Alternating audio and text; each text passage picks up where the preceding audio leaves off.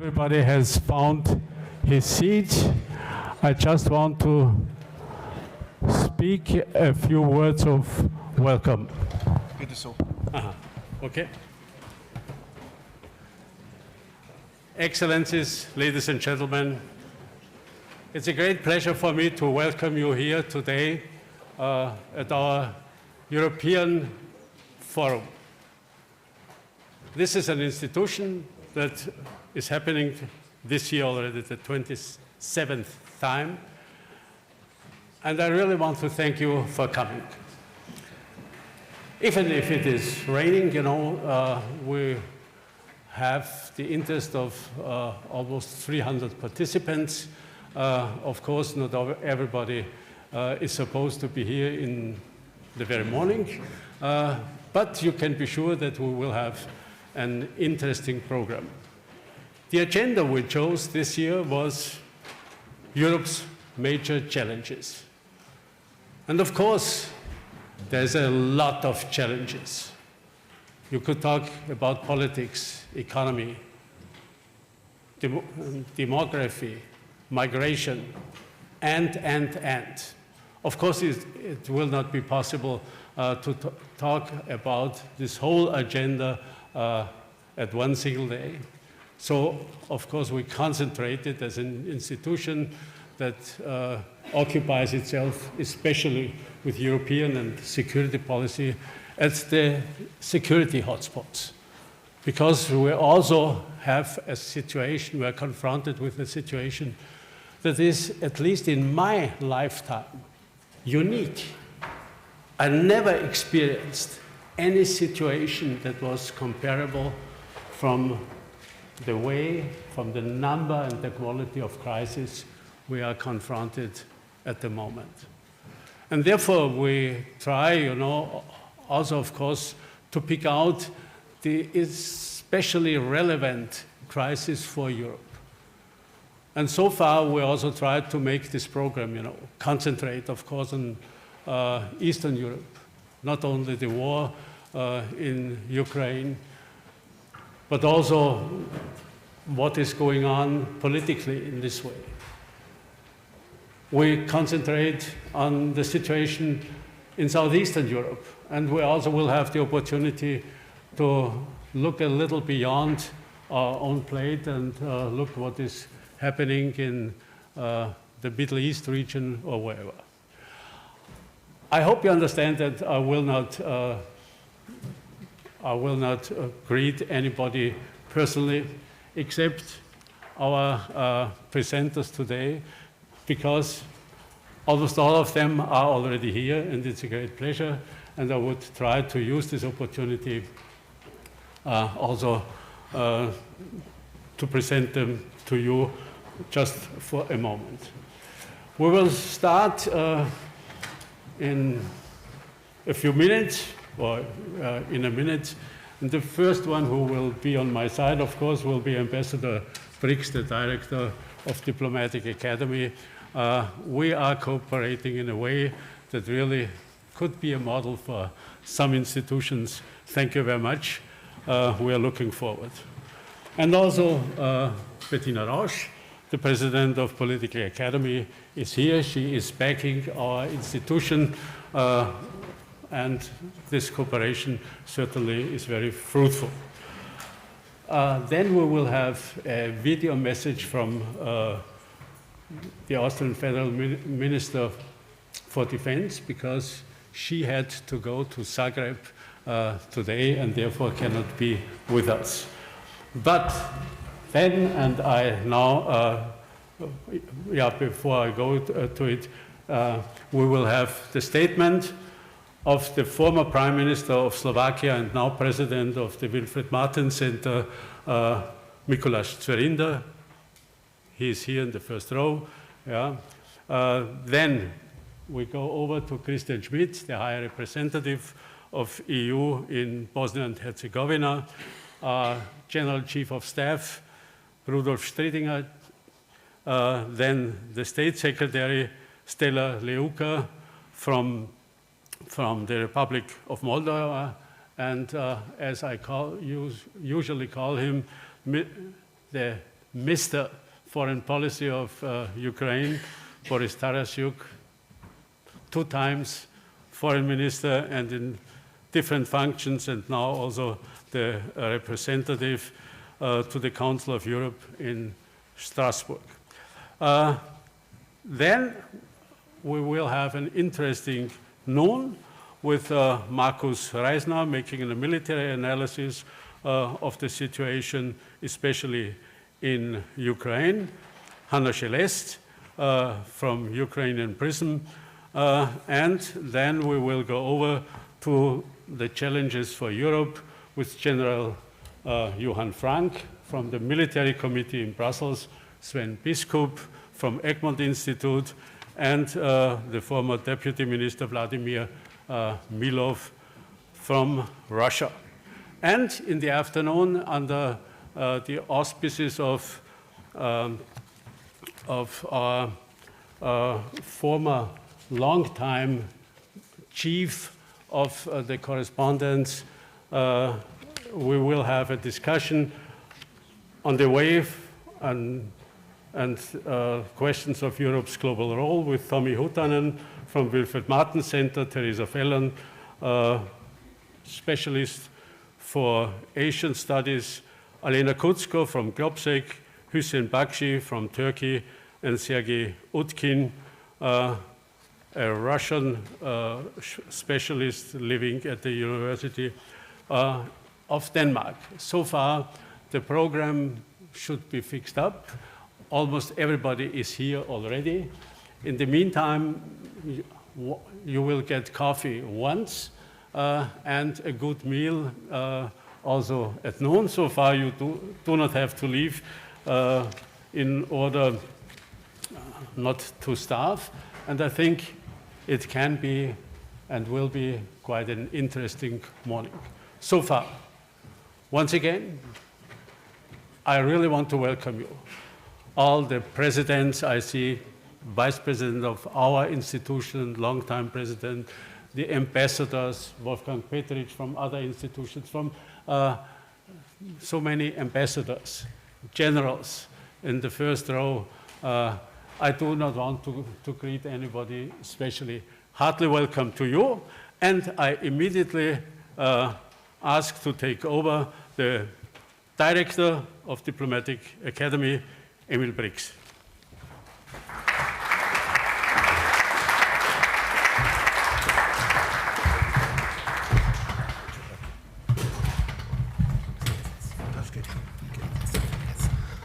Excellencies, ladies and gentlemen, as we know in Austria, everybody is an excellency and a president. So welcome to all of you. From my side, as a host here at the Vienna School of International Studies, President Fasslabend already said it's a tradition to have this European forum at the Vienna School of International Study, and we are proud of this tradition. We are not proud of the fact that 27 years did not solve all the problems that we have. But what we understand now is that such a discussion in a place like Vienna, and hopefully in a place like the Diplomatic Academy, is necessary. Again, Mr. Fasslabend has mentioned all the dramatic changes in and around Europe. And if there is one thing that a European security discussion has had to understand over all these years, is that we have to look outwards. That the European Union needs some sort of strategy, global strategy, not only on the paper, but in reality, starting from its neighborhoods, but going beyond that. And that's why I'm happy that today there will be a strong discussion also about security issues in general, a discussion about the Ukraine, a discussion certainly about how the European Union should act on the global scene, because otherwise we will lose not only the competition that we have around us, but we will lose also our own citizens.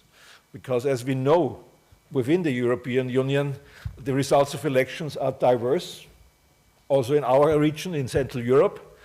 Some of them, I would say, in the last few weeks and months were more positive, others were less positive for Europe. But this is a typical situation that we have to take into account if we talk about European security.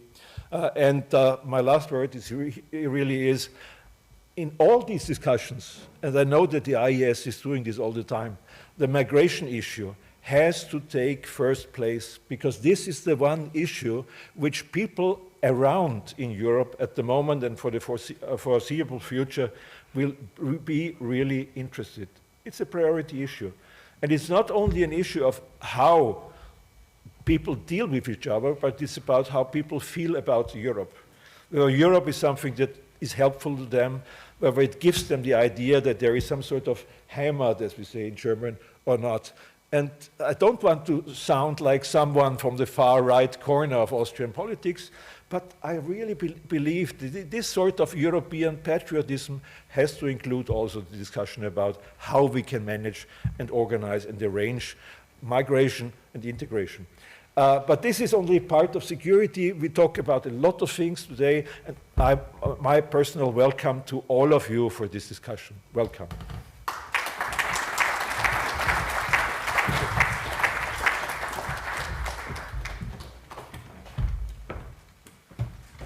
Thank you, Ambassador Emil Brix. It's always a pleasure to have him here.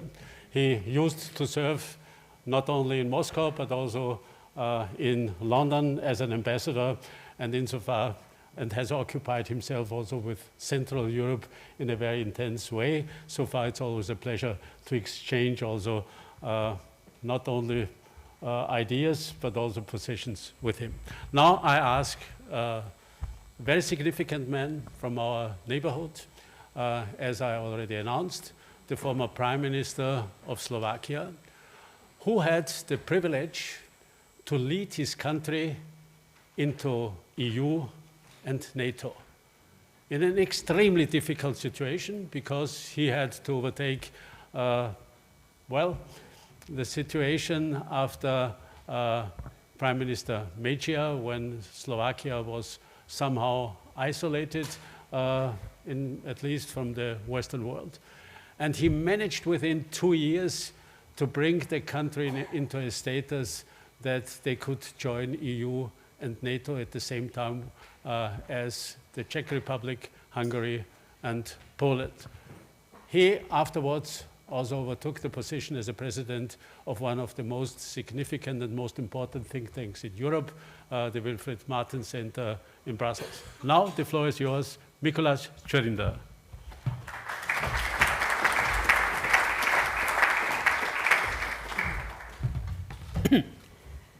Dear President Fasslabend, dear Werner, Mr. Director, dear Bettina, ladies and gentlemen, dear friends, it is always a pleasure to be in Wien, in the city which was the gate for Slovakia, but also for the Czech Republic, for the countries of the former Soviet bloc to join Western Community, NATO, and the EU. It is always a pleasure to be with good friends and allies here in this beautiful city. My dear friends, there is no doubt there are two major challenges facing not only us Europeans, but also the entire democratic world. The war of Russia against Ukraine and the situation in Israel and around after the horrendous attack of Hamas against Israel. At first glance, both conflicts seem to be relatively separated, not mutually connected. But the deeper dive into the issues, especially in case of Russia's aggression against Ukraine, is unveiling a more complex and more global confrontation. It is evident that the war of Russia against Ukraine is gradually transforming from the aggression of one country, Russia, into a global geopolitical contest between the West and East. China is the main beneficiary of the war, able to buy discounted energy from Russia and delivering drones and other weapons to Moscow.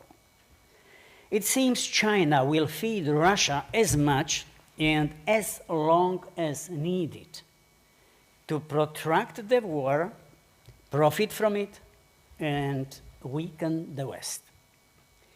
China's aim is that longer the conflict between Russia and Ukraine lasts, higher are the chances for cracks to show within the Western community.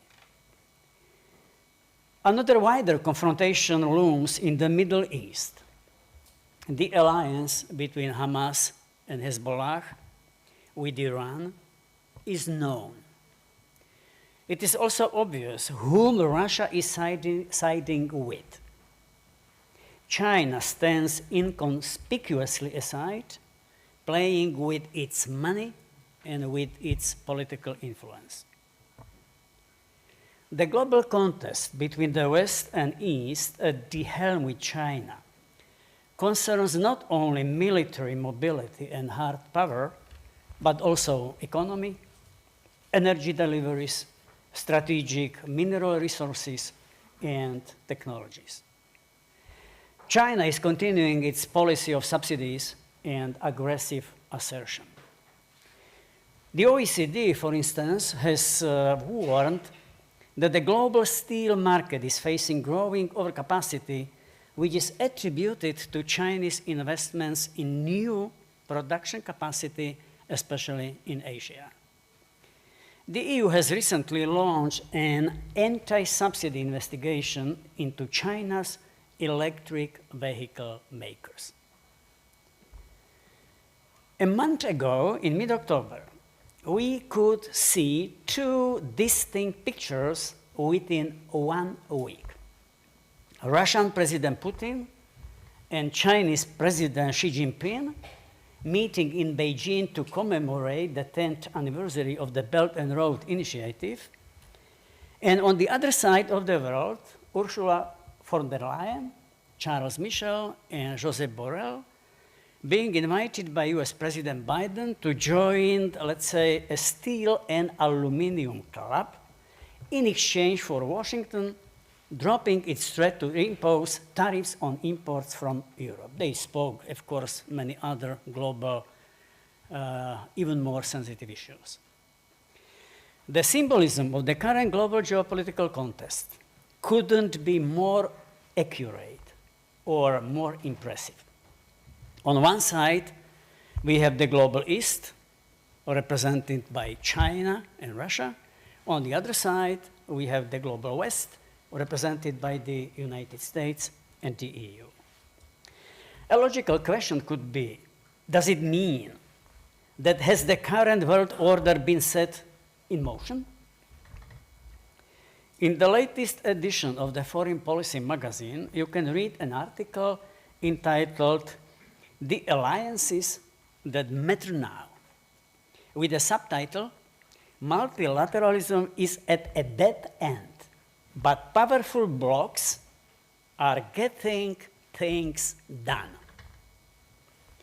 There is something to it, especially if the Security Council of the United Nations is more paralyzed than active, if the WTO is being challenged by the biggest players, if a number of conflicts is rising, not decreasing, it is a reality. We can agree or disagree with the article, but the one thing in my mind is obvious. We Europeans cannot lose if we bet on our transatlantic alliance. This is our bloc. However, there is one precondition to make this alliance strong and functioning: to strengthen its European pillar, especially in the field of defense. Both major conflicts of these days happen in our European neighborhood. It is natural that, especially in the case of Ukraine, the center of gravity, when it comes to overall assistance to Ukraine, is gradually moving from the United States on the EU. Ukraine is our neighboring country. It has been granted the candidate status. The day before yesterday, the European Commission has recommended EU leaders open accession negotiations with Ukraine. Congratulations, my dear friends, Foreign Minister, Ambassador. It is natural. The US expects us to shoulder greater responsibility for Ukraine, but also for the countries of Eastern Partnership and the Western Balkans. The North Africa, especially the Sahel region, also requires our increased attention and activity. Russia is strengthening its positions in Libya, Burkina Faso, and other vulnerable African countries. And this is, by the way, one of the main resources of immigration to Europe. This is also a very sensitive point, as you mentioned, Mr. Ambassador. These countries in Sahel face terrorist attacks of different military groups. The EU should not leave the assistance to these countries to Russia and China. We need to act as Europeans as well. And this is why I very much welcome the first live military exercise of the EU in mid-October in the south of Spain. Air, land, and maritime armed forces from 9 EU countries landed on a beach to rescue a fictitious European ally that was asking for help to deal with a rapidly deteriorating security situation caused by a violent extremist group. Spanish troops played the enemy forces, but it was very impressive by my mind. Doing more such efforts in the future and conceptual building of joint European armed forces is inevitable. Only then the EU can enjoy higher respect and authority in its neighborhood and beyond, also in the Kremlin. Last but not least, the prospect of former US President Donald Trump's return to the White House is also pushing us, the EU, to try and be less reliant on Washington, especially in the area of defense and security.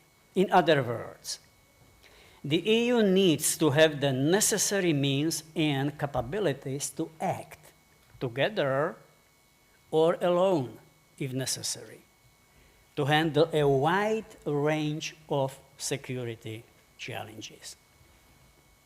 Being able to do that, we need to make our internal reform, not only for the sake of an effective defense, but also for the sake of the next wave of the EU enlargement. The countries are waiting, not only Ukraine and Moldova, but also the countries of the Western Balkans. We need to change our decision-making in the area of foreign policy and security in order to decide more swiftly and effectively. And we need a reform of our financing. We just need more money for our common communitarian level to effectively carry out the current competencies and the future ones as well. And we need to simplify the structure of our institutions to make clear who is responsible for what. Dear friends, at the very end, I'd like to remind you that exactly 50 years ago, in 1973, Henry Kissinger, the US Secretary of State, supposedly complained that Europe didn't exist, as there was no single telephone number to call. Well, this is an anecdote, sure, but there is something to it still. Even half a century since that episode, we, the EU, are not united enough. Europe is not yet whole and free. Time to make it happen. Thank you.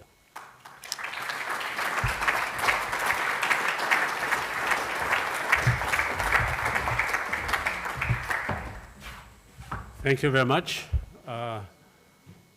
Mr. Prime Minister, you gave us not only a short description of the situation we are confronted with, but also I think you pointed quite clearly at the fact that there is even a larger frame we have to look at.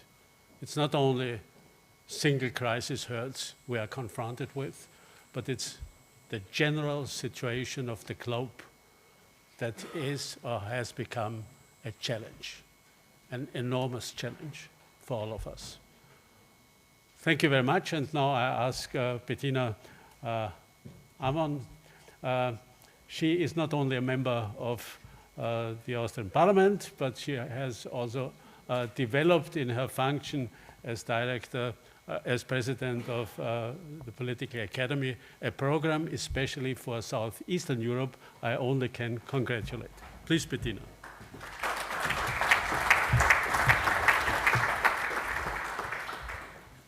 Dear Werner, Emil Brix, dear Mikuláš, ladies and gentlemen, it's not an easy task to speak at this moment. It's only 9:40, and I have the feeling we have a situation here that everything has been said already, but not by everyone. So it's up to me now to share my thoughts with you, and it's the thoughts maybe from a slightly different point of view, but maybe we'll come to the one or other same conclusion. My point of view is the one of president of a political educational institution here in Austria and of an Austrian politician in her 40s, maybe in the middle of all these problems and challenges you were talking about. Thank you very much for having me here. Very warm welcome to everybody who is here, and it's always a pleasure to speak at the European Forum here in Vienna, the 27th already, which is something, Werner, you and your team can be very proud of. I remember very clearly the day when I spoke here last year, when we were together, when I stood here, the podium, and I talked about the shock it had been to realize that there was war again in Europe, in our neighborhood, and that it had been going on last fall already for longer than we had expected, or at least hoped, so to say. And now, 1 year later, we are standing here, and we heard that already. The situation in Ukraine has not changed for the better at all. This war is still going on. The Russian aggressor is still on Ukrainian homeland. And not only in Ukraine, we have a lot of problems and challenges for the people. People are suffering, regions, cities are devastated. But in the last 12 months, we had to witness other conflicts coming up that we had not expected, at least the general public had not expected that. There are many experts here in this room, but what I see every day and people I talk to are kind of normal people, and they were also shocked when they heard about those new developments. What happened in the last 12 months, for example, and you know that for sure, we witnessed the expulsion of hundreds of thousands of Armenians from their homeland in Nagorno-Karabakh. And we are witnessing, or had to witness, a conflict in the Middle East, a conflict that actually also my generation was kind of used to, that it exists. But what we saw now, the new outbreak, is shocking nevertheless. We had to witness the brutal, the barbaric attacks of Hamas terrorists on Israeli people. People were raped, kidnapped, beheaded, slaughtered, and all these situations were filmed, which is something that we cannot expect, tolerate to happen to civilians. And then we witnessed the retaliation of Israel. Understandable why it happens, but still too many people are dying in the Middle East at the moment, which is something you cannot be at ease with if you have a head and a heart. And me being part of a generation that grew up in peace and prosperity from our birth, this altogether is very hard to cope with, I see, and it's hard to witness. And we also, and this is something I say as a politician, we witness a people, a public in Europe and also in Austria, that have to deal with consequences of situations and conflicts, Mikuláš talked about it, that they cannot really understand, that they feel that they are not responsible of, but they still have to live with these consequences. Rising energy prices, goods that are not available, economic turmoil, some happening, and also security issues that are coming up and are also virulent within our countries. And as this situation makes people tired and angry, I think we still cannot allow these developments to make us dull or tired. On the contrary, especially we as Europeans, who are still living very privileged here, especially in Vienna, in Austria, we have to face important questions at this moment. We have to face questions like, what is the answer that we can give as a continent and as a community to this geopolitical unrest? And if we are honest, we also have questions that arise from our own society as we see anti-Semitism that flared up again in Europe. The European Forum has always been a place to discuss ideas, new ideas. Mikuláš even offered kind of manifesto here on the podium already that can be discussed, and many of you, I think, are still already eager to discuss all these ideas and answers that were already offered to us and that you shared with us.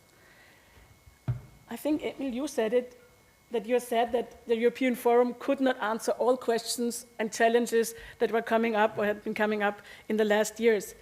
But still, we have to try. And coming together today, and you all joining this forum, is a strong sign that we want to try that we want to stay in touch, that we want to talk, that we want to listen to each other, that we want to work on new solutions to new challenges. As the Political Academy, Werner already mentioned one example, we try to take part in these discussions and in this task and challenge. Our aim is to help people to understand the world they live in a little bit more. This becomes even more difficult as the world gets complex and new conflicts arise, but still we are working on it.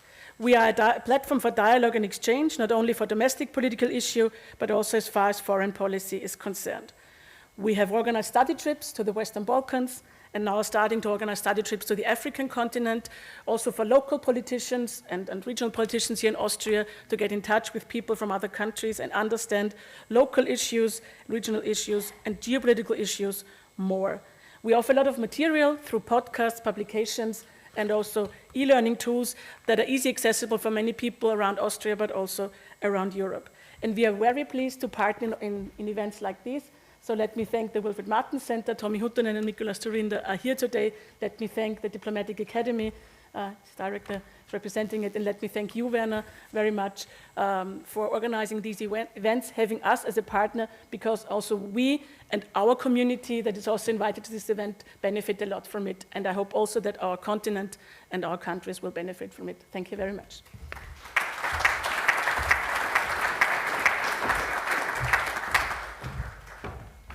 Thank you very much, Bettina. Now I want to hand over.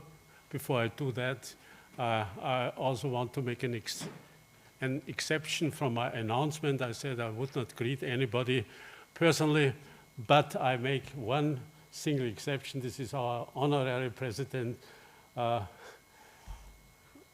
former minister and commissioner in Europe. What a pleasure to have you here.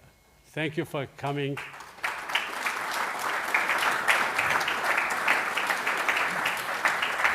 Yeah. And as I said, now I want to hand over. I will hand over to our new president, Michael Zinkanel. He has overtaken this task just at the beginning of this year. He is ambitious and he is one of the pillars for our success.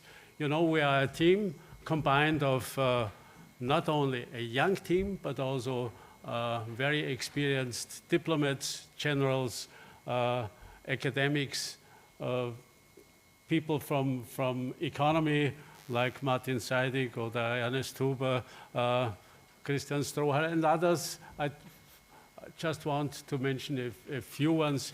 It's always a pleasure to combine experience on the one hand with ambition and new methods at the other hand. And I think now the time has come for Michael Zinkanel, the new director of AIES.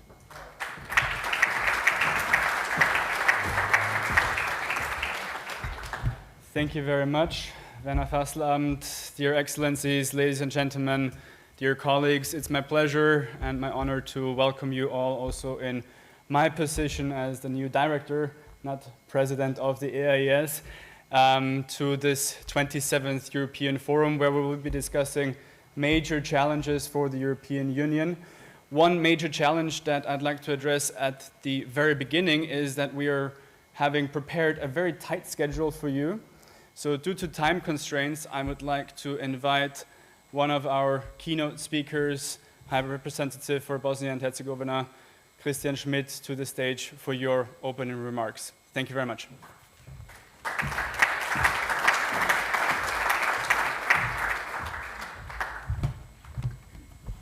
Thank you, Michael Zinkanel, Werner Fasslabend, Mikuláš Dzurinda, Mr. Brix, Madame Rausch-Ammann, thank you very much for inviting us today to this 27th European Forum, which in my competence as High Representative for Bosnia and Herzegovina of the international community, Wolfgang Petritsch, sitting here, knows very well about the challenges of this situation in this country, that seems to be, if you have a yearly conference, it was exactly the first 1 year after the Dayton Peace Agreement in 1995, so that I follow and join those who are saying, why are we sitting here now 27 years ago? We had the impression that the most important thresholds to overcome for, should I say, for the eternal peace situation are done. And like it is, if you look in the details, you see there's more to be done, more challenges. Not only that is static work to develop all, let me say, like any officer in the European Commission to work every questions about the screening and about acquis communautaire, but there are new challenges coming. Nobody did, like Nicolas, you talked about China. Nobody did talk about new Silk Road. Nobody did talk about Western Balkans in Thessaloniki yet as the idea and the need to have somehow a geostrategic understanding about the region. It was just to encourage them to go and accept and work with a not easy situation adapting to the legal acquis communautaire and somehow to the political acquis communautaire. And we had the idea, and me as a German coming from a country who had made the experience of a fully peaceful reunification in 1989, 1990. By the way, yesterday, just it has been 34 years ago that the Berlin Wall break without one shot, without one drop of blood shed. Today, we have to see that new challenges are coming. Not to be compared with the old East-West conflict, but that we have in between as well not really worked with all challenges which we somehow knew. So I may allow myself first to congratulate the Ukraine, Moldova, and you allow that I congratulate Bosnia and Herzegovina as well for getting starting conditional, but starting into negotiations for membership. But this should be the very time where now you allow that I'm switching from my position as High Representative in this one of a political observer of the last 30 years. That I think we have to readjust something. We are in the mood that it's just going like in Thessaloniki 2003. You have to work, you have to go, you have to do, and they are going and doing and working, sometimes successful, sometimes not. but that they as well, there is a basic commitment for everybody to join the European Union as it is.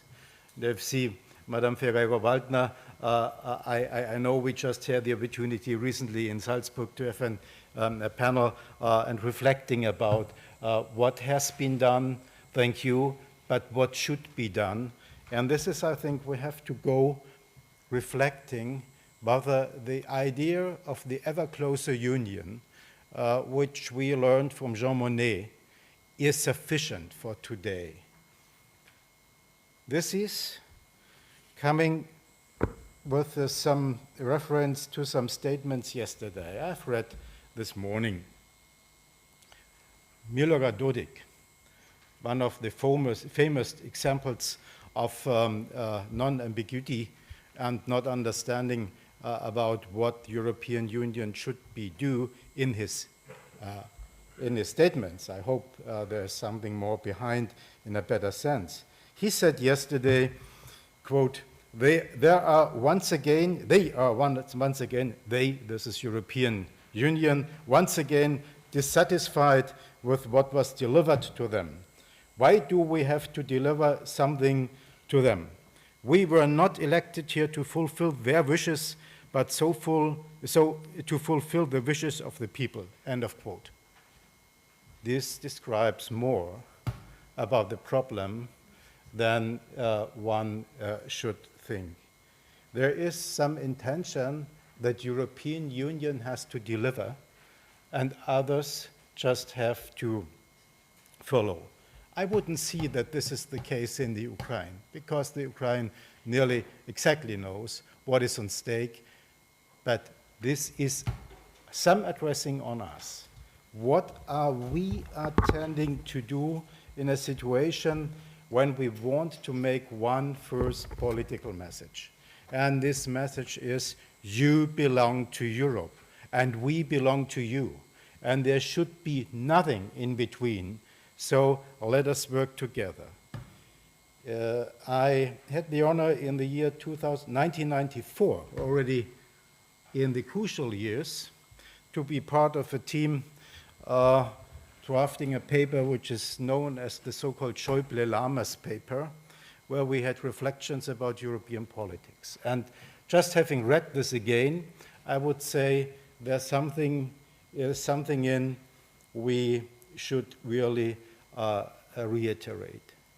This is that the ever closer union principle and the European Union consisting out, if I add 6 Western Balkans countries, Turkey up to now, Ukraine, Moldova, we do not talk about Georgia in this moment, but putting this in account, you see far beyond the 30 member states. Could you have an acting, effective political structure doing decisions, making unanimous decisions, and having people like this Milorad Dodik, whom said sometimes he is very close to Mr. Lavrov, to sit on the table and veto? I cannot. So I think what has been done recently, just last week in Berlin, at the occasion of invitation of the German foreign minister, to think this what Monsieur Macron already started to have as this idea of the political union could be an answer. I thank Bratislava Globsec that last year at the conference Emmanuel Macron worked on this very explicitly in his speech.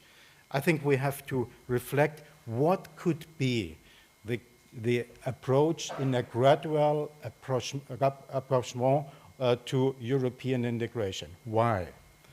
Because I would not like to talk about Ukraine. There are people knowing better and more than me. But about Bosnia-Herzegovina and somehow about the Western Balkans. And where should I do it not better than in Vienna? You know very close about the situation, and you know the young people in Bosnia-Herzegovina, they have no confidence in the political structures. They have no confidence in the integrity of the political personnel. They want to be part of Europe, open Europe. What is their decision? I'm trying to go off, to be in European Union as far as possible. So I think they are determining the time frame. And looking from 2003 Thessaloniki to 2023 Brussels, we cannot have more 20 years to think about how this integration should work. I would invite us that we honestly think what we can offer, let me say in the next 5 years, which is feasible, possible, where young people say, okay, there's a progress. Let's go ahead, let's stay here, let's invest, let's put in the basis for our future life in this country. And if I say this, I think I could as well extend this to, let me say, Northern Macedonia or to Montenegro or to Serbia. So I think there is more need, and so somehow Milorad Dodik has some reason. It is not only to say, prove you yourself, what are you doing? Reporting about Bosnia-Herzegovina and the progress, indeed I have to say, there is, out of the 14 priorities, key priorities European Union has defined in 2019, the Commission in its opinion, maybe we have just counted, 1 is fulfilled, 8 are somehow in between, and the rest is not yet addressed. So this is, if either you go on the consequence of Copenhagen criteria, then this will be a long way, or you think, what are the gradual, the parts of a kind of integration which we can offer now to come beyond our, may excuse to everybody in Brussels, to a bureaucratic approach. No, that's easy said, but I mean we need a political approach. And the political approach is not yet fully mirrored in this what I'm reading. So I would suggest go sit with them and see what is possible, what is achievable, not what is absolutely to get the 100% necessary. This should not exclude, and we could not exclude, but we should intend to have in the longer future a full membership in European Union. But the time in between is crucial. And I feel this every day. We have had in Bosnia-Herzegovina, in the year 2021, this is the latest figures I can share with you, which are proved with a population, with the census of 2013, about 3.4 million population, serious estimations of World Bank and of other institutions are thinking that this is about, in this moment, let me say 2.8 million. We had a draft were drained out of this country of 170,000 in 1 year. So it's an easy arithmetic understanding that we have no more 20 years to think whether chapter 8.3a is fulfilled, yes or no. And so this needs a readjustment of our understanding, because if this is a geostrategic situation, and aren't we aware that coming again back to the statement of Mikuláš Dzurinda and the observation about China, that we are in a situation where the West is not the only player in this region and elsewhere, that we, and not talking about Russia, that we have to make clear that there is the core of European values accepted and transformed into the Western Balkan situation. I would be reasonably optimistic coming back to our Schäuble-Lammers paper from 1994. We wrote in this paper that we should have an idea of a kind of core Europe. In these times, the discussion was whether UK would belong to it or not. Unfortunately, they have made their own decision about this. And I would not like to have a distinction between the more intense and the less intense members of European integration. But coming again, knowing that in this city, OSCE has its basis, its headquarters, look how OSCE is struggling with this unanimous voting principle about finding a political approach in important issues with a member Russian Federation. So we have to think about majority voting in foreign affairs, not only in foreign affairs. By the way, we had offered, and with Lisbon Treaty, there has been a proposal to do this with the double qualified majority in voting, which is used in some areas already. So there is a need to have a basic consent, to have made clear that security, foreign and internal security, and migration issues are the key for the consent we need at once. I would like to see more about state of law. This is important, but I would say this is as well a struggle you have to fight and not end at and cannot say everything is done. This is it's a living problem, but we should stick to it, and we should give a message, and I think this has been possible, and it's been possible now for the Council of Ministers and the European Council end of this year, to say, yes, we know you have deficits, we know we have some structural shortfalls in ability. Let us go and rethink enlargement of European Union. Let us give a political message ahead of the administrative message. And let us give a political message linked to financial messages. But this should be the rule and the key points I see. I'm basically optimistic that this can happen. Why it's necessary politically? Why? Because we all know in the Western Balkans, like in other countries, we do not know what the future will bring internationally. Those who are playing with the idea of secession, dissolution, they have to know that, especially in the Western Balkans, dissolution may be, it will be hardly a peaceful dissolution. If you think about changing of borders or redrafting a statehood and things like this. And I hope that in no part of the world, especially in the North Atlantic relations, we will not come in a situation back as we had unfortunately some years ago about some people thinking about things like this.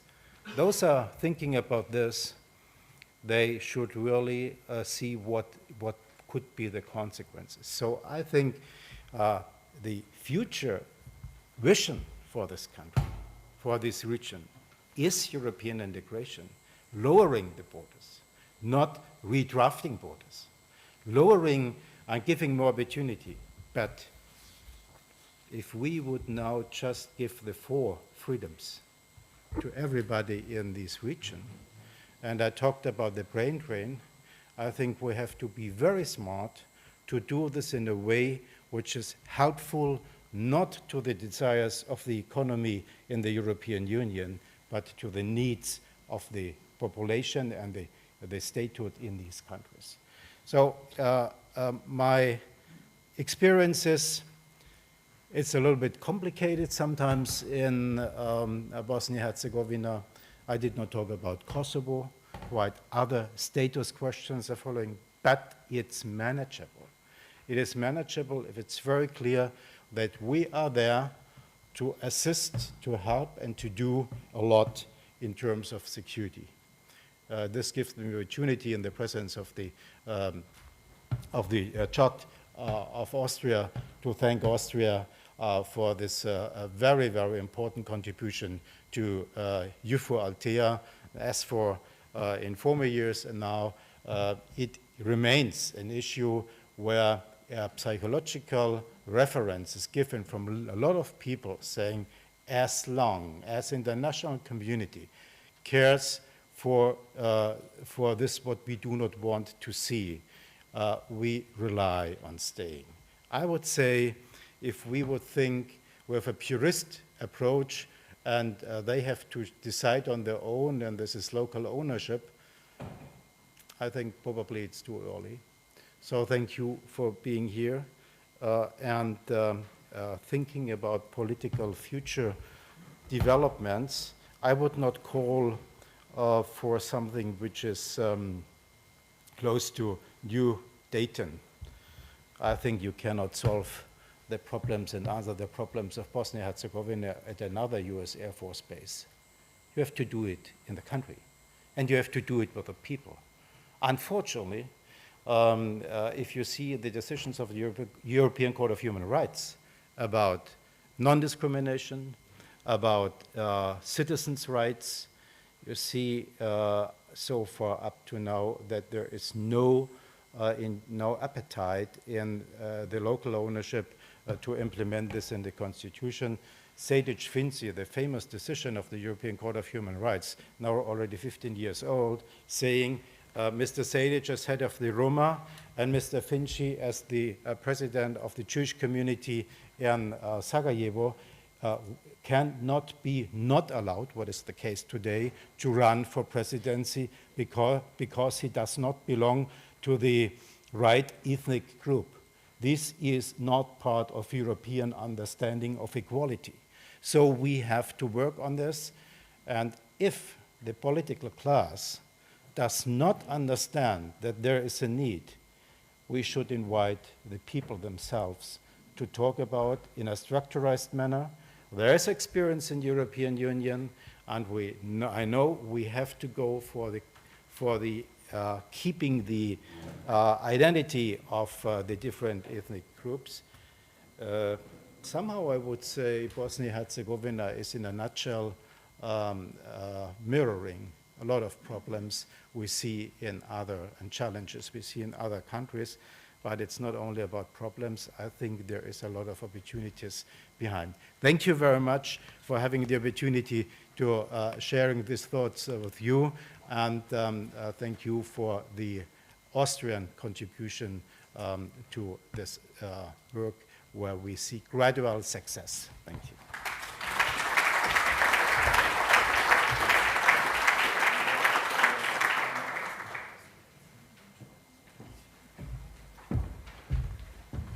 Hi, Representative Schmidt, thank you so much for your very clear statements, not only focusing on the challenges that we're facing, but also giving us some remarkable insights on how to overcome them, especially mentioning that we don't have another 20 years to figure out how European integration should or must work.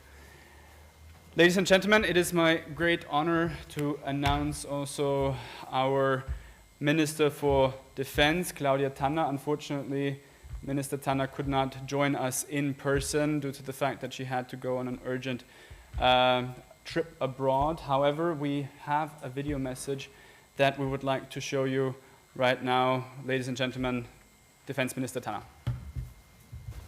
President Fasslabend and Director Ziegenkanell, Generals, Excellencies, distinguished participants, ladies and gentlemen.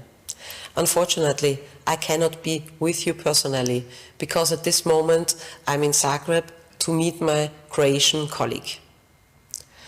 War, conflict and instability have returned. War has returned to Europe. Russia's attack on Ukraine has had an impact on all of us. Peace can no longer be taken for granted on our continent. Conflict has returned to the Middle East, and we see the horrific images every day. And this conflict also has consequences for Austrian and European security. Instability has returned to the Western Balkans. Only a few days ago, we sent 100 additional Austrian soldiers to Bosnia-Herzegovina to support the troops of EUFOR Althea. Europe's major challenges, the theme of the 27th European Forum Vienna, has been well chosen. We have to talk about our future. Europe's major challenges have also been described in publications by the Ministry of Defense. This year's publication is called Risikobild 2023, Krieg Europa. War for Europe. War for Europe means three things. Firstly, war in Europe through Russia's attack on Ukraine. Secondly, war against Western values. And thirdly, war against the European economy. However, there are many further risks, such as climate change, natural disasters, terrorism, cyber attacks, and uncontrolled migration. All these scenarios mean that we are facing a turning point in international security policy. The security situation in Europe has changed massively, and we must change our security and defense policy with it. It is essential that we as Europeans stand together and make common decisions, because only together we can overcome the threats of the 21st century. In uncertain times, we have to become more resilient and efficient in our responses and actions. As for Austria, the increase in the defense budget is an important first step. With a budget of 18 billion euros in the next 4 years, we can make the investments we urgently need. Investments neglected for decades. We will modernize our armed forces. To this end, and we have drawn up a 10-year development plan. The main areas of investment are mobility, protection, and self-sufficiency. We will procure modern equipment, weapons, and material to increase defense readiness. Because modern armed forces need modern infrastructure, many barracks in Austria are being refurbished. At the national level, we are drafting the new Austrian security strategy. This document will be presented to Parliament at the end of the year. At the European level, we are working on the strategic compass, which is both a policy document and an action plan. Ladies and gentlemen, to cope with threats and challenges, Austria has always cooperated with strategic partners such as the United Nations, NATO, the OSCE, or regional partners within the EU. The Western Balkans are a partner region of the EU and have always been the top priority of Austrian security and defense policy. We see ourselves as a partner of the Western Balkan states on their way to the European Union membership. Our regional and bilateral cooperation aims at increasing security and stability in the region through dialogue and capacity building. Austria will continue to participate actively in the further development of the common security and defense policy, always within the framework of our legal possibilities. We will remain a reliable partner in international crisis management. We need a Europe which protects its citizens and their way of life. That is why we'll continue to contribute to the common security and defense policy. I would like to wish you an interesting event with stimulating presentations and dynamic discussions. Thank you.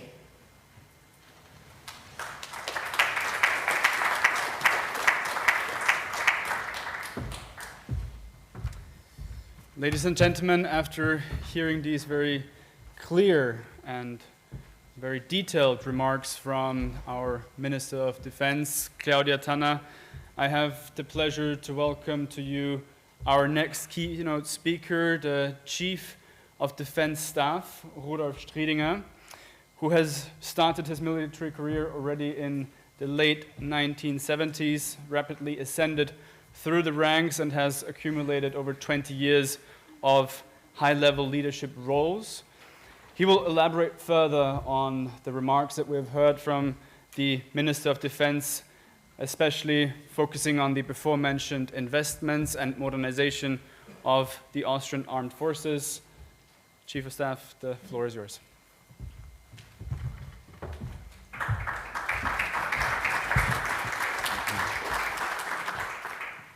President, directors of different academies, excellencies, ladies and gentlemen, when you have a military here standing, then I think that you want to have precise data and the information.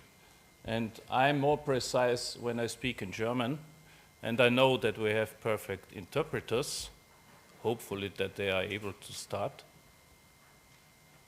And therefore, if you accept, I switch over to German because it's a little bit easier for me and the message will be more precise and clear.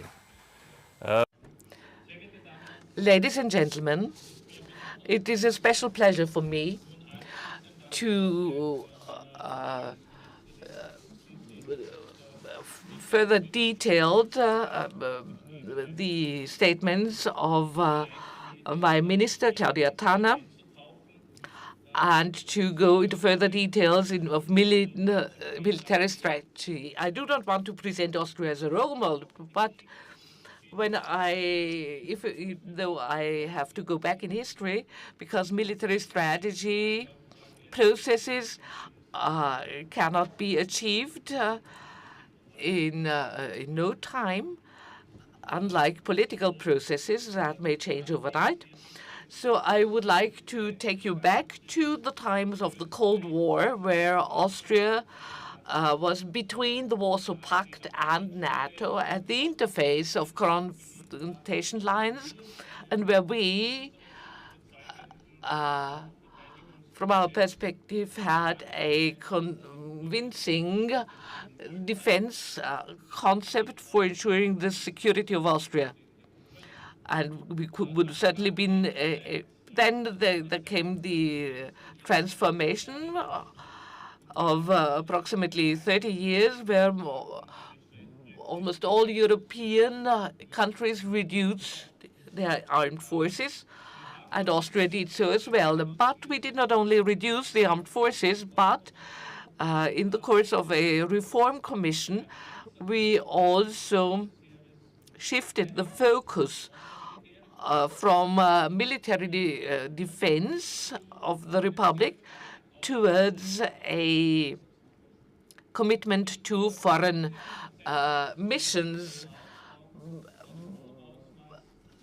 including also troops and command structures that we intended to make available within the framework of the European defense structure. But the militia was neglected that we needed in the previous defense concept, and degraded it into a reserve, which would require mobilization in a classical sense, and would have been inconceivable because not necessary. The past 10 years showed that times have changed in Europe, and at the latest in 2014, we realized that changes were underway, and therefore the government, the federal government, adopted and introduced a strategic change. Our core orientation of the armed forces was modified approximately 1 year before the Ukraine war started. We shifted the focus back to military defense of the Republic. That is a far-reaching step requiring a multitude of measures. We prepared for this process, also with regard to planning, but it had one big flaw in 2021, that is possibilities for implementation for financial reasons. And then there was February 2022. The political situation dramatically changed. The federal minister briefly mentioned it. The federal government and also the National Security Council, and that is all political parties, decided that the army needs more money, more funding, a process that has been seen throughout Europe. One special feature can be seen in Austria, that is we take a long-term, not only a medium-term approach, which is very essential for military procurement, and therefore need budgetary planning security until 2032, where the budget will increase gradually. To give you a feel for the dimensions, the budget of from 2023 to 2024 is rising by more than 50% in total. Overall, the budget will increase, will double. And when you just look at the investment area, we see a tenfold rise of funding. This is quite a challenge also for us, and therefore it was our task to make sure that this change from saving to spending money work. And the first year, 2023, was quite a success in this respect, and the Minister Tanner also spoke about a development plan with focus mobility on land, in the air, and in water. The second aspect is weapons, and the third one is infrastructure and the resilience of the army during times of bad supply. I have a different differentiation of aspects. We have very old equipment in some areas. For example, in the case of helicopters, we will replace those equipment, so we get new equipment with better performance. The second category is we take weapon systems and improve them. For example, with regard to tanks, we take our Leopard tanks to industry and want to have them upgraded. The third category is we procure equipment in fields where we have little equipment. For example, Pandur tanks, we buy additional ones. We expand the rest of the fleet so that we can are able to equip not only the standing army, but also the reserve.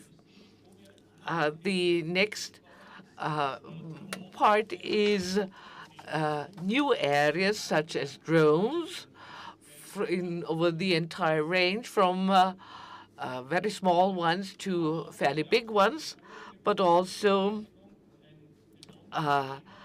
the anti-missile systems, an issue that we already embarked on even before the European Sky Shield. We want to take part in this umbrella because it's simply necessary in order to have the same or compatible systems in Europe so that we are a homogeneous airspace.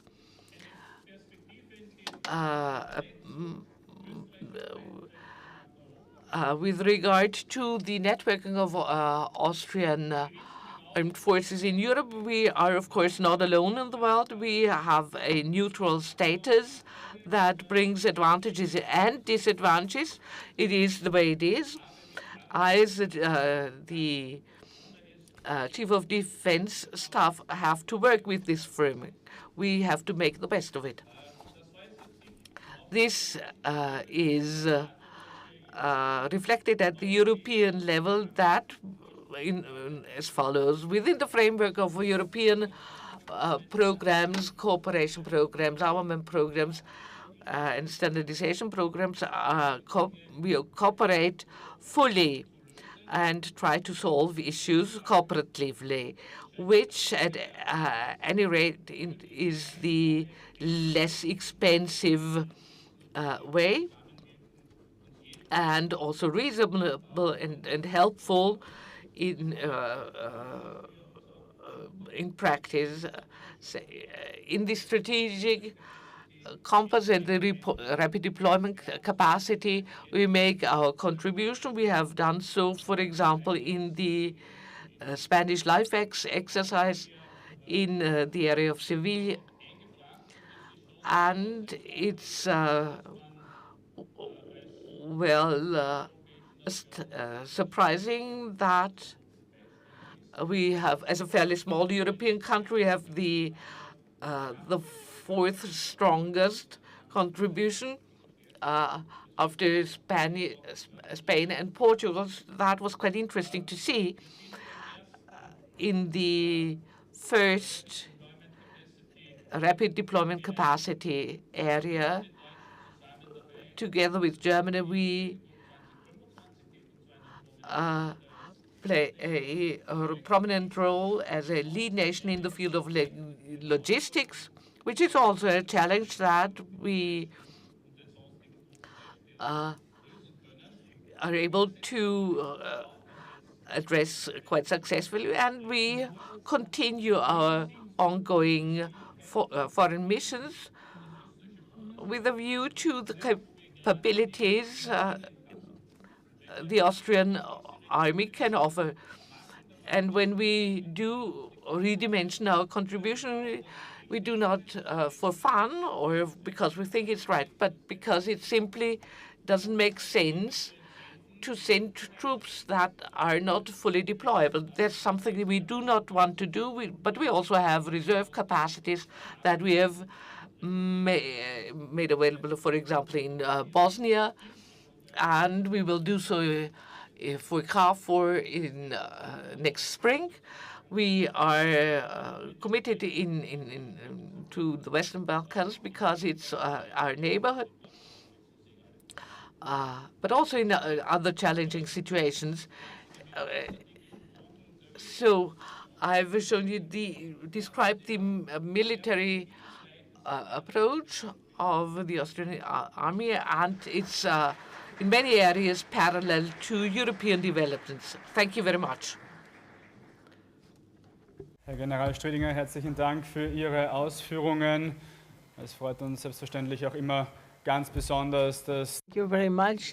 We are always very happy that the Austrian Ministry of Defense has always played such a prominent role as a partner of AIES, and this has always deployed very important representatives to these meetings. Two excellencies that we have invited from Moldova and from Ukraine, in particular also to reflect the EU Commission's decision to adopt the 2023 enlargement package and also recommending, as already previously mentioning, to open negotiations with Ukraine and Moldova.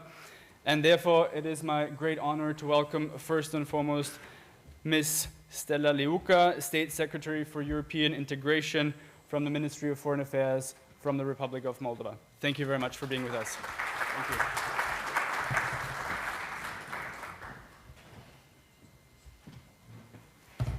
Excellencies, ladies and gentlemen, thank you very much for the invitation. It's an honor and a pleasure to be in front of such a distinguished audience here today. And the topic that you have chosen for the 27th reunion couldn't be more timelier. You know, February 24 of last year, we quickly realized that the challenges are very much the same, maybe to different extents, but very much the same for all of us inside or outside of the European Union. When the refugees from Ukraine started fleeing the bombed country, there were the same long lines at the border with Moldova as they were at the border with Poland. People were freezing in the same way in that cold February, and there were children and pets, and everybody needed assistance, however you looked at it. So today we're looking a little bit of a different situation. Just a couple days ago, the European Commission President Ursula von der Leyen just announced that the recommendation of the Commission is to open accession talks for the Republic of Moldova, along with Ukraine, but also Bosnia and Herzegovina. Indeed, the publication of that enlargement package report is an important milestone for us, for our country, for Moldova. It was the first time that Moldova is part of the report, and the first time that our efforts at consolidating our democracy and progressing on our reform path are being assessed against the backdrop of our new status, that of a candidate country and potentially a future member state of the European Union. But let us remember, and publicly say it one more time, that when the Republic of Moldova put forward its accession request back in March of 2022, it did so in the context of the brutal war that Russia had just launched against Ukraine.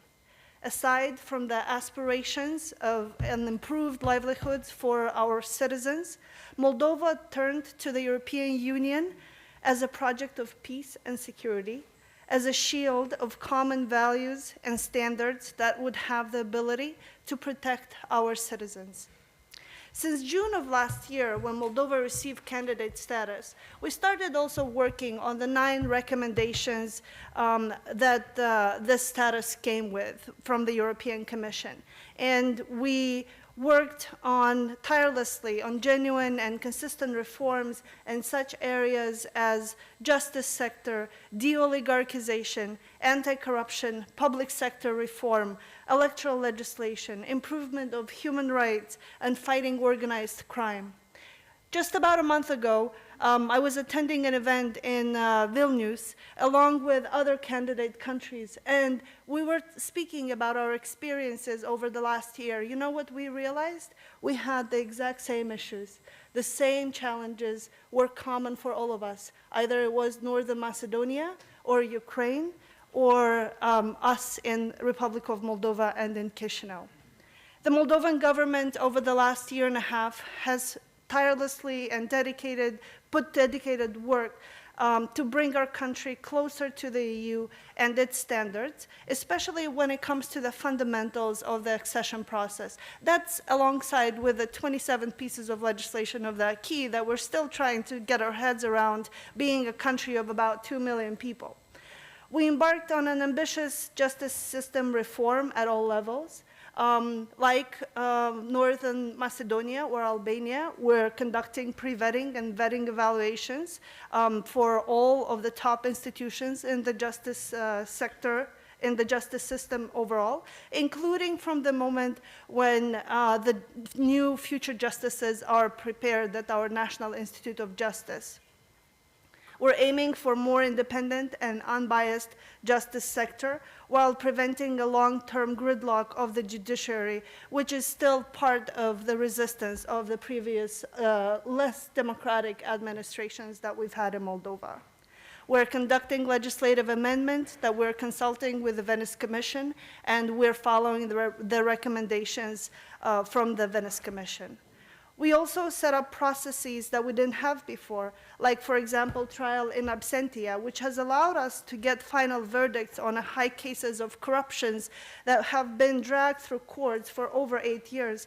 But you know, today I was speaking to Vladimir just earlier before this event, and I realized that this type of things that we are trying to do for a greater good in countries like Russia are being used to against the people, and trial in absentia can put people's liberties and democracies at risk.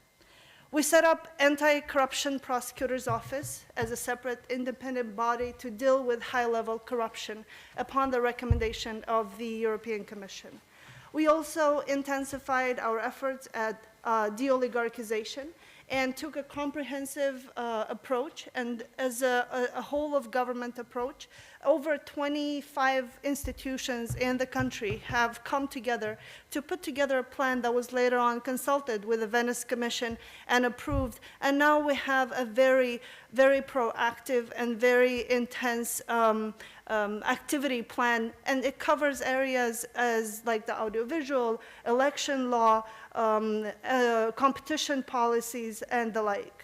We're also strengthening our public administration to become better prepared for the complex processes that are being called for on our way to EU accession. We've created dedicated positions that will deal with European integration at our ministries. We've created over 250 new positions in government. We've increased salaries. Some decisions being less popular with the population because they're politically costly but necessary in order to address concerns that were raised before, like brain drain, or the human resource capacity of the country to implement reform. But again, let us remember that while Ukraine has been undergoing reforms to get closer to the EU in bomb shelters and under siege, Moldova is also under attack, but a different, continuous attack of a hybrid war coming from the same Russian aggressor. Russia and its proxies are trying to undermine us in Moldova. They're trying to derail our democracy. There are many weapons in its hybrid toolbox. They tried to blackmail us with high prices for gas. Last year, during the heating season, our gas prices in Moldova have increased by 700%. 700%. 75% of our households were in energy poverty, which means that over 75% of their incomes were being used to cover energy costs. They did not succeed because we had the partnership of our European friends and also our transatlantic support as well. And when the prices were too high and we still kept paying, Russia cut off the gas supply against the provisions of the contracts that it had with Moldova. But that didn't work either, because that's when, again, European Union stepped in and supported gas supplies, gas supply from European Union to the Republic of Moldova. Last year was the first year in our country's history when we did not use Russian gas for heating for the heating season. So even though the war has brought so many challenges and so much negativity and so much pain, it also has brought some opportunities to Moldova, and moving towards energy options and energy independence is one of them. At the same time, Russia has also tried to get people on the streets to protest against the government by paying them certain amounts of money, paying the vulnerable. And that only lasted to a certain degree. as the financial enthusiasm wore off, but also as the sanction regimes that were introduced by our partners also started kicking in, and the oligarchs that were abroad no longer had access to those sources of funding. They even tried to remove our government through a coup, but we prevented that too. We're building our resilience in very many other ways. Russia has also been flooding us with information, well, disinformation to be correct, but we're countering that. Illegal party financing, misinformation through the online space and the media are just a few more examples that we are fighting on a daily basis. Every day, the battles are continuing. You know, the day when the European Commission was set to announce the recommendation to open negotiations for Moldova and Ukraine and Bosnia, we had a massive intensity of disinformation coming from Russia, including deep fakes involving our president, the spokesperson from Kremlin as well, coming in and trying to connect to those vulnerable groups of population who still are amenable to those lies. We've just approved our national security strategy, and for the very first time, Moldova has openly called Russia as its major #1 threat, along with climate change, along with demographics. So we aspire to membership because we already share common principles and values. We believe in democracy, we believe in solidarity, human rights, and the rule of law. We're ready to do the hard work required to align our institutions, laws, and practices with European standards. We're ready to make further reforms, ready to continue fighting corruption. But this is not just about Moldova. It's not just about what we can gain. It's also about what we are prepared to give. In the current security crisis, Moldova is growing its role as a contributor to regional security, and the Ukrainian refugee crisis was just one of the few examples.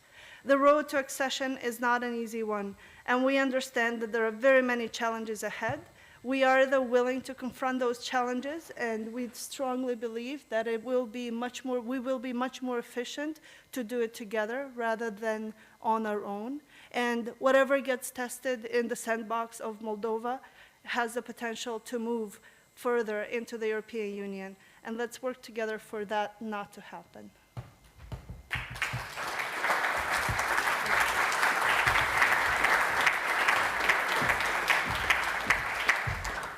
State Secretary Luca, thank you very much for your remarks and also for mentioning not only the struggles that Moldova is facing, but also the opportunities and where the European Union can also bring some new perspectives. Ladies and gentlemen, we have one more keynote speaker before the coffee break, and it is my great honor also to introduce to you Boris Tarasyuk, the former Minister of Foreign Affairs of Ukraine and the current permanent representative of Ukraine to the Council of Europe. Mr. Tarasyuk, thank you very much for joining us again.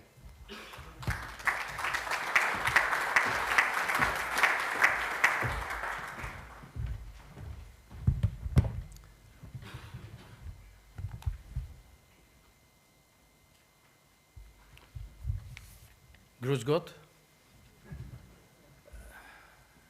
It's my pleasure and honor to participate in yet another European forum, which was organized by my long-time years friend Werner Fasslabend, the former Minister of Defense. And using this opportunity, I would like to say that whenever I'm participating in this Vienna European Forum, I see the highly professional audience, participants, speakers, and it is a pleasure to be in such a company. Especially I would like to mention the Prime Minister Dzurinda, whom I used to know probably since last century. And also it's my pleasure to see again famous Benita Ferrero-Waldner, I remember, Benita, how many discussions we had about the relationship between Ukraine and the European Union. So I'm happy to report to you that the day before yesterday, the European Commission finally took a decision to recommend to member states to begin negotiations on membership of Ukraine, as well as with Moldova. And I salute Moldova for these achievements. Also, I would like to see here mention Martin Sajdik, Ambassador Sajdik, whom we had a very constructive discussions at the previous forum. Dear colleagues and friends, since the topic of our conference is the Europe's challenges, let me concentrate on the Europe's security challenges we are facing now together. So, from my point of view, there are many security challenges, but the challenge number one is the aggressive Russia. Before 2014, Russia instigated separatism in Moldova, in Karabakh, in Georgia. In 2014, Russia has created another crisis, starting a hybrid war against Ukraine, as a result of which they temporarily occupied Crimea and the parts of Donbass. Finally, 24th February last year, full-scale aggression from three directions, from south, from east, and from the north, Russia has undertaken. As a result, a cruel war Europe had not witnessed since the Second World War. All this preceded with misleading propagandistic campaign and the tactic of test the reaction.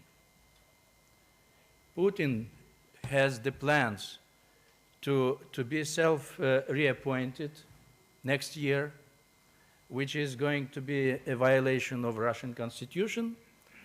And let me remind you that it was the decision of the Parliamentary Assembly of the Council of Europe that as of next year, after the termination of current term of Putin, he is not going to be considered by the Parliamentary Assembly as legitimate president of Russia, and the whole system of power of Russia will be considered illegitimate.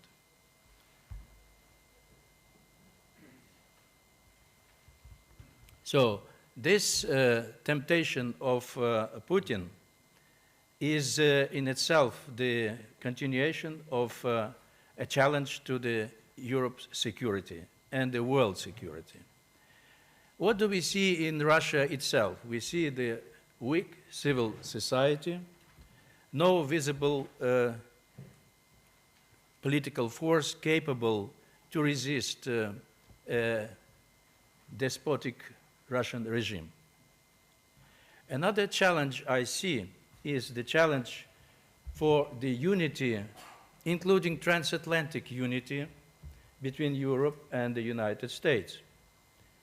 Before 2020 US elections, we had a tension between Europe and the United States.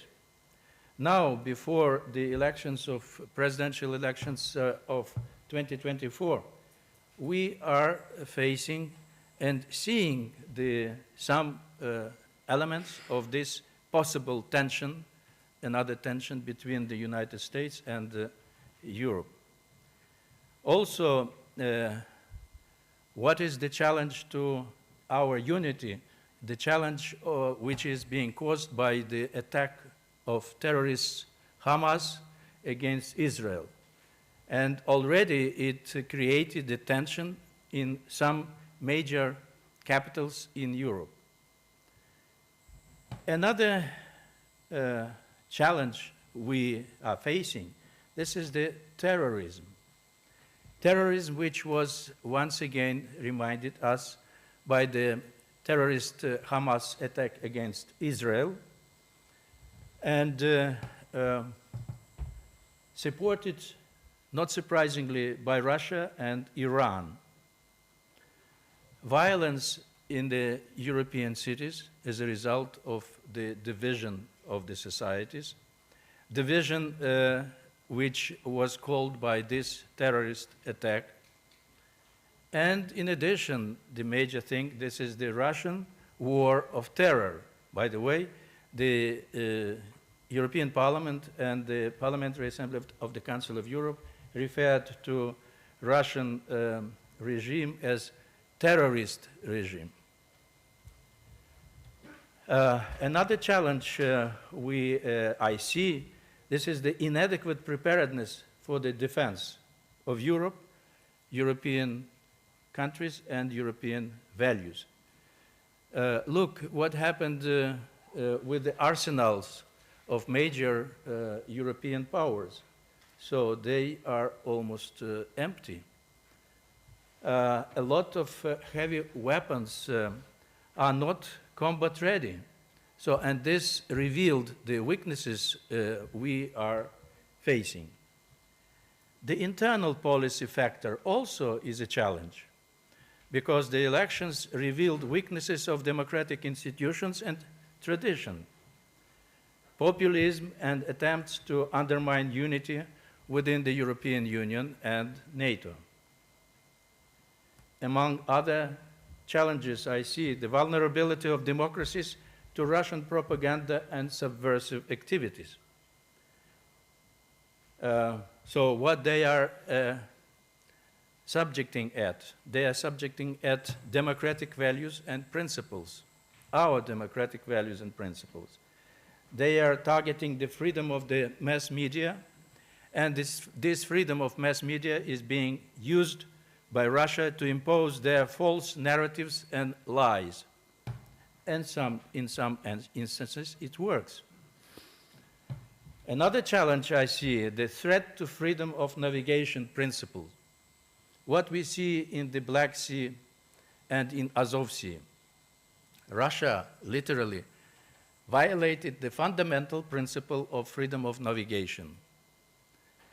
And it is contrary to the commitments of Russia itself, according to the United Nations Convention on Law of the Sea, and especially after 2014 temporary occupation of Crimea, Azov Sea as well, Kerch Strait. But recently, Ukrainian armed forces have demonstrated the ability not only to counter, but to push Russian Navy away from western and middle part of Black Sea. This has been done by Ukrainian military. The last challenge I would like to concentrate on is the weaknesses of international system of maintaining peace and security, including the United Nations and OSCE. We are witnessing that these institutions, in particular, happen to be tasteless against Russian aggression.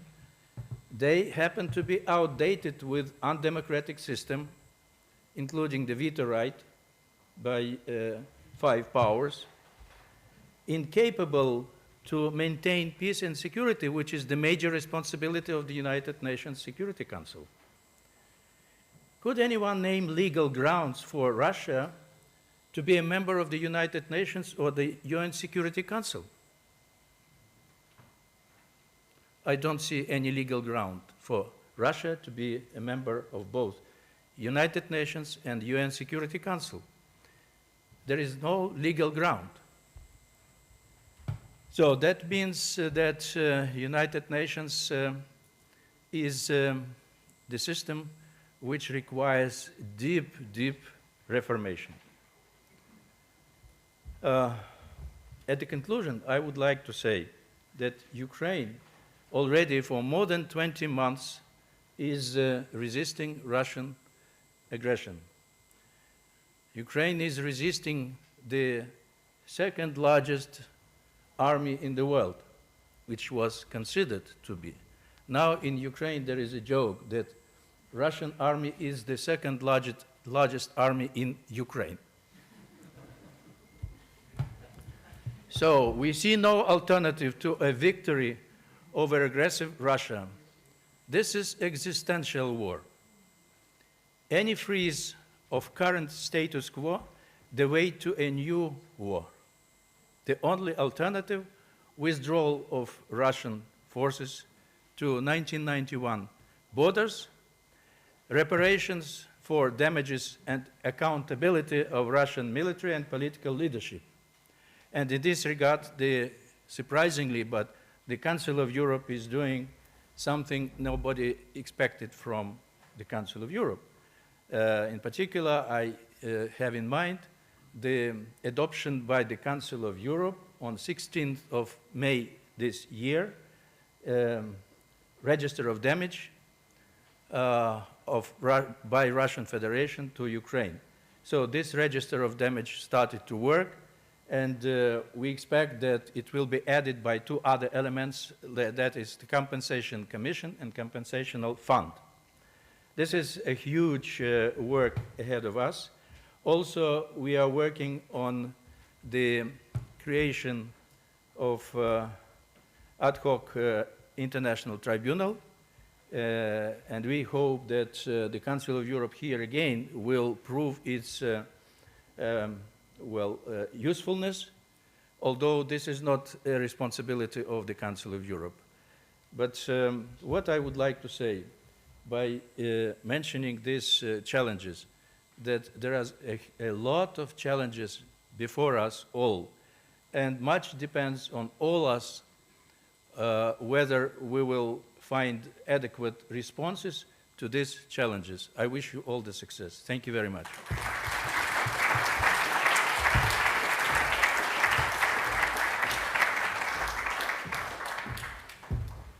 Thank you very much, Minister Tarasyuk. Before we continue with our panel discussions on the European challenges and the status quo of the Ukraine and perspectives, we will have a short 15-minute coffee break. So I would like to ask you to come again to your seats in approximately 15 minutes. So at 11:15 we will start again. In the meantime, I'm happy to announce that we will be joined also by our violinist, Barbara Helfgott. Thank you very much for presenting some lovely pieces for us. And enjoy the coffee break.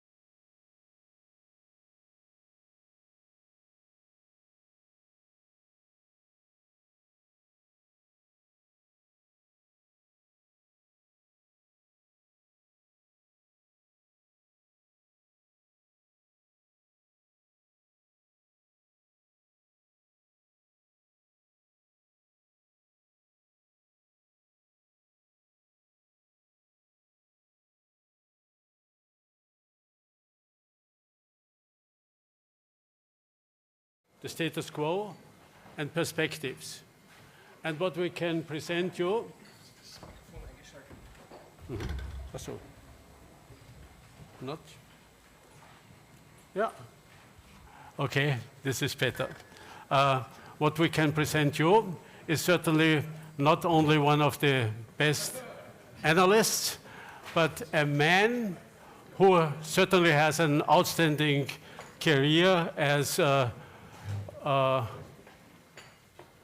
not only a colonel of the general staff, but also a doctor. He also has a doctorate of philosophy, has quite some international experience in the Balkans, Middle East, in Africa, is a chief instructor, has been a chief instructor at the Military Academy, was one of the people in Europe who wrote one of the first papers on war with drones, excellent paper, and has become probably the leading commentator on the war in Ukraine, not only in Austria, but almost in all of Europe. If you follow one of his programs, you can see his programs reach sometimes not only 500,000 people, but more than 1 million people, or maybe more than 2 million people, because he was one of the people from the beginning who not only presented facts in a perfect manner, but also tried to be at the point, to be very realistic, to divide between his own personal position and the facts on the ground. And this is what we are interested in now. Please welcome with me Markus Reisner.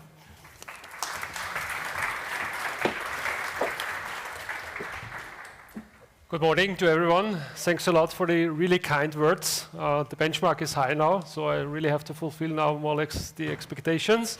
I kindly would ask the organizers to show the presentation. And just a few words in the beginning. I think one of the causes I'm so successful is because I'm always very blunt. So I'm trying to say the things in a very clear way so that we all have an understanding how the situation is and how it will develop in the next months or maybe years to come. And I would already in the beginning tell you that the situation is very serious when it comes to Ukraine. I would even say from a military perspective, we are closing into a culmination point. So the winter very likely will decide how the war, how Ukraine actually will maybe in the next year be able or not to defend its country against the Russian aggression.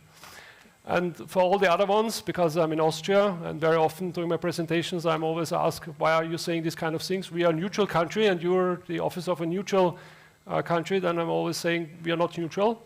Because if you listen what the Chancellor is saying, or Minister of Foreign Affairs, then he says very clearly, we are not neutral when it comes to our moral obligation when it comes to Ukraine. We don't do anything when it comes to military, but it's very clear on what side we are standing.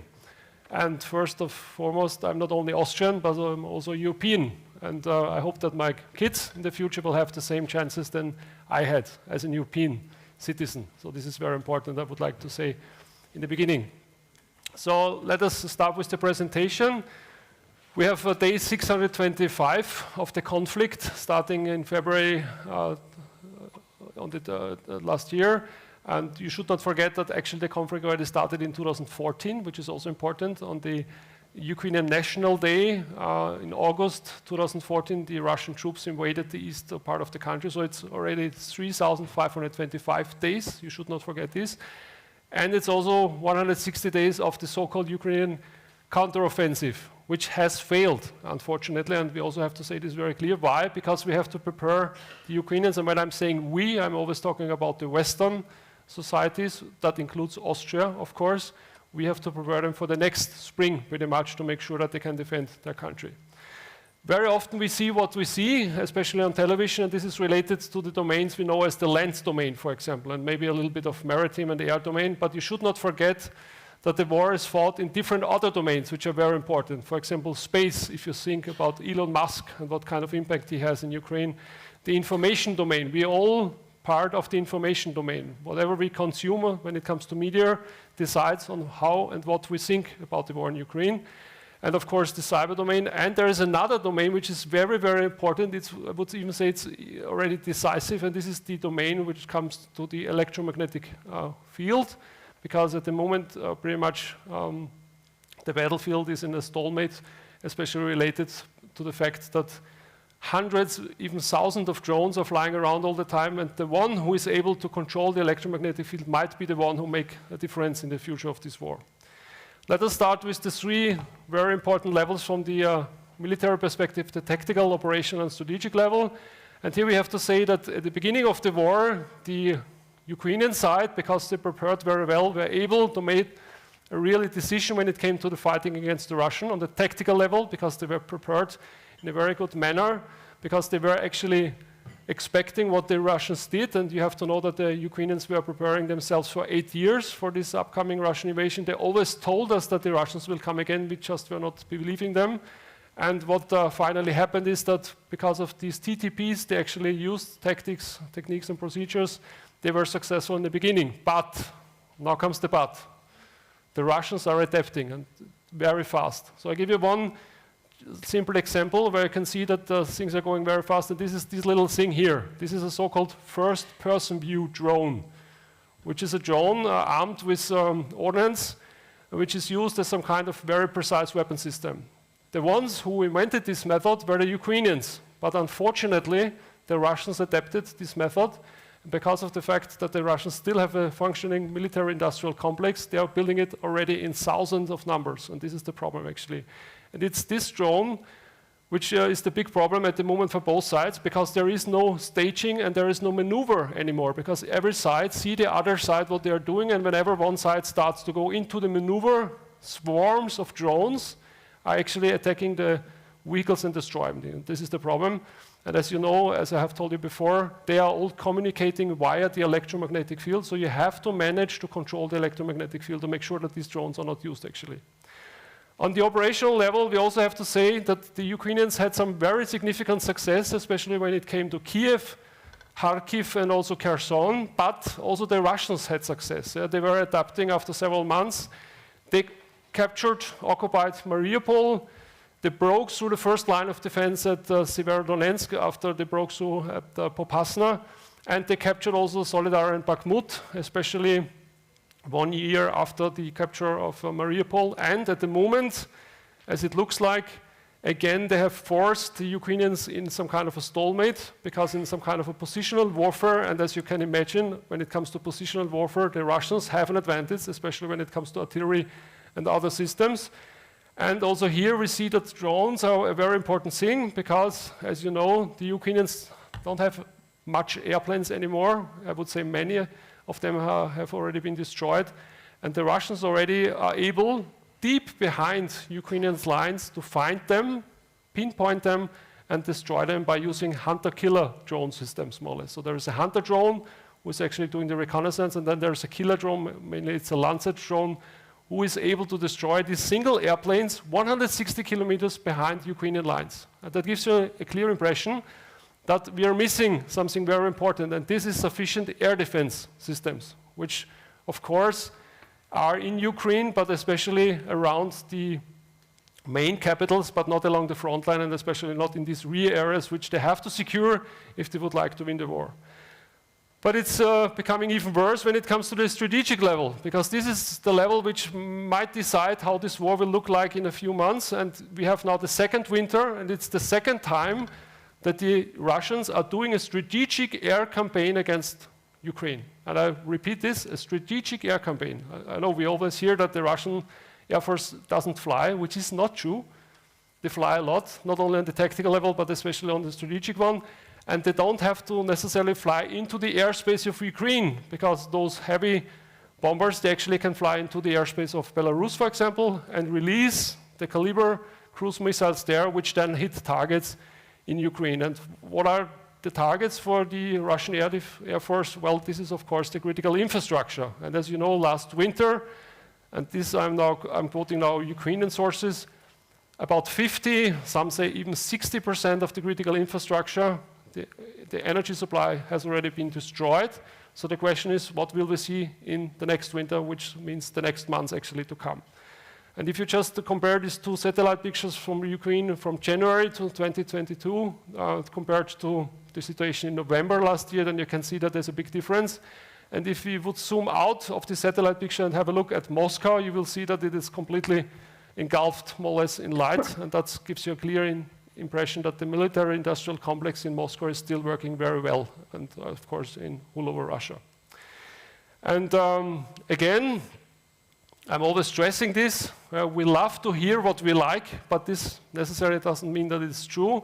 And just to give you also an idea how the Russians were able to adapt, it looks like that they have increased the production rate of their cruise missiles, drones, and so on and so on significantly, and they're even producing more than they had produced before the war, which means you have to bring down each one of these cruise missiles, Iranian drones, or ballistic missiles. Well, everyone was waiting for the counteroffensive, which finally started on the 4th of June, the Ukrainian spring or even summer offensive, 160 days. And you have to understand that it was not the Ukrainian soldier with a Panzerfaust in his hand who stopped the Russian armed forces at the beginning of the war. No, it was especially Ukrainian land forces. But they were pretty much retreated after the success at Kiev. And with the help of the Europeans and especially the Americans, of course, they were able to do another offensive at Kharkiv and Kherson. But also there, a significant number of vehicles, tanks, infantry fighting vehicles, and so on were retreated. So it was the third time that we had to equip the Ukrainians, we, of course, means not all the Austrians, but especially the West, to give them the possibility to go in the offensive again. And this was then finally done in June. So everyone thought that the Leopard will make the difference, but unfortunately, that was not the case. Why? Because the Ukrainians were lacking a lot of different capabilities, which was clear from the military perspective in the beginning, and I was always stressing that at that time, but everyone was saying, no, Carl, you get it wrong. It's a question of moral. They will just beat the Russians, which is, was not the case. So what we have seen is these kind of pictures. So a lot of Leopards were burning, Bradleys, and so on and so on. And the Russians came with those pictures compared to the same situation in the Second World War, where you had these burning Tiger tanks and things like that. So the moral was becoming better and better on the other side of the hill, I would say. So the Ukrainians changed their tactic. I'm always describing this a little bit by using a chessboard. So what they did before, they were going from one field to another one, which, as you can see, wasn't possible for them because they were actually trapped in a situation where they were shot at with anti-tank guided missiles, with first-person view drones, and so on, and especially artillery. So what they did is actually they tried to do it in a different way, by forming small assault elements and by using the tree lines, so that the regions or the area in between the fields to attack forward. But this takes a lot of time. It's very attritional. That means a lot of losses, and is only going very, very slow. And this is the problem, pretty much. And this is actually why the situation is like it is. So the risk is that we have seen success on the battlefield, but if we don't help Ukraine even more than we did before, it will lose the war. And losing the war means that it will cease to exist as an own country. So the question, why is that? First of all, once again, because the Russians are adapting. And as you know, when it comes to weapon systems, and after nearly 20 months, you can already clearly see that the Ukrainians are always getting what they need to get back in a symmetric situation again. But they don't get what they need to become, or to make the situation asymmetric one, to corner the Russians. So it looks like that someone would like to avoid that the Russians are in a way cornered.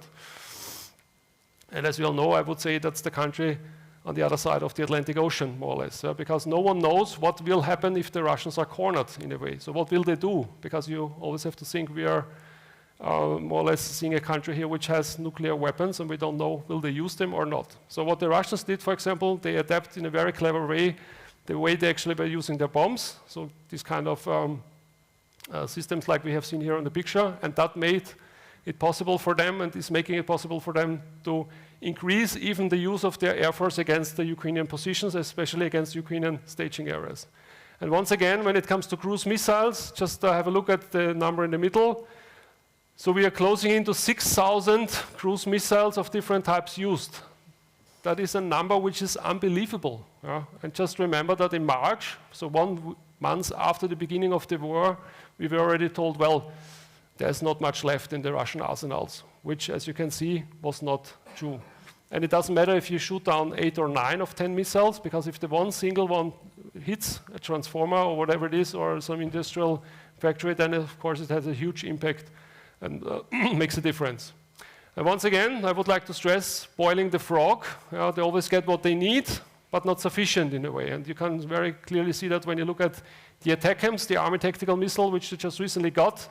They got the earliest version, the M39. The good thing is it's working without GPS, because the Russians are already very good in GPS jamming, so this is why it was actually this system, but the number was very low. So there is a military principle, and this is the principle of mass or saturation. So it's not only to use 20 of these ATACMS, you have to use 100 or 150 at the same time, and that makes a difference. That would actually make the difference the Ukrainians desire, but this is not possible because the number is so limited. And as I hope you all have seen, the General Zaluzhny just recently gave not only one interview, but he said very clearly, situation is very harsh. There is not this nice, deep and beautiful offensive you all have more or less hoped it was not the case. And the situation is becoming really, really stressful. And just remember the situation I have told you before. Now it's the time that we have to equip the Ukrainians again for the next offensive. So the Ukrainians are at the moment trying to build up 5 new brigades, the 150th, the 154th Brigade, and that means they need at least 150 tanks, 300 infantry fighting vehicles, and at least 200 to 300 artillery pieces. So where is this equipment coming from? From Europe? Or is it the United States, as usual, who will like to help us? The United States, who is a little bit more or less in stress when it comes to the situation in Israel, when you look at the situation at the moment. And that gives us the clear impression that we are not only in a crisis in Europe, but we are already in a polycrisis, because there are multiple crises all over the world, and it looks like that the US will not help us in a way that we all have desired. So I think it's the time now for the Europeans to understand that it is on us to make the difference or not. And this is a very important message I have for you, because if we don't do this, then we might be in trouble in the next years to come. And it's not about the situation between Russia and Ukraine, it's about the situation of the global north versus the global south already. So my last slide is a clear message to you, referring to the last Joint Chief of Staff, General Millet, who just recently retired. And he said, it's not over yet, and it will take a lot of time to make sure that the Ukrainians are able to defend their country, and that Russia will stop the war of aggression against Ukraine. Thanks a lot.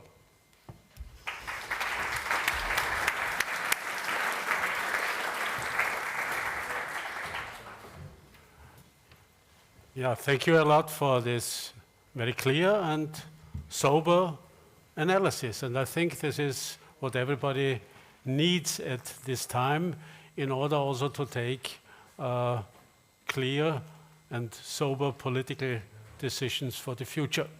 When we are now speaking about the status quo and perspectives, maybe let us go not in the final questions, but first of all, let us look a little bit at the situation, what will come next in the coming months.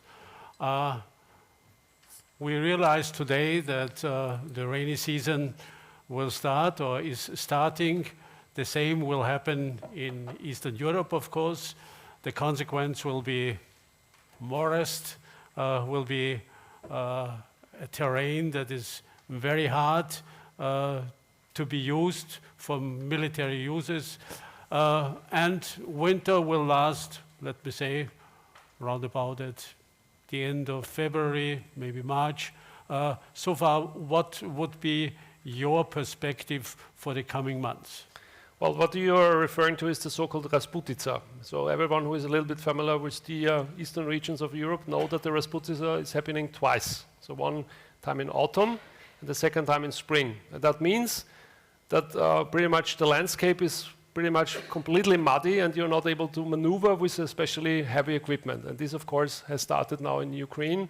So what we see at the moment is that there is no real maneuver possible, which is already a problem because I have told you that all these drones are working on the maneuver elements in case of they're starting to do something like we have seen in to the north of Melitopol, Mariupol, and of course also on the Russian side at Avdiivka, for example. So what we will see in the next months is, especially from the Russian side, that they will try to make use of the situation at the moment. And you have to understand, one of the things why the Russians are so aggressive at the moment is because they think they are already at the sea-low heights. What do I mean with the sea-low heights? They think they are closing into Berlin because they recognize that the West is more or less hesitating in doing what they do because the Americans are more or less concentrated on Israel. They try to consolidate the situation in Ukraine, and the Russians are thinking, okay, this is now the chance, and we have to make sure that this will work in our way. So on the one side, you have significant losses from the Russian side, but those losses are more or less for them not a problem, I would say, because they have enough, while the Ukrainians are struggling because they have to send their reserves like fire brigades from one spot to another one. So the Russians do the same what they did last winter. They try to attrit the Ukrainians by just consuming their reserves. And I give you just one example, the 47th Mech Brigade. That was the brigade which was used at the beginning of the offensive in June to the north of Tokmak, which is to the north of Melitopol, one of the brigades of the offensive. And that reserve element now was actually sent to Avdiivka to make sure that the Russians are not able to successfully counterattack there. But that gives you an idea that the Russians are forcing the Ukrainians to sending their reserves up in force, more or less, to attrit them, more or less. So. And we have the situation that the Ukrainians are more or less still in the open, in the trenches. So the desired end state, at least, to at least reach Tokmak, which is a bigger city, and to prepare themselves for the winter wasn't able to them to do so. So that means now, when the weather is actually becoming very cold and very wet, it's very difficult, more or less, to, how should I say, survive these kind of situations in just the open trenches. So we will see that both sides are consolidating. The Russians will try to put pressure on the Ukrainians. The Ukrainians will try to come up with new reserves, and everyone is looking for the spring for the next offensive, which is historically always the same. Because in these regions, there's always a spring offensive, there's always a summer offensive, maybe an autumn offensive, but very seldom there is a winter offensive. Okay. Yeah, if we look at the military situation, there are more or less 3 regions that are occupied by Russian forces. This is the Donbass region with Donetsk and Luhansk already since 2015, 2016. And we have Crimea as a second one. And we have in between the part of 2 oblasts, Kherson and Zaporizhia, more or less the link between the Donbass and Crimea. So far, what is the chance, you know, if you are looking at in a regional view, if you are looking at the situation, is there a chance, whatever, to overtake Crimea? Is there a chance for the Ukrainians, or what would they need in order to do so? Is there a chance really to enter the Donbass again? Is there a better chance, maybe still alive, to overtake the oblasts of Zaporizhia and Kherson, this piece in between? So from a military perspective, you have the term center of gravity. So the center of gravity defines more or less those assets. You really have to make sure that these are working, because if you would like to win a war, you have to make sure that your center of gravity still functions in a way. Yeah? This is, for example, it could be the industrial production capacity of your country, it could be the will or the moral of the people, and so on and so on. And if you compare these 2 countries, then we can see very clearly that the Russian center of gravity is more or less the will of the people still to act in accordance with the will of the Russian president. And this is still the case. On the other side, the Ukrainian center of gravity is the assistance of the West to Ukraine. As long as the West gives Ukraine what they need, they can fight this war. And as long as they have, of course, soldiers to do so. So now comes the problem. The West is giving a lot to Ukraine, but not enough to make a difference, as I have told you before with this symmetric and asymmetric situation. And when you look at the offensive the Ukrainians did in summer, that was a very well-developed idea. Why? Because the idea was to attack the forward lines of the Russians, to have some tactical success there, to have an operational breakthrough to the Azov Sea, to split the regions, and to have the strategic effect that the Russians are not able to supply, especially Crimea and Kherson and Zaporozhye anymore, and maybe to force them to the negotiation table. But that was not possible. This is the problem, actually. Yeah. There was a lot of discussion whether Ukrainians doing it right or not. General solution is that very clearly, we are the ones who are fighting this war. We have a clear understanding of what's going on, and I don't have an air force which I can use like you normally use when it comes to war fighting in the West. So the idea was a good one, but actually because of these missing capabilities and because of the fact that the Russians were preparing themselves very good, especially in the Zaporozhye region, it was no success finally. But the idea is still the same. So the way to Crimea somehow goes via the Azov Sea. Why? Because you have to cut physically not only the supply line via the bridge over the Strait of Kerch, but also the landline of communication which are going from the southeast and northeast, means from the east of Ukraine down to Crimea. And as long as this is not possible, the Russians will have enough and sufficient supplies to force the Ukrainians to fight this war of attrition. Yeah, I mean, if we look at the situation and how difficult it is, and if you try, now to maybe look a little bit also at the political perspective, what will be the consequences out of it, not only in Washington or in Moscow due to presidential elections to come. So far, you easily can predict that probably that before the American elections, the American interest to fight a harsh war, another one probably is not strengthening. On the other hand, you probably will have to be aware that before the presidential election in Russia, Putin will not even present a finger or a piece of a finger. How do you see that? I would say the answer is really clear. I think in Europe we have to start to take the things serious. We still don't take these things serious enough. And this is my message I have to you. And I know I'm an Austrian, and we are here in Austria, and I know that a lot of people will tell me, why are you saying this? Because you are the office of a neutral country and so on, you know the story. But the thing is, what we are at the moment see is history in the making. We have one crisis, we have a second one, we have a conflict, we have a war, and everything is interacting. Everyone still in Europe looks in direction of the US, and thinks the US, they will make the difference, but they are busy, not only with themselves, elections, but also with other conflict regions. So there is Israel, of course, which is a close ally. There is the Sahel, there is the Middle East, and then there are the Chinese. I was just recently in Harvard, and everyone is talking about China, no one is talking about Ukraine anymore. So it's on us to decide the fate of Europe in the next years. There is no one else who will help us with that. And Ukraine is one of the starting points where we can actually see if this European idea will work, finally, for the good sake of our children or not. Yeah. The question sometimes goes, where is Western or European war doctrine or something like that?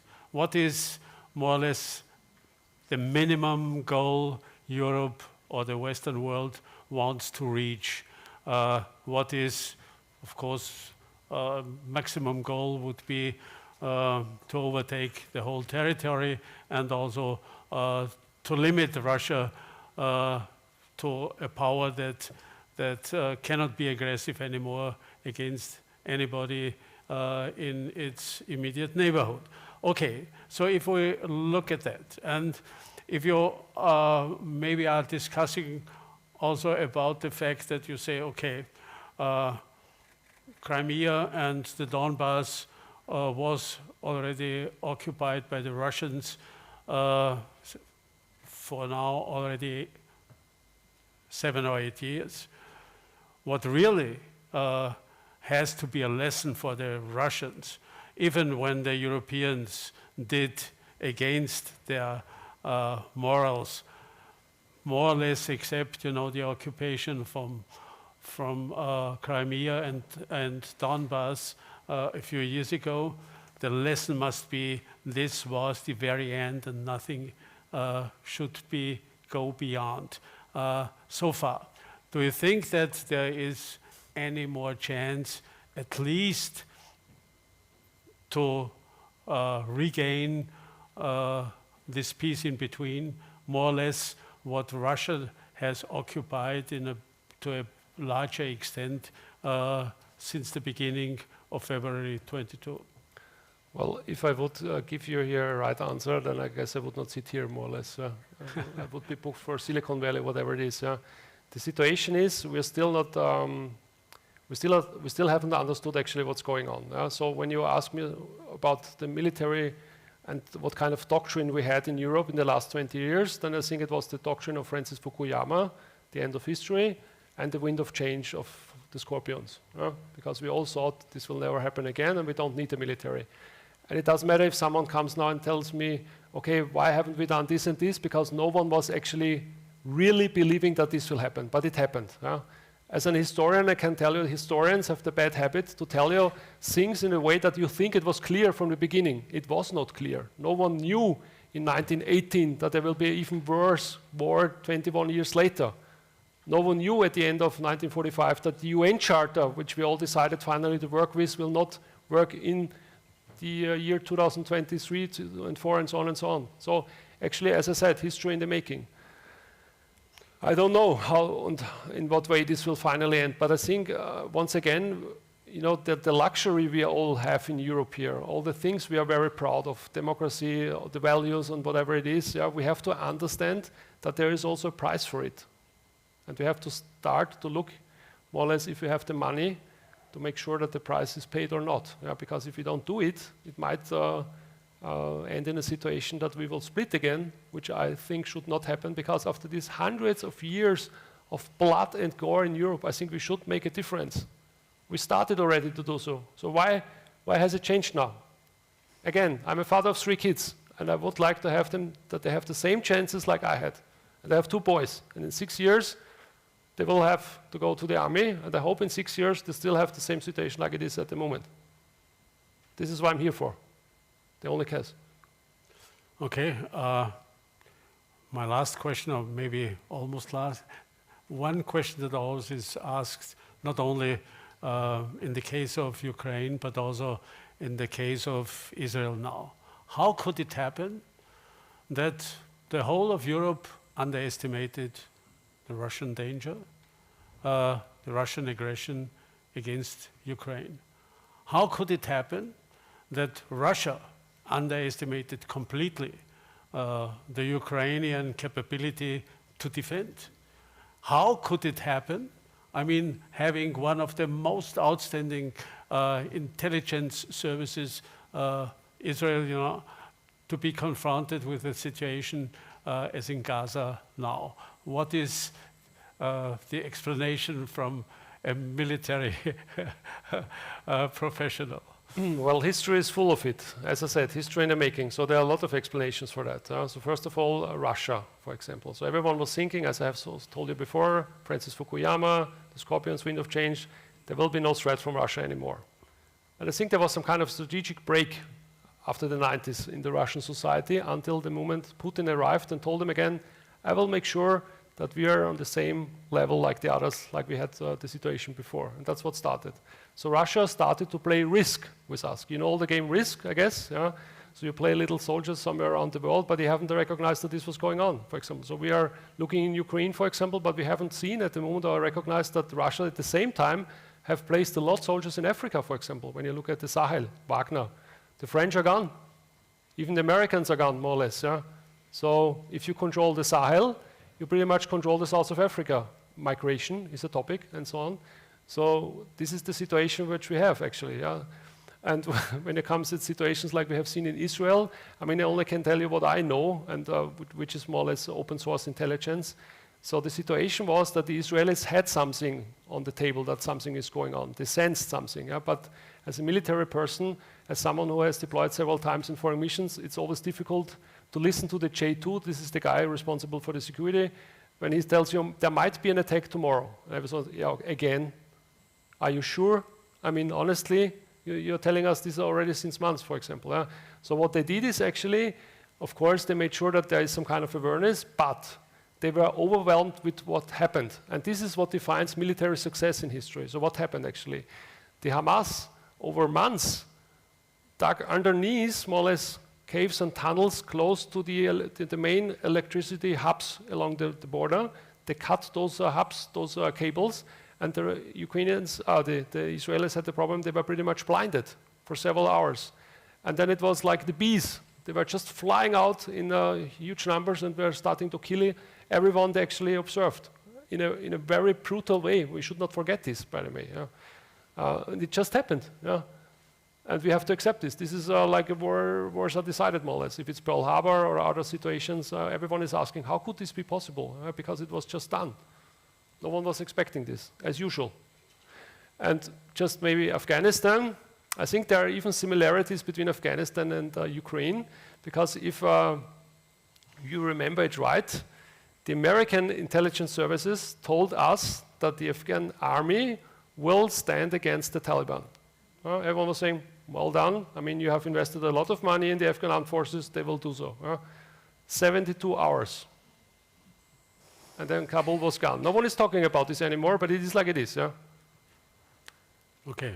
And when you look at Ukraine, same situation. Yeah? The Russian intelligence services told the president, don't care about the Ukrainians, we will manage. Yeah? Different was the case. Yeah? You mentioned already the Chief of the General Staff of Ukraine, Solutionist report just a few days ago. I mean, taking this as a more or less general report on the needs, what do you think will be decisive when you mention that Ukraine needs now the backing of Europe more than ever? What does Ukraine really need?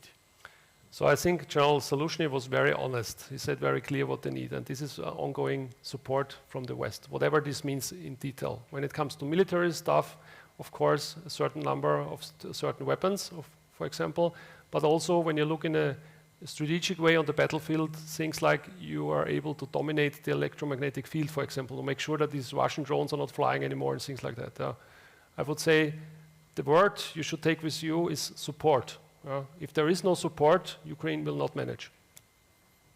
Okay. Just a big, big applause. Thanks a lot.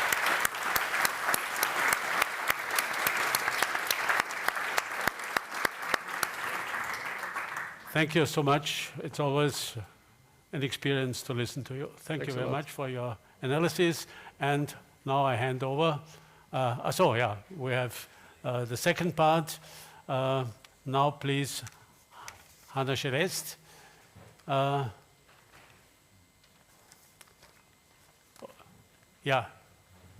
She will contribute on by video.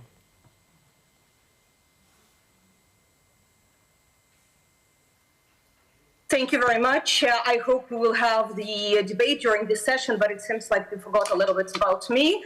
That's sometimes happening when you're discussing Ukrainian events without Ukrainians, and that is the pity.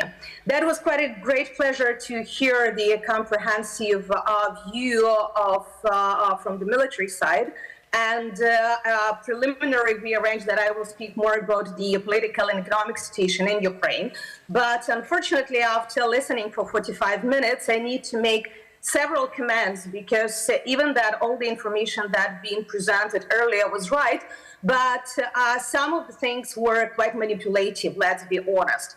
Because when you present the losses or the failures of one side without evaluating what is happening from another side, that gives our not very correct picture, and it can lead us to the false conclusions about the situation on the ground.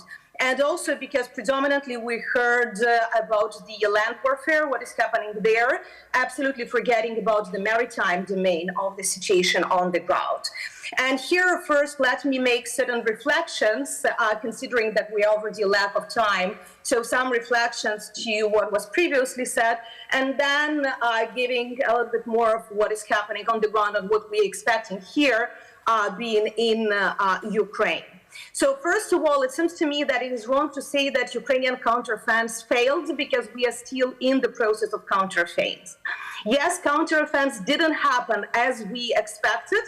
And here, when I say we can divide these expectations into two parts. First is what media and some of the Western politicians expected. They definitely wanted a certain of the Hollywood blockbuster, the same way as the Kiev region liberation took place, or what's happened with Kherson. In 2 days, we are celebrating 1 year of the liberation of Kherson city. And the second, what the Ukrainian armed forces planned for the counteroffense in Zaporizhia and in Kherson regions in spring this year. And definitely from our side, nobody been planning the same blockbuster. That's just impossible because of many reasons. But the second, if we be more pragmatic of what's been planned by the Ukrainian armed forces and what, for example, we could follow with the statements of people like General Ben Hodges, who said that by winter Ukraine can come to the Crimean administrative border. It was planned accordingly to those promises that Ukrainian armed forces received from our Western partners. However, as we know now, with a lot of types of the equipment that we've been promised, we had delays of delivery on the ground. And the second is including the simple ammunition. And that gave de facto 3 months for the Russian forces of the very thorough preparation of the defense line that is predominantly considered from the minefields. And if you understand what does mean the minefields, and we are speaking about 100 square kilometers, and the whole front line is 2,000 kilometers, that's definitely not something where you can just run with the Leopards or Bradley. It doesn't matter, you have 5 of them or 150 of them. That's just impossible. You first need to demine. So the strategy and tactic definitely changed. But when you speak about the counteroffense, you need to understand 3 things. First, that we clearly need to divide the eastern flank and the southern flank, because the dynamics are different. And on the south end, the last week news, each day we have the going ahead and ahead, Ukrainian armed forces cross the Dnieper River. So the good news would be coming more and more. The second, when you speak about the east, we understand clearly that our task is not only to defend those lands that are currently under the control of the Ukrainian armed forces, but also to lead to the situation when Russia will lose as much as possible of their personnel and equipment. So daily we have quite a significant number, especially the last months, at least 800 Russian soldiers. That's the data that we can physically confirm, so the real numbers can be even more. And in terms of the equipment as well, we have daily more and more of the Russian equipment also being damaged. So that's a dreadful picture that Colonel showed from June that had 1 Leopard and 5 Bradleys. That's nice, very good for the media headlines. But at the same day and the next day, while you were talking, I opened the statistics, even bigger amount of the Russian equipment being destroyed at the very same piece of the fight that's been happening. And we already have currently, like the statistics from today, when you have more than 10,000 Russian armored personnel vehicles being destroyed, more than 5,000 Russian tanks being destroyed, 322 Russian airplanes being destroyed, not speaking about all other types of the equipment.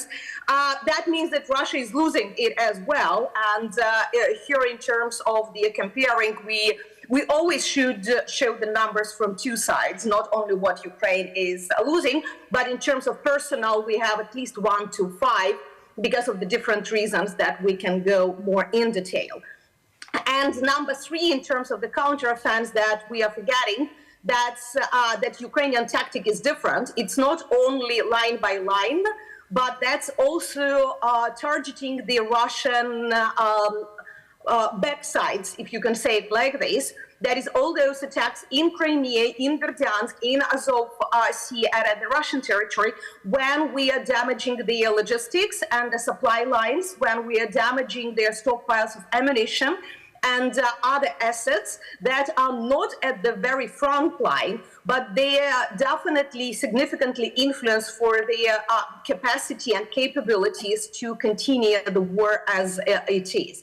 And here, ATACMS, it has changed. When ATACMS targeted Berdyansk, you can see the, or Kerch, you see the actual results. When Russia already lost 20 ships without any real maritime battles, and just this morning, Russia lost 2 additional ships where Ukraine used the maritime drones. And we need to speak not only about the aerial drones that changed the war in the beginning, and now it is becoming more difficult from 2 sides to use them, but what Russians don't have as the capabilities, and what Ukrainians are using quite ineffective and is increasing capabilities, it is the marine drones.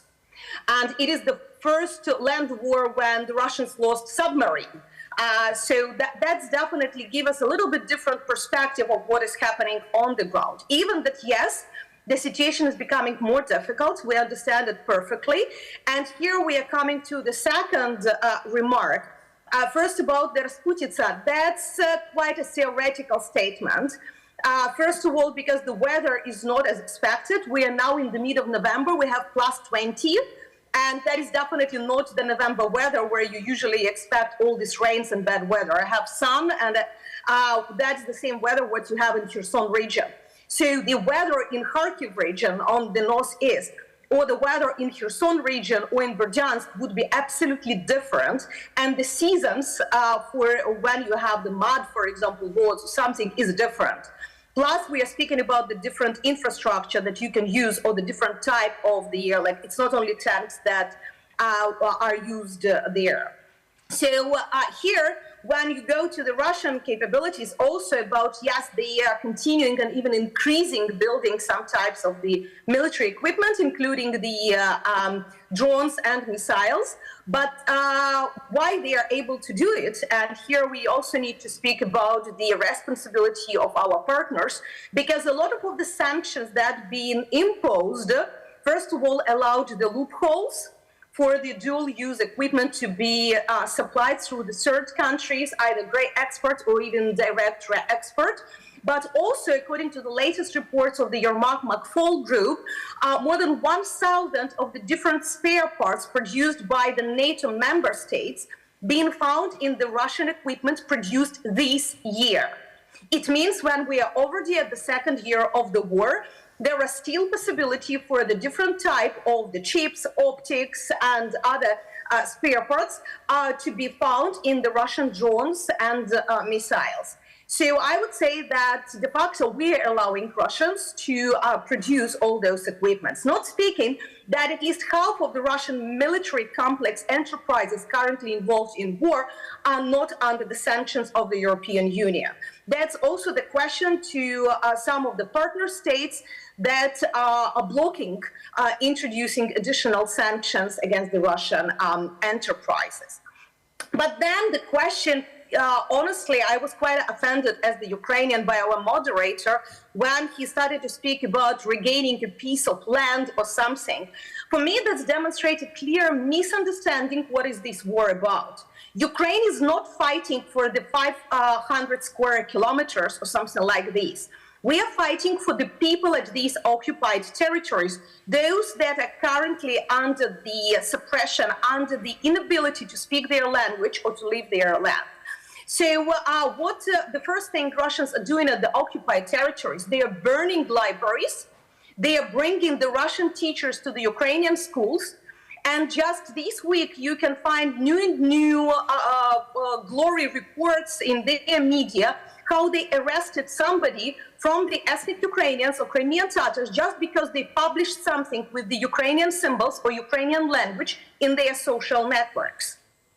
After liberation of Kherson last year, the biggest amount of the newcomers to the partisans movements, like Yellow Ribbon, for example, are from Crimea. If you open Yellow Ribbon English Twitter, for example, you can see all those activities happening now in Simferopol, in Sevastopol, in Kerch, not speaking about Lugansk, Donetsk, Makeivka, Gorlivka, Melitopol, Takmak, and other cities. So people who are still staying there, they are fighting for their lives. Because of all those tortures, because of all those just inability to be Ukrainians, and here we are not speaking about even ethnic Ukrainian. The same is happening at all regions where currently we have the Russian occupation. And when you follow the Russian official statements, it's not about NATO, it's not about European Union, it's about everything that Ukrainian nation and Ukrainian state should not exist. That's why we are fighting for our existence, and doesn't matter, will it be this counteroffensive or next counteroffensive? It's us as Ukrainians to have a right for existence, and we are speaking about more than 40 million people, if somebody forgot what does mean Ukraine. So here, if we go to the public perception, you definitely have a certain fatigue of the war, and Ukrainians are those who are the most fatigued from the war. The question is, can we allow ourselves to be fatigued? I really like the statement of our Nobel Peace Laureate, Alexandra Matvichuk, who is saying, like, I never could imagine that as the human rights defenders, I need to remind to the whole world that sometimes you need to protect human rights with weapons. And yes, that's what we people who are staying in Ukraine continue to remind our partners all the time. Because yes, I'm tired from not sleeping each night because it is the air raids usually happening at 2 or 4 o'clock in the morning. But doesn't mean that I should surrender as Ukrainian. I don't understand why.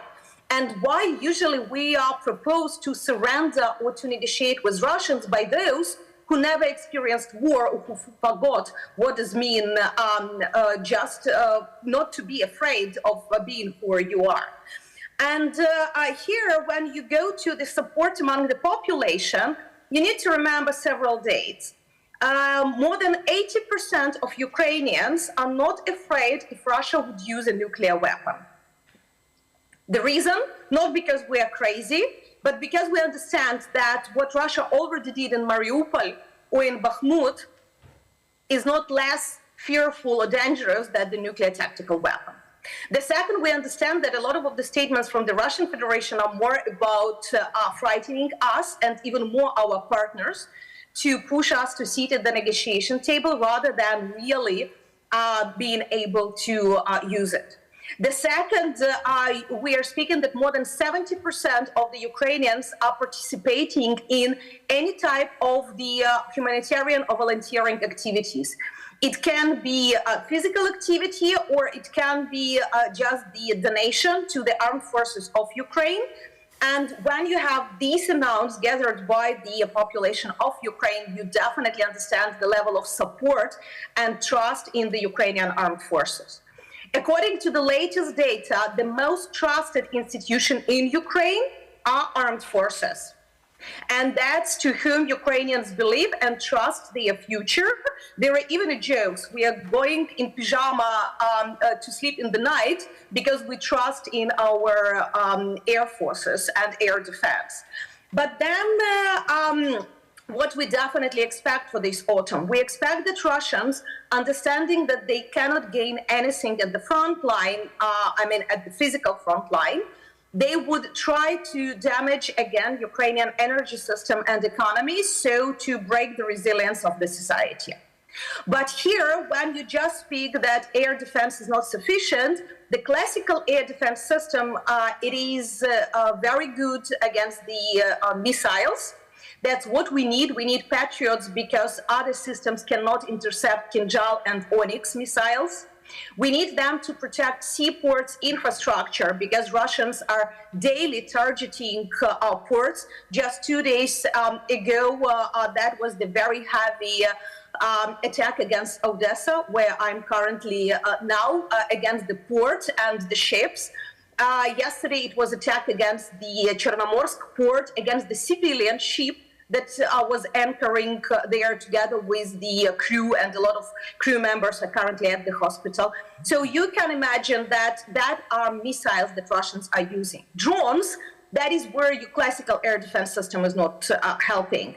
And here we need absolutely different system of operations. And such systems as Gepard, for example, are really helping, because Iranian Shaheds, and let's not forget that Russians are not acting individually.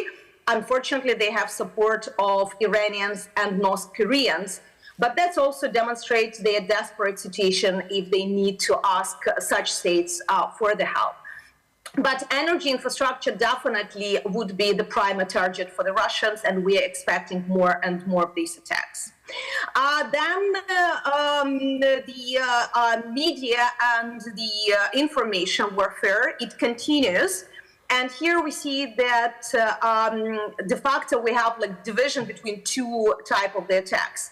One, it is the increased information attacks inside of Ukraine, where the different, especially social networks, channels, are trying to undermine the trust in the government and in the armed forces, or just to bring this feeling that European Union integration is not necessary for Ukraine, that everything is so bad, that everything would collapse. So to bring these pettiness, distrust, and panic, so that would be easier to manipulate with the public opinion.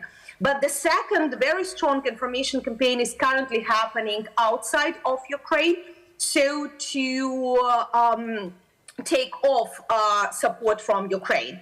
We see it with the attacks as, for example, that Ukraine is supplying Hamas with weapons, what was absolute nonsense and proved by everybody that nothing like this happened. But Russian special forces managed to introduce these narratives, especially in the Middle Eastern media. Then we have more and more push for the negotiations. And here I will tell you that very good tweet from our Minister of Foreign Affairs yesterday, that let's not forget that since 2014, Ukraine and Russia had 200 rounds of negotiations and 20 ceasefires. It didn't prevent Russia from the new attack and the full-fledged war. And to add from myself, negotiations are just the instrument. Negotiations is not about peace. Negotiations is just the instrument. The question is what we would like to reach at these negotiations. Is Russia ready for negotiations? Is Russia ready to take off at least one of their statements about Ukraine? And if I would remind you what they asked in March last year when we had first round of negotiations after the full-fledged invasion. They asked Ukraine not to be member of EU and NATO. They asked Ukraine not to have their state language. They wanted de facto dissolution of our armed forces. And I can continue the list, but de facto those lists were leading to the inability of Ukraine to be a sovereign state. Including, for example, that Russia would control with whom we will have the military exercises at our territory.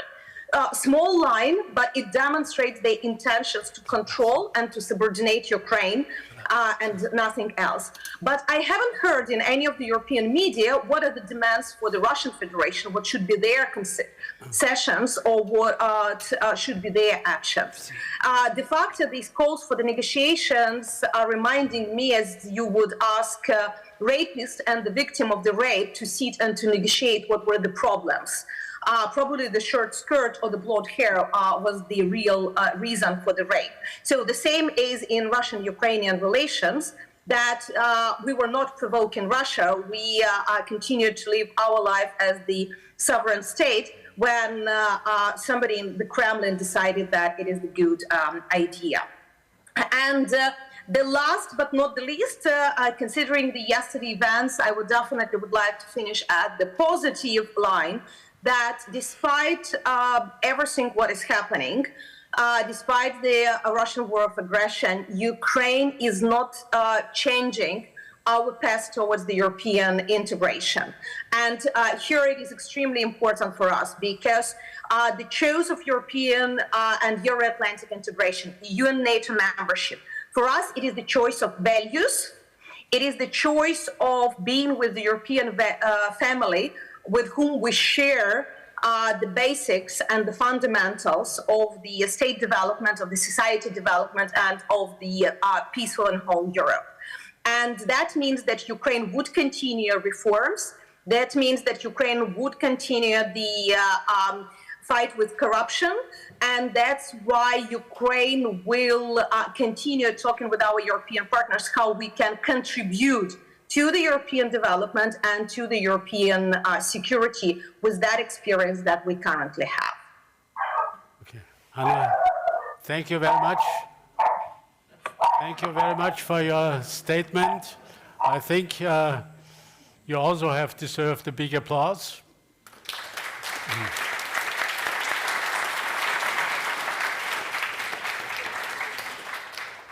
You certainly gave an impressive, really impressive lecture for everybody to understand a little better this enormous Ukrainian will to defend its people, its country. Something that everybody probably has underestimated from the beginning.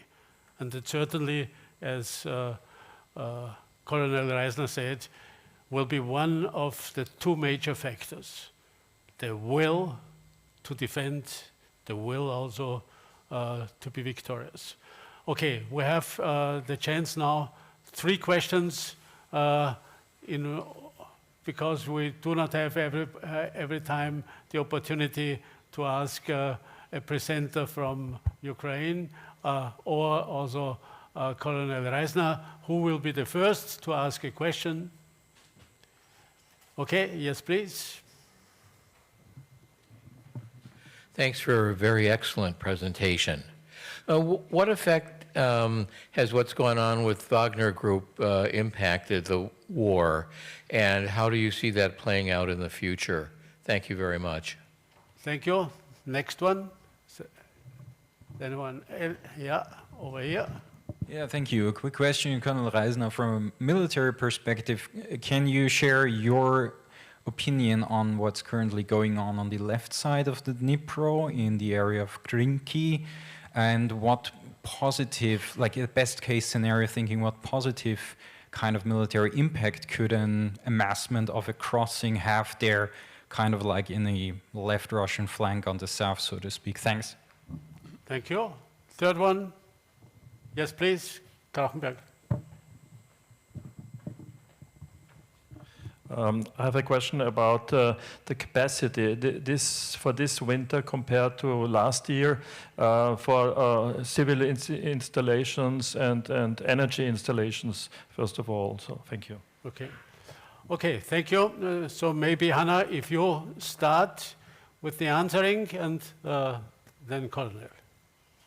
Thank you. I will go from the simple question about the energy. Ukraine reconstructed most of the damages that happened last year.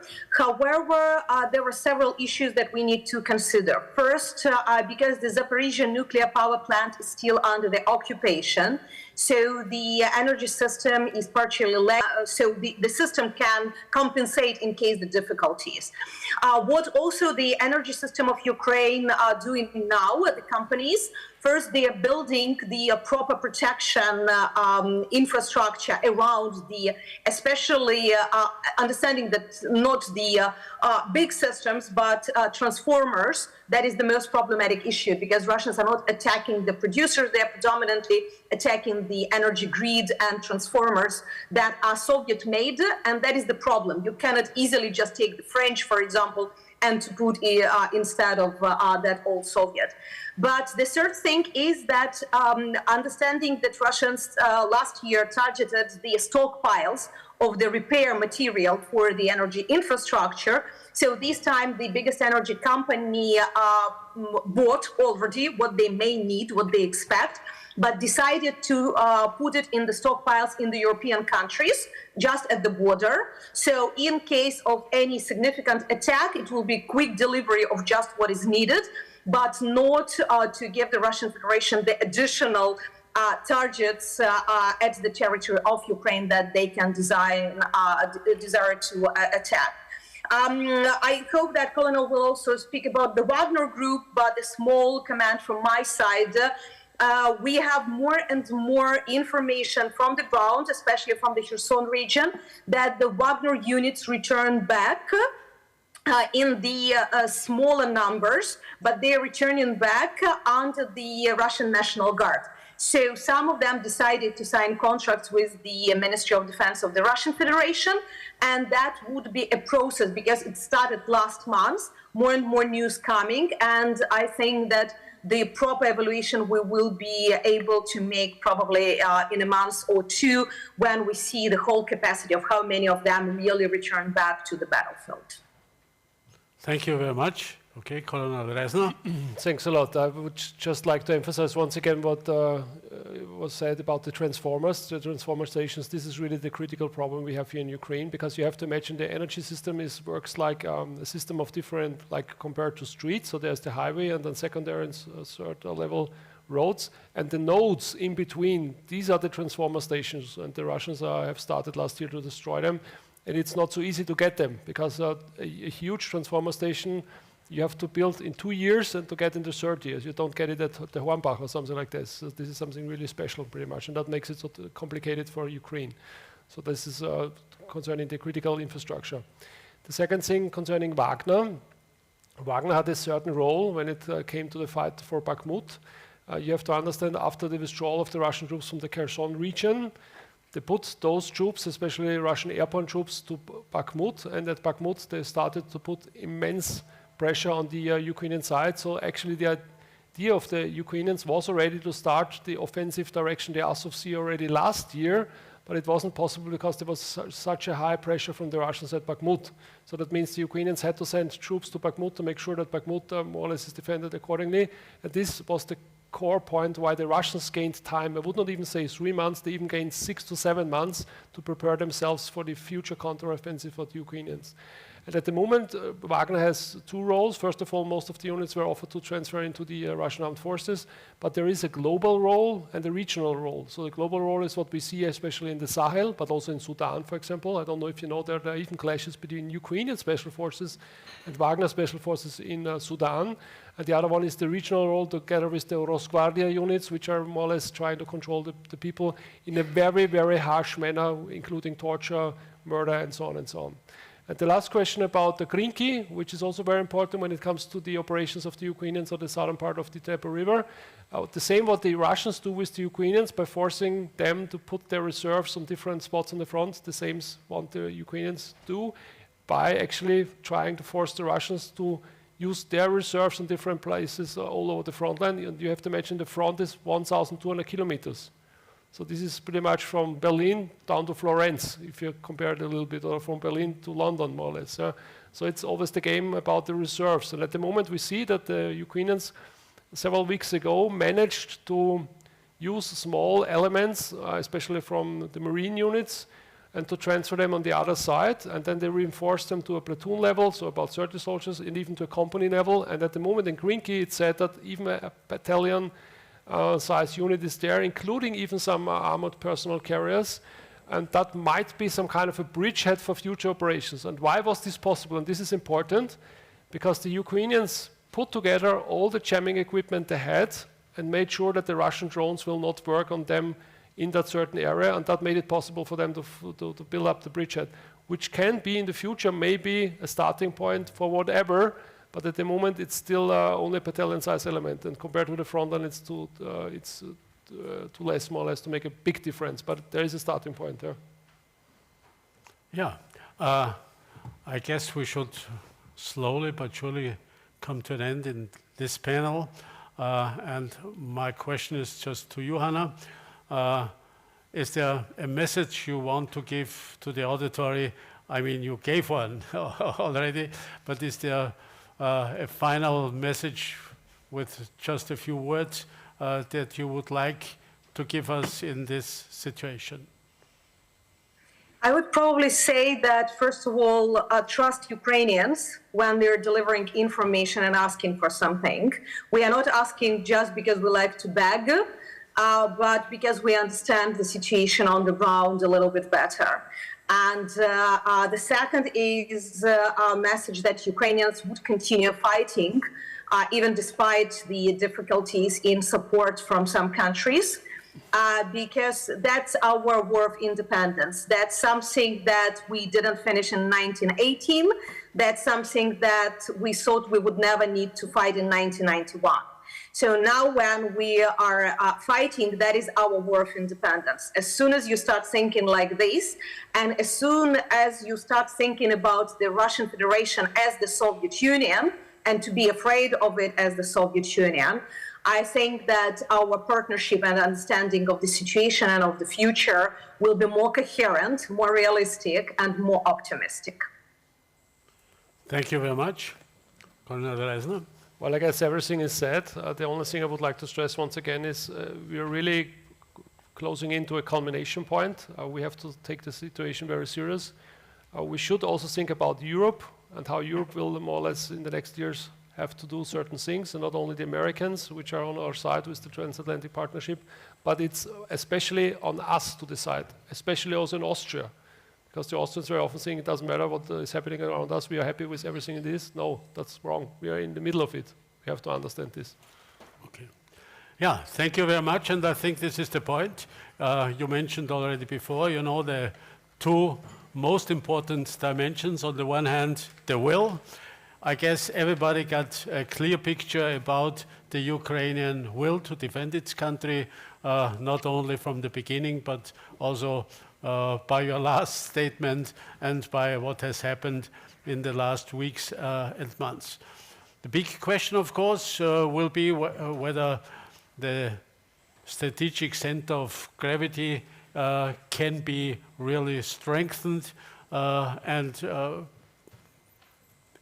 to such an extent that you really can reach your goals. And it was mentioned from your side and also from Colonel Reisner's side that certainly this is the hour that Europe is challenged to respond in a way that never has existed before.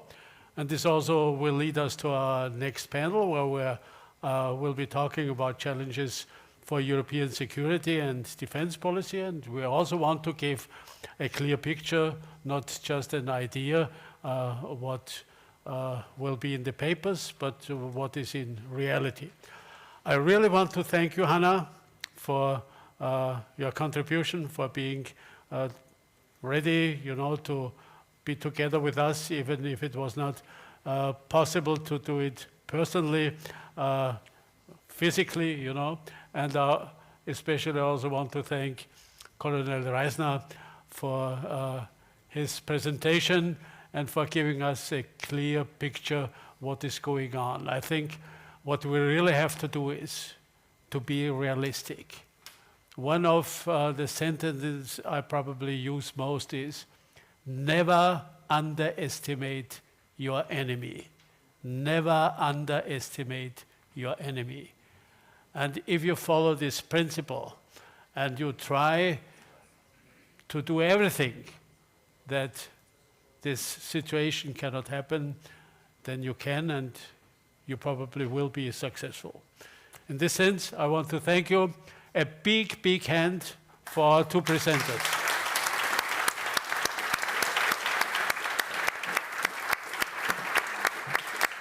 So, I hand over to Michael for the next panel. Danke, super. Danke sehr. Dear Excellencies, ladies and gentlemen, I have the honor but also the difficult role now to moderate the last panel before the lunch break. But I can promise you two things. One, that it will be certainly worth it. We will have an excellent panel discussion, as mentioned, focusing on the challenges for European security and defense policy. And the second promise that I can give you is that we will end on time, so that we will have not only some time for questions and answers as well, but also enough time for the lunch break. While my colleagues are quickly rearranging the setup for this panel discussion, let me start with introducing our panelists for the next session in the order of the appearance of their presentation and introductory remarks. We will first be joined by Major General Johann Frank, Director Cabinet of the EU Military Committee. He was prior the head of the Institute for Peacekeeping and Conflict Management at the National Defense Academy and Director for Security Policy at the Austrian Ministry of Defense. Mr. Frank, thank you very much for joining us. We will then be having the honor to hear an introductory remark as well from Mr. Sven Biscop. He is the Director for Europe in the World Program at Egmont, Royal Institute for International Relations in Brussels, and we have also the honor to call him our AIES Senior Associate. Sven, please also join us at the panel discussion. And then, last but most certainly not least, we have the honor to be joined today by Mr. Vladimir Milov. He was previously, in the early 2000s, the Deputy Minister for Energy in Russia, has ever since been also a writer, author, and outspoken critic of the Russian leadership and the more authoritarian stance that we have also, of course, now in detail heard in the last panel discussion. Mr. Milov, please also join us for the discussion, for the debate at the panel. And with no further ado, I would like to hand over directly to you, Major Colonel Frank, for your presentation. I know that you have prepared a couple of slides for us that we can go ahead now. Thank you very much for presenting your input to us.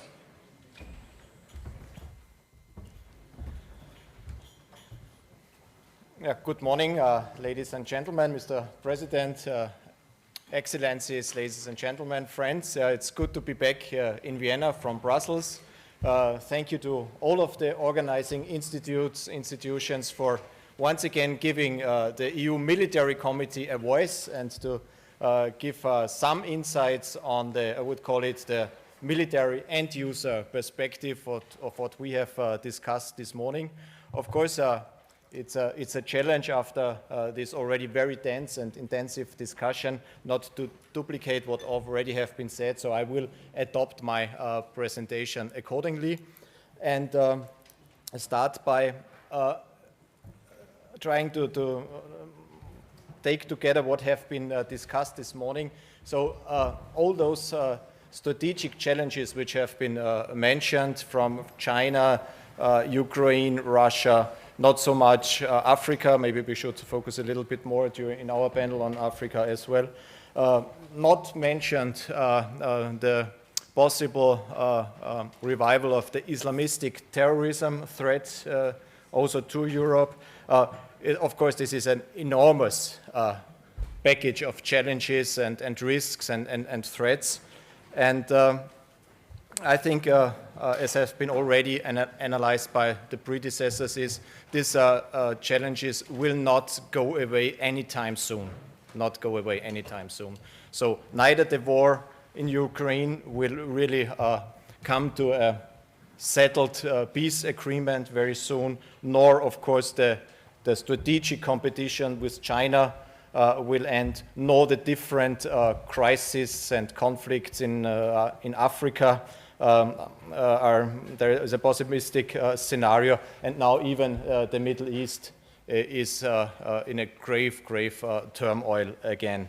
So we could also summarize this. We are in a longer period of time, in a longer phase of transition of world order, and nobody, I think, of us will know what will be the result of this transition process. When I personally started with dealing with European security and defense issues, so roughly 20 years ago, then there was this first famous line in the then European security strategy around 2003, I think, Sven, it was, that never in its history Europe was so free, stable and secure and so prosperous.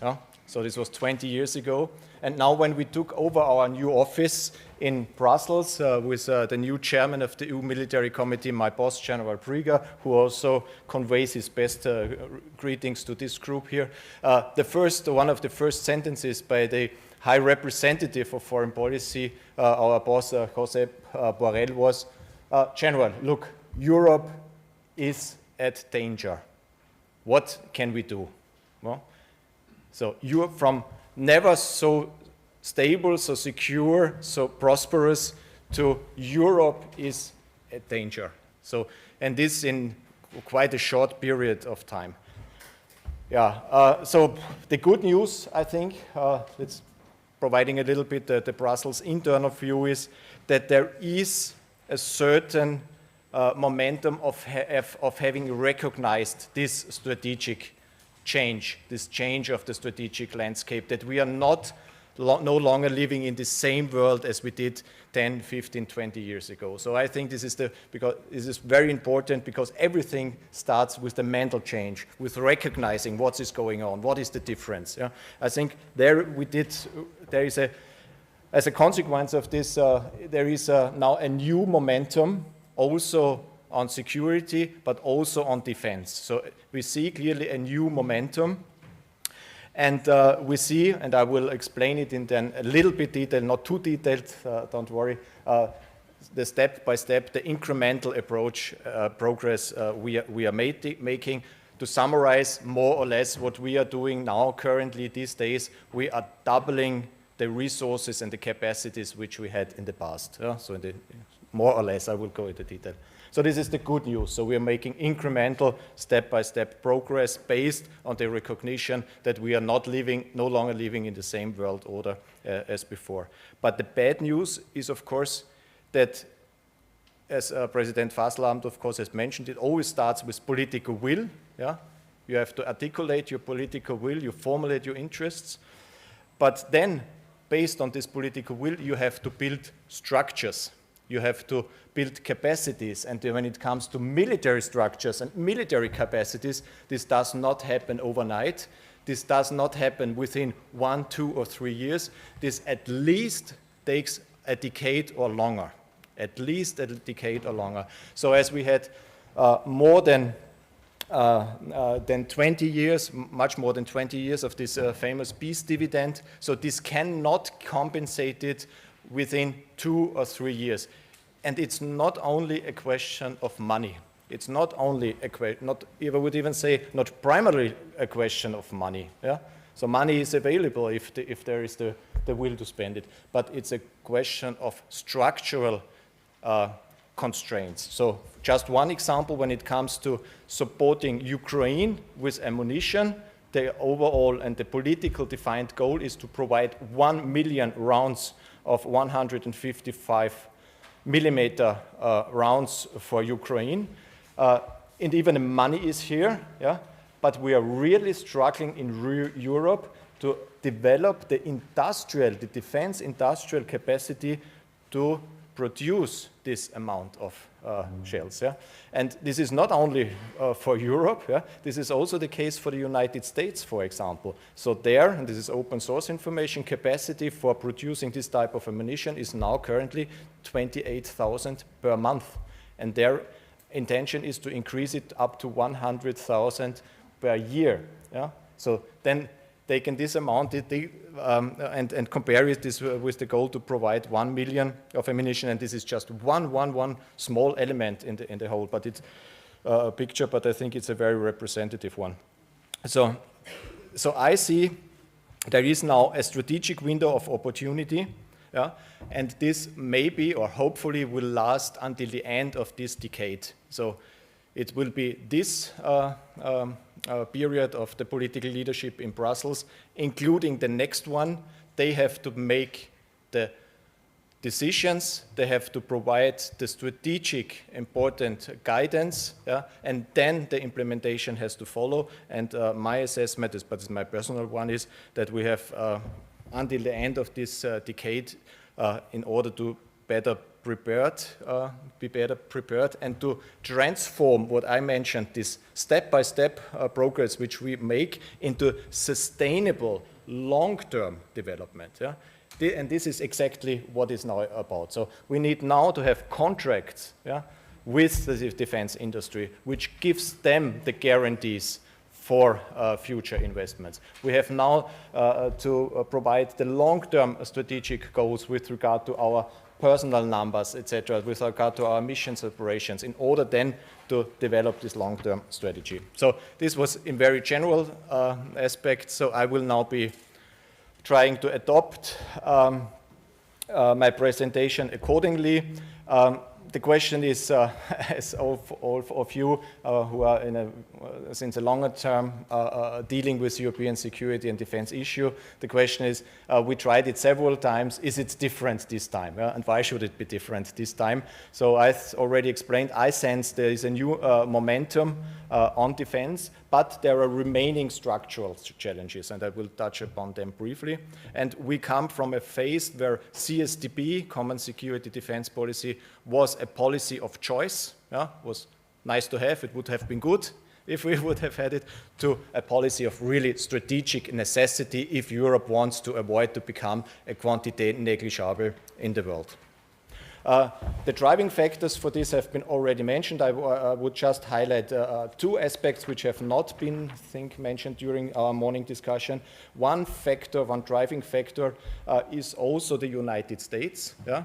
But not, of course, as an active threat against Europe, but since Obama, the United States have clearly in their concept defined that it is no longer their ambition to fight two major wars at the same time.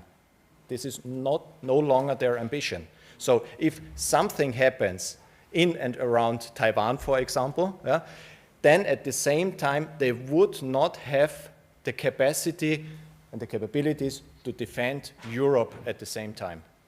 Yeah? So this should, for us, be also a driver for getting our act together, and not only the already direct mentioned risks. And second, also indirect aspect for doing more together is also my assessment, but I think Sven could elaborate a little bit on this also, because he has extensively written on this issue. I personally think that also the NATO force goals, yeah, which currently is to provide 300,000 soldiers within 30 days. This is a big ambition. Yeah. We'll see if this can be managed. Yeah. But I think from the military perspective, this NATO force goal can only be achieved if the Europeans form multinational European force packages. Yeah.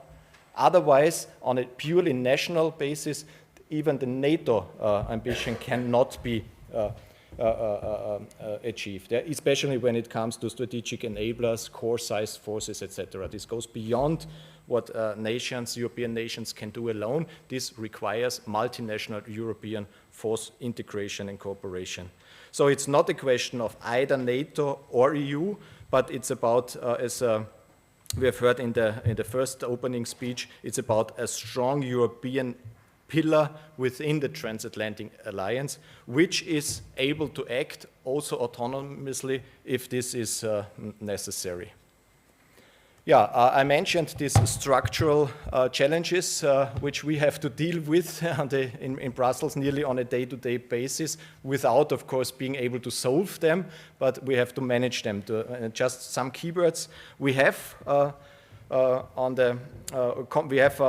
good common European ambitions, high ambitions, and we have concepts, but the red line on the opposite column shows that the implementation of these concepts lies mainly within the nations.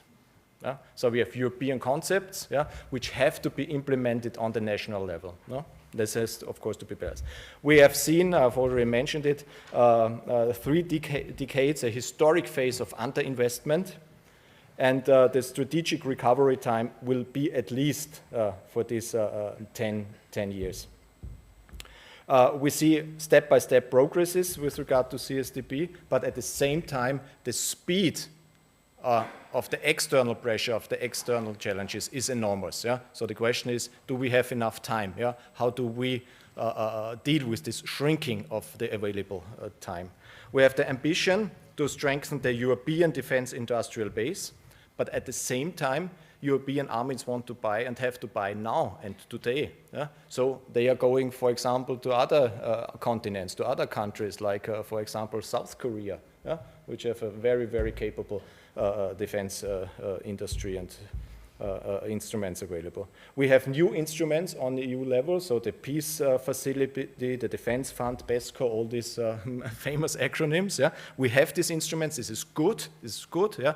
But we did not really make the full use of it. So there's more potential to use these already existing instruments. We see, with regard to our military missions and operations, a quantitative rise of what we are doing as a contribution to international peace and security based on the comprehensive approach, of course. But at the same time, we have to critically ask ourselves if we are delivering the effective results with what we are doing with our missions and operations, especially when it comes, for example, to what we are doing in Africa. We have, with regard to capabilities, we have persisting military shortfalls. Yeah, this is since many, many years. We all know this, from strategic transport to strategic communication, etc. So it's a long list, very well known. But at the same time, I have to say, we have most of them available, but on the national level. And I'm sure, so to give just an assessment from my point of view, that we could cover at least 90% of the shortfalls if member states, if the capitals would be willing to provide them also for the European Union. Then we have, of course, an impressive record on support for Ukraine. I will give you some figures on this, but at the same time, we have already heard the question, are we really in a position to safeguard a long-term support against the depletion of our stocks? And this is has already taken place to a high degree. We have discussed this with the 27 shots 2 weeks ago in Spain, and they really, really raised their concern about the status of what they have available in their stocks. Of course, I will not go into detail, yeah?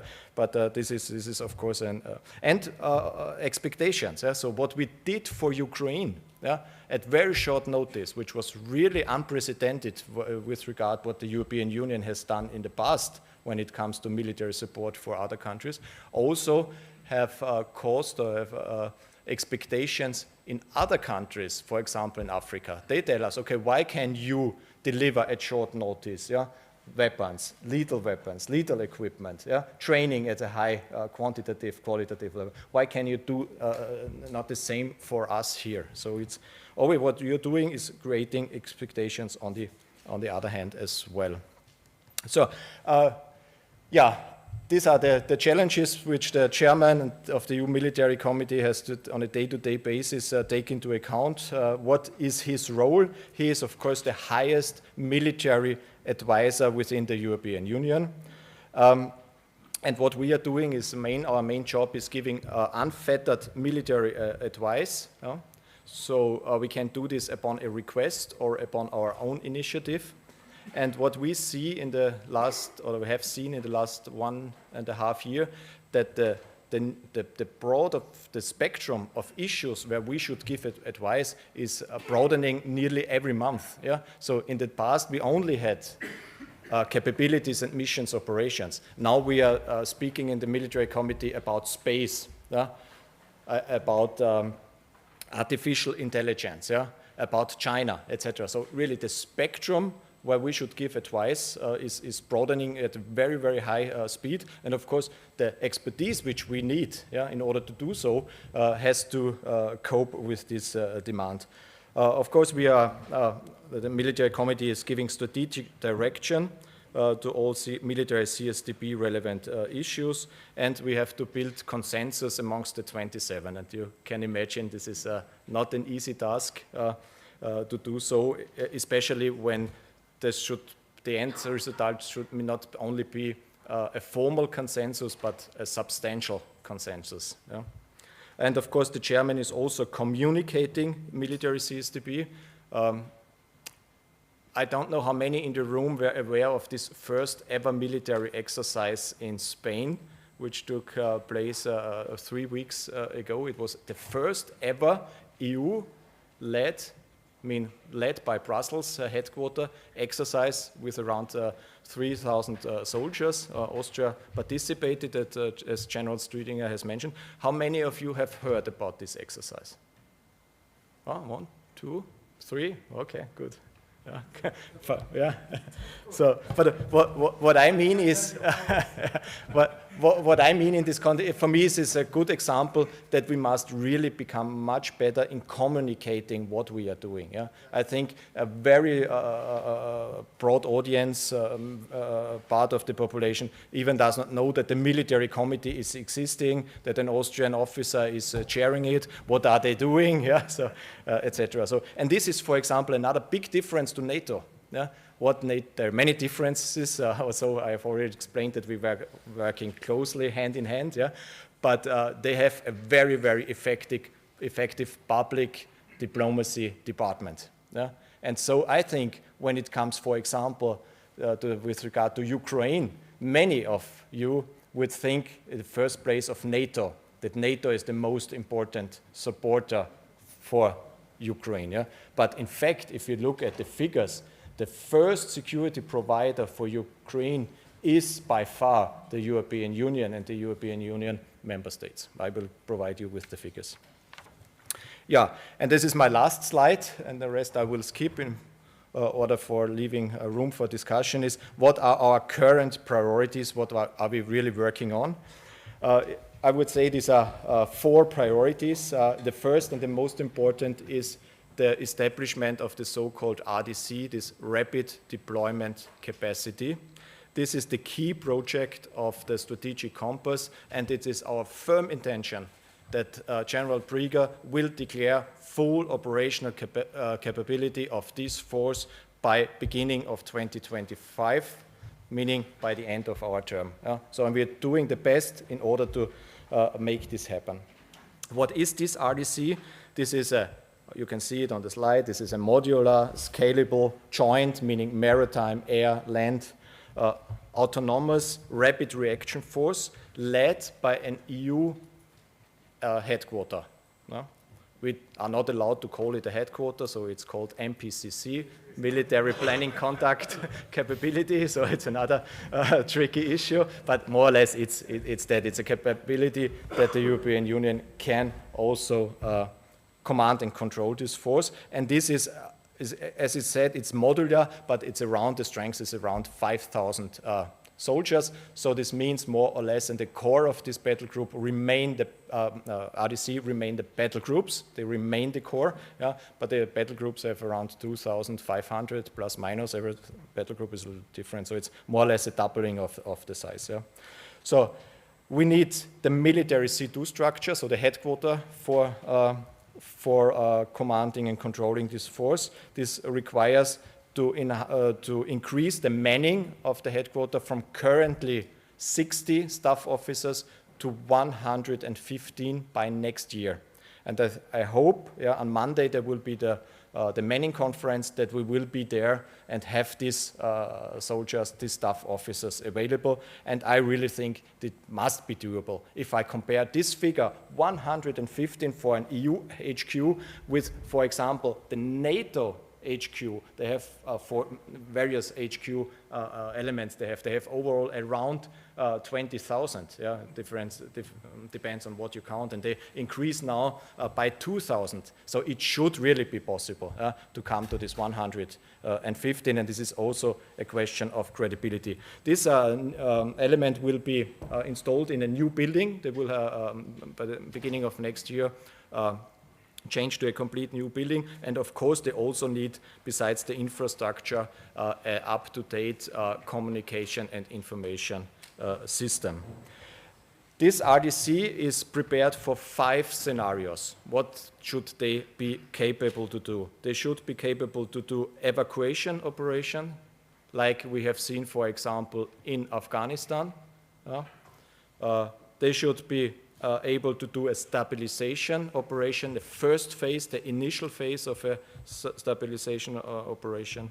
They should be able to conduct a disaster relief operation, to conduct conflict prevention, and a peace enforcement as the most robust scenario. And if you look at these 5 scenarios, they are so realistic. They are so realistic. That is not the question that if one of these things, one of these scenarios will happen, it will be only the question of when it will happen. And then it's the only question, do we at this time can provide the political leadership of the European Union and military capability in order to react in such a situation or not? This is as simple as that. We already started a new cycle of exercises. So this RDC for the first time will be trained and will conduct exercises on an annual basis. So what we did in Spain was just the beginning. This will be continued under the next presidency, so there will every year be at least one exercise. So this was our first priority, this RDC, and what is it about? The second is, of course, continuing the support for Ukraine. I have already said a lot. We started with military training and equipment. So far, the European Union has spent more than 5 billion euro as European Union, so as collective body under this European Peace Facility instrument, and additionally 20 billion on a bilateral level, only for, so meaning 25 billion euros only for military support. Yeah? And this and the overall support, so meaning the rest of economic, etc. support, sums up to 83 billion. So, and for the next period, for 2024 to 2027, the recommendation of HR Borrell is to get an envelope of further 20 billion for the next. Sorry. So I can continue. Yeah. So for the next 3 years, further 20 billion for military support. Yeah. So, but we are not there yet. We are not there yet. This recommendation needs to be needs an unanimous political decision by the heads of states of government at latest by December. Otherwise, we cannot continue with our plans. We have so far, in a special training mission, trained 30,000 Ukrainian soldiers in more than 500 different training modules throughout Europe. And the goal for the next period is to raise the number to 40,000 Ukrainian soldiers. And out of the 1 million rounds of ammunition, we have so far provided 300,000. So, and if you compare this with all other actors, yeah, you see this is the fact where we can safely say that the European Union is the first security provider for Ukraine. If it is enough, yeah, this is a different thing. Yeah. We have received a very, very detailed list what the Ukrainians would need. This was the question of President Fasslabend before. Yeah, we have it, yeah, but I think it's an uphill struggle to tackle all those requirements. Yeah, missions and operations, I will be very short here. We have currently 4 training missions, 2 assistance and partnership missions, and 3 military operations, meaning with executive mandates. Just one sentence is where we are currently struggling is with regard to our military engagement in Africa, because we need a clear political definition of the objectives of the strategy, what goals should be achieved with our military presence in Africa. So currently, the main goal with our missions in Mali, Niger, as in this Western Sahel region, is to show strategic patience, to hope for the better, that the political circumstances on the ground after the coups will change, yeah, to remain a footprint, but there is no clear political guidance. So President von der Leyen has asked for a strategic review of EU's engagement in Africa, and this will, of course, have an impact on our military engagement there. Just last sentence in this regard, we definitely cannot abandon Africa. Like we have abandoned Afghanistan, for example. So Africa is our immediate neighbor, and everything what happens there will have sooner or later an impact on the European Union. We already mentioned terrorism, but also especially, of course, the migration and other things. But Africa, of course, is not only a continent of conflicts. There's also a lot of hope and positive signs. But I will stop here in order to give other presenters their possibilities to present and then have an interaction with you. Thank you very much.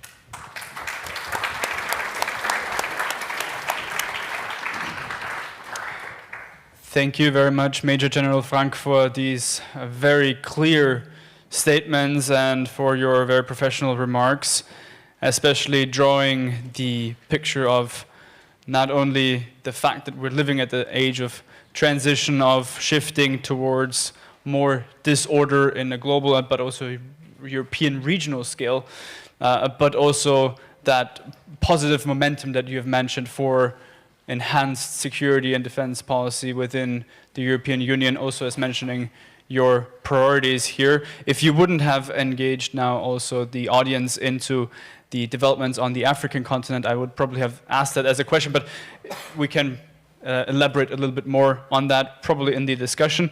But first I'd like to give the floor to Sven Biscop. Sven, one of your priorities in your teaching and in your lectures, if I remember correctly, is also that you're focusing on the grand strategy of the European Union and, of course, other regional and global powers. And therefore, based on also what we've heard already from Major General Frank, I would be interested probably in hearing, does Europe and the European Union indeed have a grand strategy? And maybe you can elaborate a little bit on that as well. Thank you. All right, thank you, and thank you for the invitation. It's a pleasure to be here again at the Europa Forum. Thank you, Werner, Minister Fasslabend, for asking me back. Johann and I did not coordinate, but indeed it's a very similar message. And I was going to talk about 3 tasks for CSDP as I see them, and maybe I do that and I briefly end on the grand strategy question. Number 1, I will be very brief, is support for Ukraine.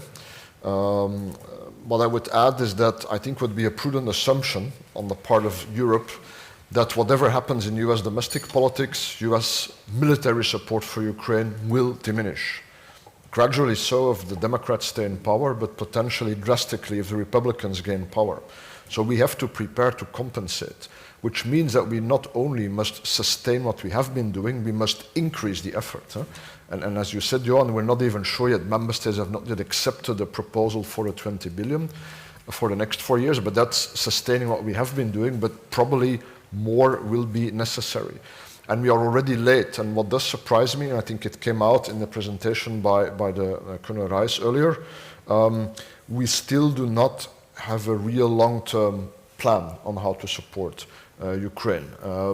We still move very incrementally, weapon system by weapon system, small number by small number, and whereas I think by now, a year and a half into this war, we should have come up as Europeans with a plan that say for the next 5 or even 10 years, which armed forces will Ukraine need, which capabilities do we require, how will we produce it, pay for it, and transfer it to them. And that is on us now, I think, and I think the EU is well equipped to do that.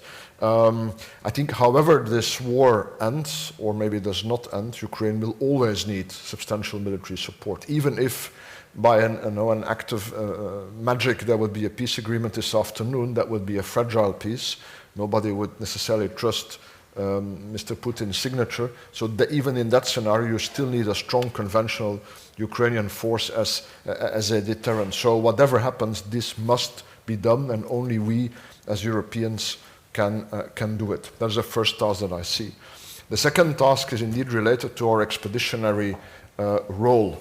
And I think now it's very clear for a moment in the first, let's say, half year of the Ukraine war, all the attention, of course, shifted to the east, but there were a few EU member states reminding people that the southern flank is also unstable and there will be problems in the south that will at some point require a degree of military attention. Now, of course, this is obvious with the war in Gaza. Not that I'm pleading for EU military intervention in Gaza, but you get the picture. I am slightly more skeptical, Johann, about the rapid deployment capacity, about the RDC. I think the level of ambition to be able to deploy 5,000 troops is the correct one if you want to make a significant impact in a crisis. That's usually the sort of number that you need if I'm talking land-centric for a moment, but you are from the army here, so I can do that. But I'm thinking if this is what we want, and if we want to be able to sustain such a deployment in more than one crisis, we do not need different smaller modules that together add up to 5,000. We need modules of 5,000 each, in a way, right? We need member states to say, I have a brigade of 5,000 that could be used for this type of operation. A pool of, let's say, 6 brigades. Those brigades could do maneuvers together. And then, if a crisis happens, chances would be bigger that if you have a pool of 6 member states whose brigades have already done maneuvers together, that you can generate a tailor-made force from that pool for the task at hand. If I say 6 times 5,000, 30,000, that's actually half the headline goal. Everybody forgets that the level of ambition officially of the EU is still the headline goal, 10 or 12 brigades or 60,000 troops. Political leadership in most states happily ignore that, but that's the fact. So in my view, a serious expeditionary force would be that level of ambition. I know it's very easy for me to declare that here as an academic, but I guess pontificating is my job, so to say. I see another issue there, which is linked to the NATO new force model, which also includes a sort of a NATO response force 2.0, which will be the Allied Response Force, or the ARF, which will also be an expeditionary force composed mostly of Europeans. And I wonder, will the Europeans have the numbers of troops of an expeditionary nature in the state of readiness to do both schemes? And the NATO scheme supposedly is a NATO-only scheme. So when your troops are on rotation for the ARF, in theory, we cannot use them for something else. Do we have the troops to do both at the same time? Does it make sense? I'm not so sure. The reality is, if you look at operations since the turn of the century, combat operations, or operations that involve the risk of combat, most of them have actually taken part outside the formal EU and NATO frameworks, but they have been done under national command or under command of a coalition of the willing. So however we organize it, RDC, ARF, we must build in the flexibility that allows the member states who are willing to go under whichever command structure, be it an ad hoc command structure. Third point then is then the defense of Europe itself and deterrence, which is indeed very much linked to this NATO new force model. And I do realize, coming from the Austrian Netherlands, that I'm in Austria, and that is a difficult issue, but I think it's reality. I think in most capitals of EU member states, those that are also in NATO, the defense establishment's attention is almost fully absorbed by implementing the NATO new force model, the new iteration of the NATO defense planning process that started last summer. That is a reality. Even in Belgium, and we like to think of ourselves as one of the most enthusiastic about European defense, but that's what our defense staff is doing now, 99% of their time. Now, to understand it, it's linked to the grand strategy question. The way I understand this is a Europeanization of the conventional deterrence and defense in Europe. The Americans have basically said, since Obama, Asia is priority number 1. So we're still a priority, but priority number 2.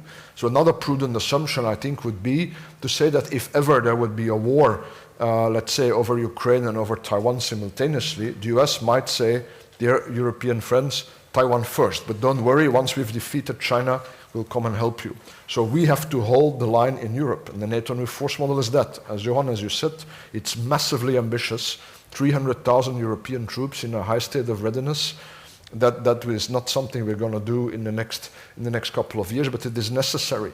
It means that under the American nuclear umbrella, you are building a conventional European posture that should be strong enough to deter or defend against any conventional threat to Europe, even if there were no single American soldier in Europe, conventional soldier. And it leads to all kinds of good old-fashioned Cold War type debates, right? Because the American nuclear umbrella is there, but of course it is not activated so easily, right? If hypothetically Russia sends a platoon into Estonia, we're not going to send a nuclear armed F-16 from Belgium to Moscow, clearly. So I say that to say the conventional first line of defense must be serious, and that is our responsibility. But I fully agree with Johann, there's a chance here to promote European defense cooperation. It's a bit of an irony because this is what ESDP and our CSDP has been about since 98 and 1999. But we haven't really done it. I mean, I started working on this topic as a master's student back in 1998. It's by coincidence fully 25 years ago. I mean, that's totally insignificant fact, but it's nice for me. I mean, it kept me in business. I have a mortgage to pay. It's fine. But if you look at the achievements in terms of defense integration, it is close to zero, sadly. That we must be honest. It is close to zero. But now, in a way, the NATO new force model may force it, because what does it say? We'll divide the eastern flank into 3 sectors, north, middle, and south, not very original. Behind each sector should stand an army corps, and under these army corps you have divisions and brigades, all composed of Europeans. If we Europeans would coordinate our effort there and make sure that these are indeed complete and coherent corps, divisions, and brigades with our own European enablers, in other words, that they become a freestanding, or say a European package of forces that can stand on its own feet, right? Which is not now the case. If today you take only the armed forces of Europe, you do not have a complete set of armed forces. There are enormous gaps which only the Americans can fill. So if we remedy this, and in doing the NATO new force model, we make sure that the American force package, so to say, stands alongside the European package, but the European package on its own is also a complete and coherent set of forces, then we would have this mythical European pillar of NATO there, right? It's a concept that's often used, but like a European army, nobody really knows what it means. But if we would do this, we would have a European pillar of NATO in capability terms, not in political terms, not in some sort of European caucus within the NAC, but in pure capability terms. And I think that is what we need. And I would say use all the instruments that we have created, permanent structured cooperation, the European Defence Fund, and so on, use them also to that purpose, because that is for the majority of member states the priority. And if we do not use those instruments for what member states consider to be the priority, they will be forgotten and they will be marginalized. You know, I'm a great believer still in CSDP. You know, the good thing about, of course, of believing is that then you don't need evidence, because when you believe, you believe. But it is indeed hard to find evidence, right? So PESCO in particular, I'm very disappointed with it. I think so far it has failed. We're doing dozens and dozens of projects, but only a few of them have strategic significance. None of them is useless, but strategically significant, a handful. We could do so much more with that. And I mentioned PESCO because the Council decision says exactly that the aim of PESCO could be, not should be or is, but could be a comprehensive full spectrum force package. I think this notion of package is crucial. So to wrap it all up and say a bit about European grand strategy, we must indeed not forget this military component of it. I think the EU is developing a number of policies that go some way to defending its interests. There's the whole idea of open strategic autonomy in economic terms and de-risking, making sure economic sovereignty remains on track. There's the whole global gateway, which should allow us to have a positive story to tell, to gain influence in other countries. There's our still principled commitment to multilateral cooperation. But none of this will work if not underpinned by military force. And I think in the end it's a mindset, right? Do we see ourselves as a player, a main actor, in the same league as China, Russia, and the United States? And then we have to do all this. And we are maybe beginning to realize this, because now we know that if we claim to be a geopolitical union, then supporting a state at war like Ukraine, that's the sort of thing that a geopolitical player does. So is that how we see ourselves? But at least half of the member states don't see themselves. They see the EU as a secondary actor whose only role on the world stage is to be the most faithful ally of the United States. And as long as we don't get over this divide, we will always oscillate oscillate between the two. But if we want it, I think the resources are there. Thank you.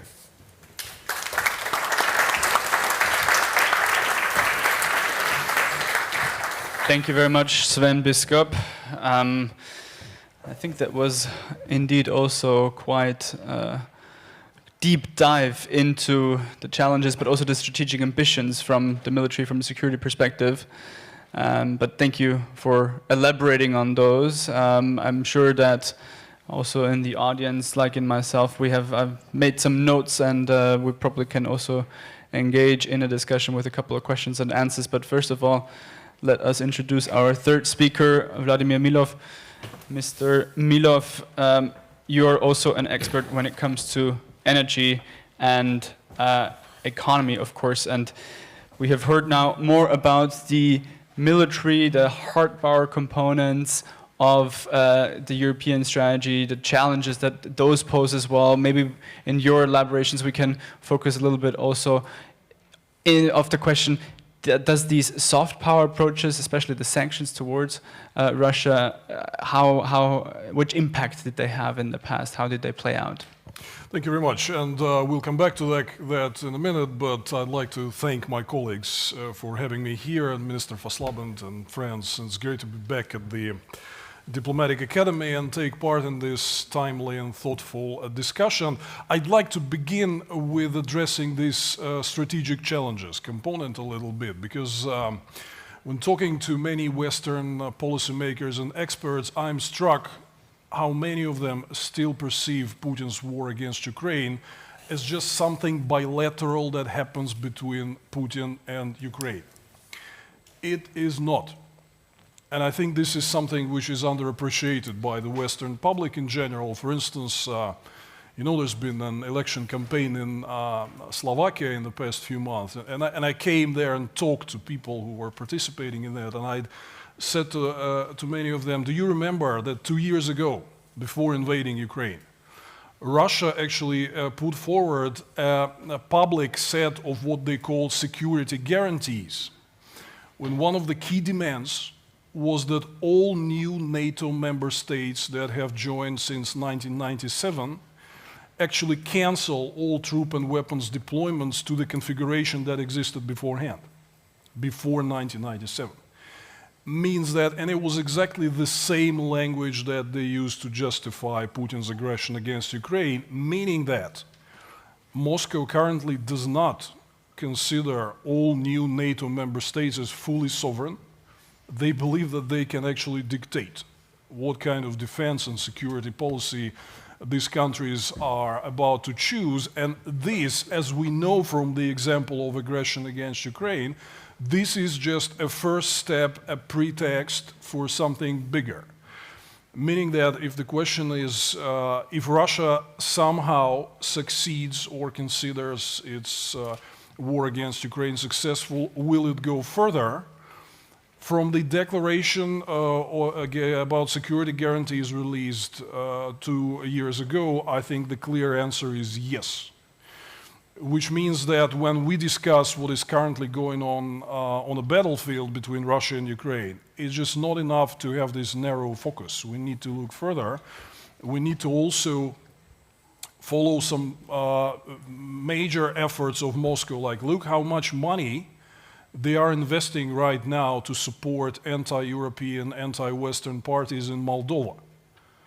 Here's another example, and they have been openly mulling, I mean, very publicly, Russian government officials and pro-government experts, state propaganda, they have been openly mulling that that's probably the next target. The Baltic states, northern Kazakhstan, whatever. So I think it is important to understand that we have a strategic threat here coming not only from Putin's Russia, but in a broader sense, from a wide range of autocratic regimes who have major difficulties at home. Autocratic regimes cannot generate a successful future vision development model as an alternative to the Western way of life. Their own populations are deeply unhappy with what is going on. We can talk about it further, but I know how this happens in Russia, but you could have seen this in Iran and other places. So expansion is the only natural way for them to compensate for all the domestic failures, which means that if we look at China's economic slowdown at the moment, that, bearing in mind my Russian experience, looks kind of threatening to me. Because China's economic downturn is systemic, there's no easy way out of that. They have to find a model to go further economically. How does Xi Jinping compensate for all these economic difficulties? Little victorious war, as usual. So I think that kind of elevates that threat. And another important issue is that all these autocratic regimes, they cooperate. They help each other in all these different ventures that they are into.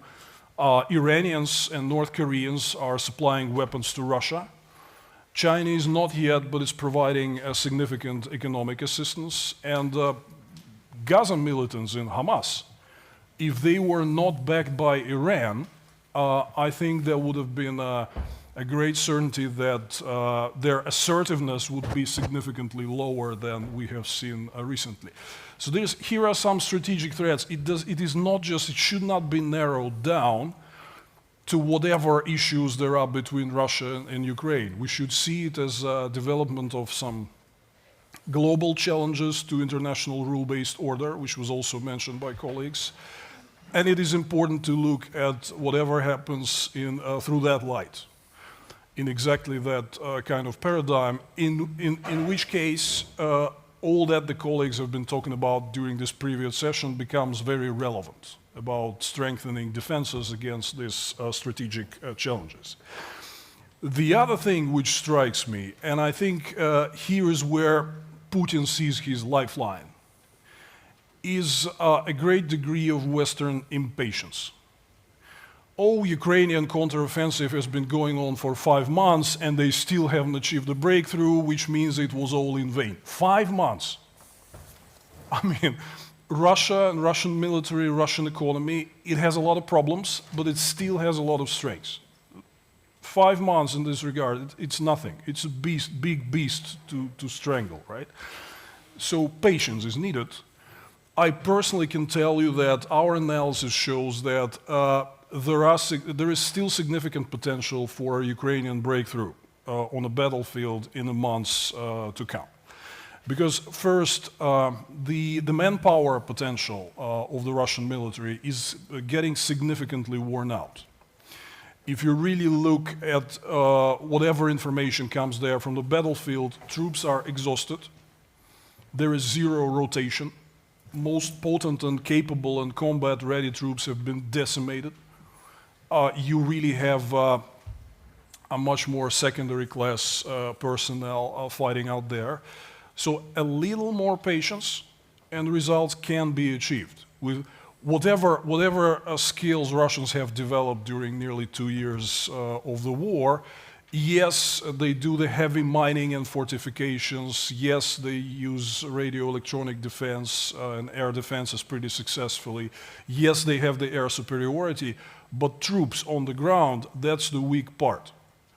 So we have to exercise some patience here. Economy, another major issue.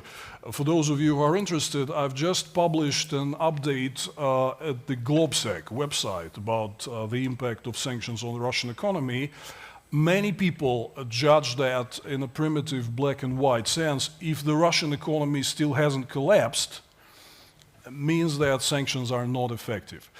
It hasn't collapsed, but sanctions are having the profound effect, which is deepening over time. I just listened to the chairman of the central bank, Elvira Nabiullina, who's been speaking in the State Duma, Russia's federal parliament, a few days ago. She says, we need a prolonged, lengthy period of extremely tight monetary policy to maintain control over inflation. Inflation is caused by ruble depreciation, which is caused by sanctions, because Russia cannot and will not be able to produce anything. It has to import from China, Turkey, and elsewhere. Sanctions have deprived Russia's ability to launch a major import substitution. They need international cooperation for that. They need component parts, technologies. Import substitution not working. Russia imports a lot, that puts pressure on the ruble. Ruble puts pressure on the inflation. Inflation causes extreme rate hikes, 15%, that's growth prohibitive. So sanctions do work, and I will not go into too much detail, but patience. Again, we're coming to the issue of, when we talk about strategic challenges, we need strategic patience. Russia is a big player. It still has a lot of resources, and Putin still has a lot of determination. Just look at his recently approved 3-year federal budget, which is not only envisaging significant increase of military spending for next year, but 2- or 3-fold increase of military spending for 3 years ahead, as compared to the level of 2021. That means it also comes at a huge price for the Russian economy, because it will be paid with significant increase of taxation, which will be another growth killer in pair with the central bank rate hikes. But Putin is determined, and he considers this as a long-term, lengthy fight. He is prepared. He is prepared to be patient. So if the democratic world does not want to lose this fight against Putin, who wants to redraw the international order, no less, it's not about Ukraine, it's about international order, then we need patience, and we need to understand also the weak sides, because there are plenty. The army is getting worn out by the day, the economic resources are getting worn out, sanctions are working, but he still has a lot of capability, which means it takes time. I think the biggest security challenge, I was listening to colleagues, and I tend to agree with all that has been said about European defense capabilities, but I think the biggest issue is not the hard power. The biggest issue is understanding that we are in a protracted standoff with major global autocracies for redrawing the global order. That means if policymakers, if the societies don't have patience to fight for this order, to participate in a lengthy, protracted fight, then Putin wins. We should not afford it. That means patience is the key strategic resource that we should be counting upon. Thank you.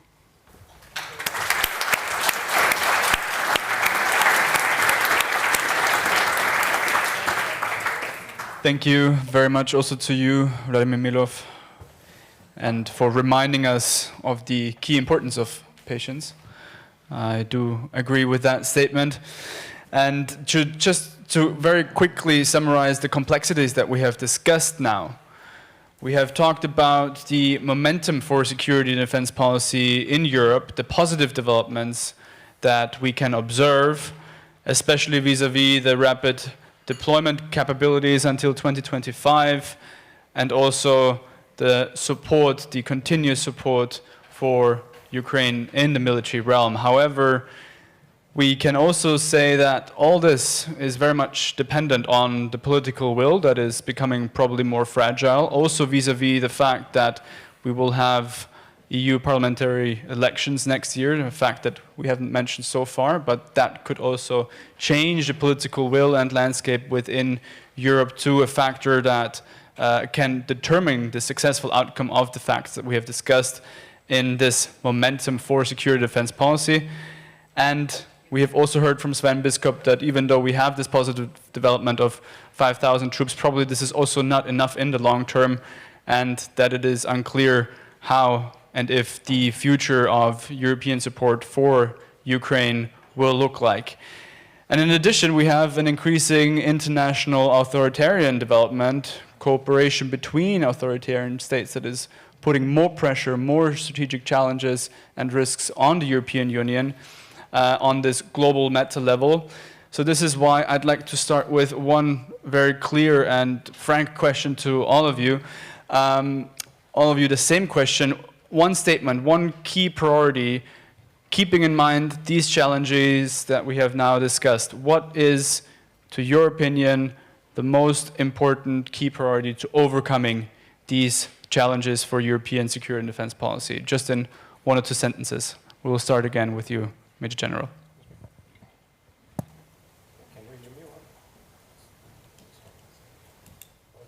Now it should work. Yeah. Yeah, very brief to end strategic naivety. In which sense exactly?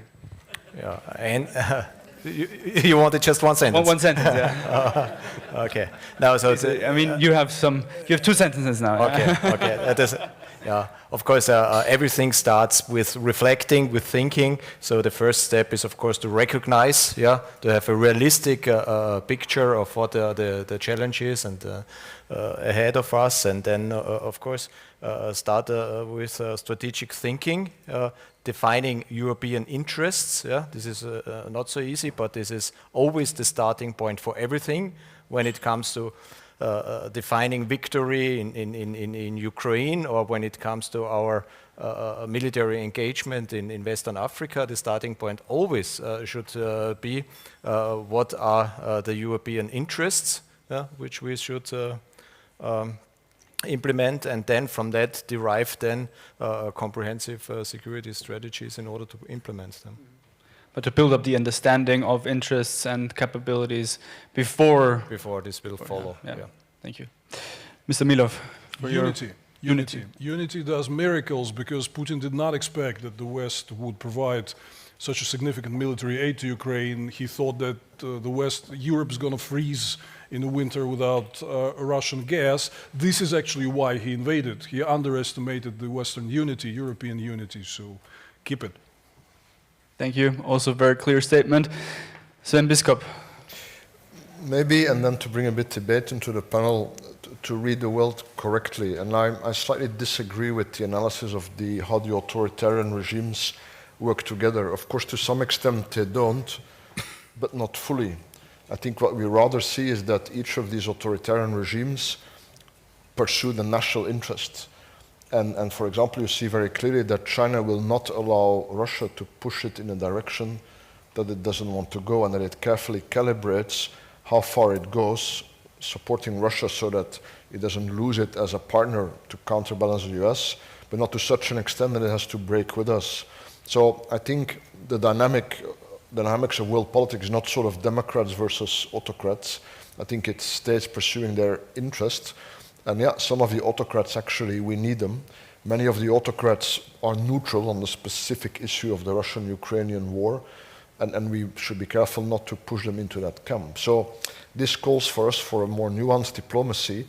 It also means that we have to push aside a bit this rhetoric that we always have of democracy versus autocracy, or abandon, I think, the unrealistic idea that the point of our foreign policy is to democratize the world. I would say the point of our foreign policy is to preserve our democracy. Thank you very much. So if the European Union will be more nuanced in its diplomacy, will not be naive, and will most certainly remain united, then I believe that we have certainly a good mix of 3 components that will enhance also the opportunities for security and defense policy in the future. Ladies and gentlemen, we have some time left, so we can also engage the audience in some questions. I see my colleague is coming already with the microphone. We will start here at the center in the second row with you, please. Yes, hello. Thank you very much for all of your very interesting inputs. My name is Ron Willis. I'm president of the Club of Commercial Councillors here in Austria. I'm a little bit concerned when I hear about plans of increasing the military production capacity in Europe over a space of 10 years, a decade. During World War II, the UK, and I'm not British by the way, but the UK had to double its aircraft production within about a year, months. It had to increase its shipping capacity to import about 1 million tons of supplies from the US per month. And we're talking about a plan spread over 10 years. Now you could say, okay, if we're really threatened, we might be able to do the same. But remember, the decision and the production increase, of the 3 main allies in the war, the UK, US, and Canada primarily, in the end, after 3 or 4 years, had enough capacity to also give Russia 12,000 battle tanks and 18,000 aircraft. Now, you say we might be able to do the same, but there, in that time, only 3 countries had to make the decision. We have 30 countries here. What chance have we got? Thank you. Okay, thank you. Thank you very much. Theresa Fallon, I think you also had a question, if I saw it correctly, that your hand was also up. Yeah, thank you. Hello, I have a question for Sven. You mentioned a more nuanced policy, but we see that at some point, Chinese analysts see that they've lost Europe, but they see it only for temporarily, because I think they can rebrand themselves after the war in Ukraine. Because right now, she is kind of handcuffed to a corpse in Putin, and they understand they have reputational damage, but they're willing to accept that, understand that they are losing Europe, but they see it only as a temporary situation, that they can woo them back if they help rebuild Ukraine, rebrand themselves as a peacemaker, and everything will be fine. So how does Europe respond to this? Because we see, we have red lines, Europe always says, but the evidence is growing that China is supporting Russia. First of all, of course, they buy oil, so they're bankrolling Putin's war in Ukraine. Second, 70% of the equipment found on the battlefields of Ukraine, according to David O'Sullivan, the ambassador for sanctions, says it's coming from China. And then there's a new report that came out that the high-tech stuff is coming out of Hong Kong, and we don't know what's coming out of North Korea. If it's China sending stuff there, we have no idea. So I think the evidence is growing, but I don't know what the EU is going to do. I think my impression is they don't want to even go there. They don't even want to recognize this, because that might make them take action. Thank you very much, especially also for that sneak peek to the afternoon session where you'll be speaking exactly on these topics as well. Do we have one more question? Yes, Mr. Krachenberg, please. I have a question concerning Hungary, maybe even Slovakia. If they are blocking more and more any decisions, common decisions, what is the alternative? The willing only? Is there a concept? Thank you. Thank you very much. Let's keep it with these 3 questions, and with small remarks also from our speakers. We will have one more round of questions then afterwards. But I would like to ask the speakers to also keep it short. Thank you. Yeah. Okay, I think I take the first one, by the gentleman here.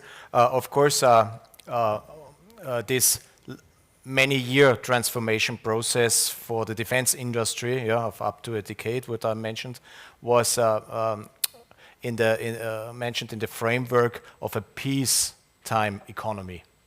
If, of course, there would be the political and the public decision to change today from a peacetime to a wartime economy, then of course we would have different timescales. But in this case, we would not speak about 2% on defense, but about very, very different ratios. And I think we are far, far away from this discussion in Europe.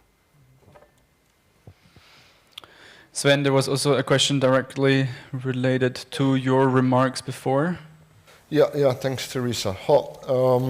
I don't think China has. Well, let's look at it from the European interest. The EU is a global economic player, but a very export-dependent one, right? It is in our interest to maintain free trade and globalization, including with China. That's our interest. So it's not in our interest. So it is very much our interest to avoid a decoupling or a new Cold War if we can.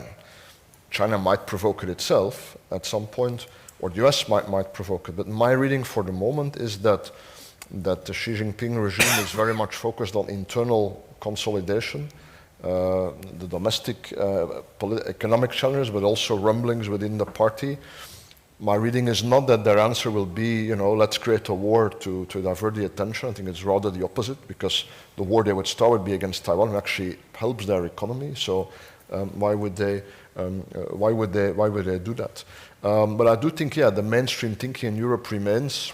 It's better to work with China if they give us something to work with.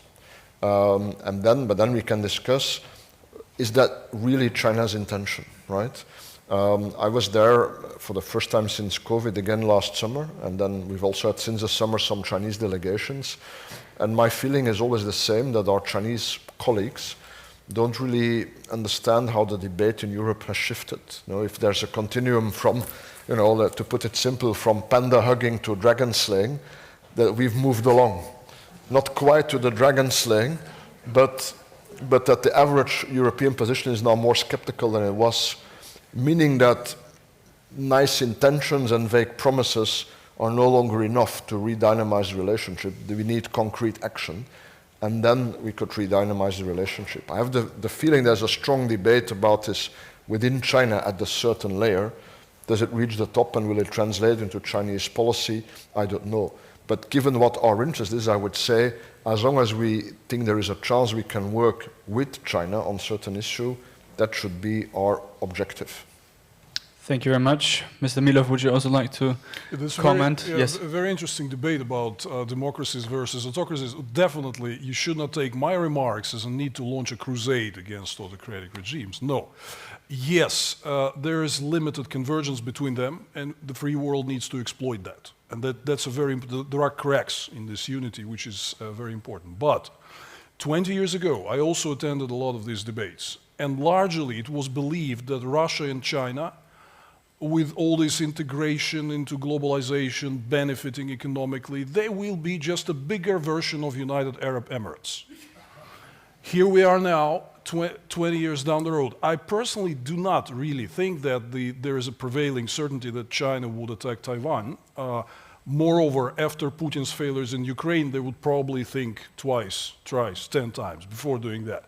However, I remember what people said 20 years ago, all these papers wrote by think tanks in Washington, that next step China becomes democracy. Right? Seriously, you can download, all this exists, the papers never burned, right? So and here we are now, not only discussing the very possibility of China attacking Taiwan, but with a very specific need to spend a lot of money, very practical, pragmatic money to defend Taiwan, just in case. Whether China will attack or not, we don't know, but the threat is far more real now than it was 20 years ago. So we should see a pattern here, and I can tell you two things. As a guy who lived under autocracy more than half of my life, in Soviet Union and later under Putin. First, consolidation of power removes barriers. When you are constrained by public opinion and all of that sorts, you will think twice. If you don't have constraints, why not? Let's attack somebody. The second thing, again, there's a fundamental problem. We see a pattern here. Autocracies cannot deliver good well-being. The situation deteriorates. How do you compensate for that? Small victorious war. This is perpetual, which is why we should definitely no crusades. We should exploit the differences. We should also offer some incentives for autocracies who behave and obey international rule-based order, true, but we should see a pattern here if we're talking about strategic challenges. We have the time for one last round of questions, and I think there are some questions over here to my left. But please, I'd like to ask everyone who is asking a question to just briefly introduce yourself and also keep the question very precise and very short. Please, the gentleman here in the third row. Thank you very much. I have two short questions. So the first question is to Mr. Milov. So how do you evaluate the risk of disinformation in the election of European Parliament in next year and the presidential election in the United States in next year? And the second question is to Mr. Frank and to Mr. Biscop. So now you are talking about more or less about Europeanization of the European defense in continent.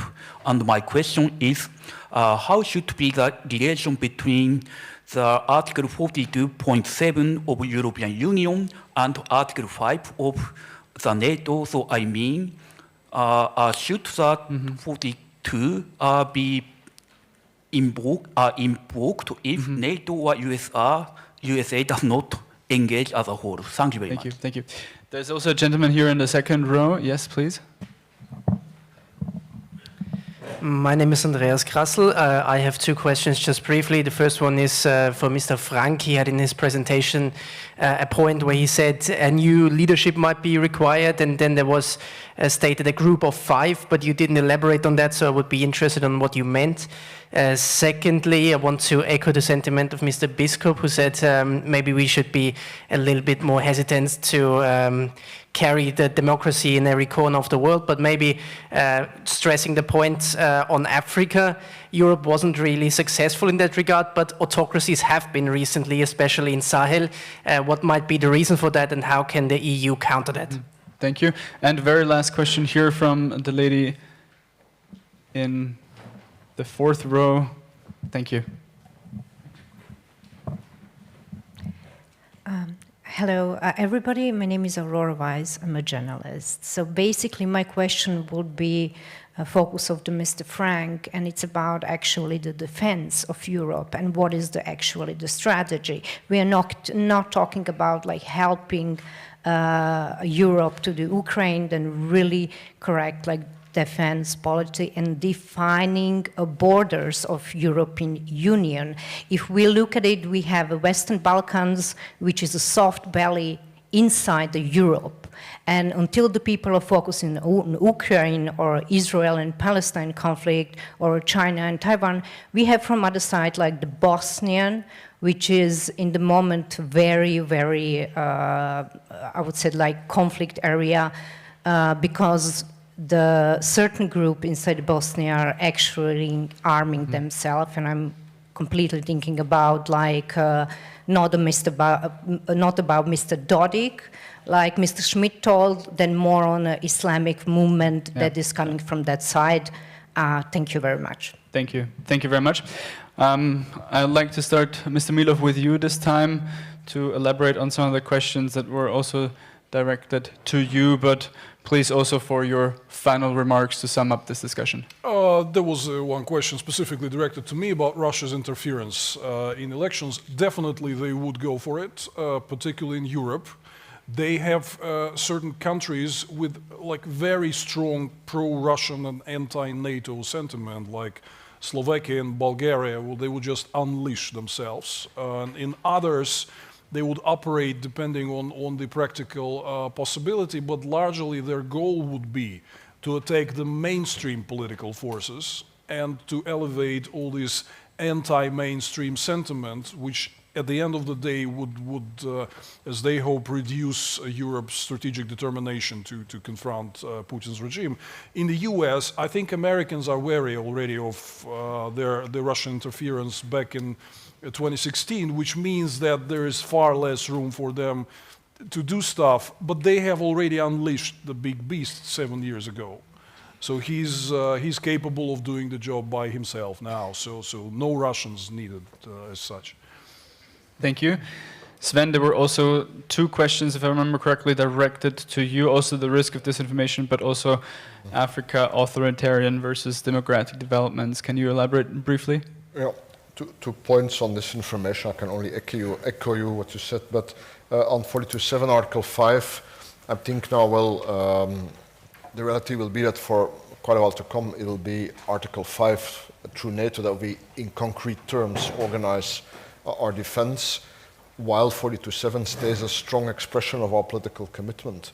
But it is legally binding. In that sense, we should not be forgetting about, in all the discussions about Ukraine, because there's sometimes still this idea out there that maybe Ukraine should not join NATO, but it should join the EU. But yeah, if you join the EU, 42.7 applies. And we would also be legally obliged to go to war to defend Ukraine. That's important.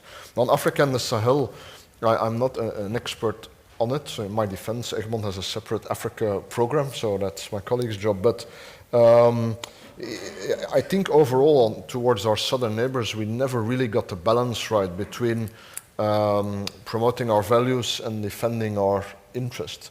And we ended up often contradicting ourselves and undermining our credibility.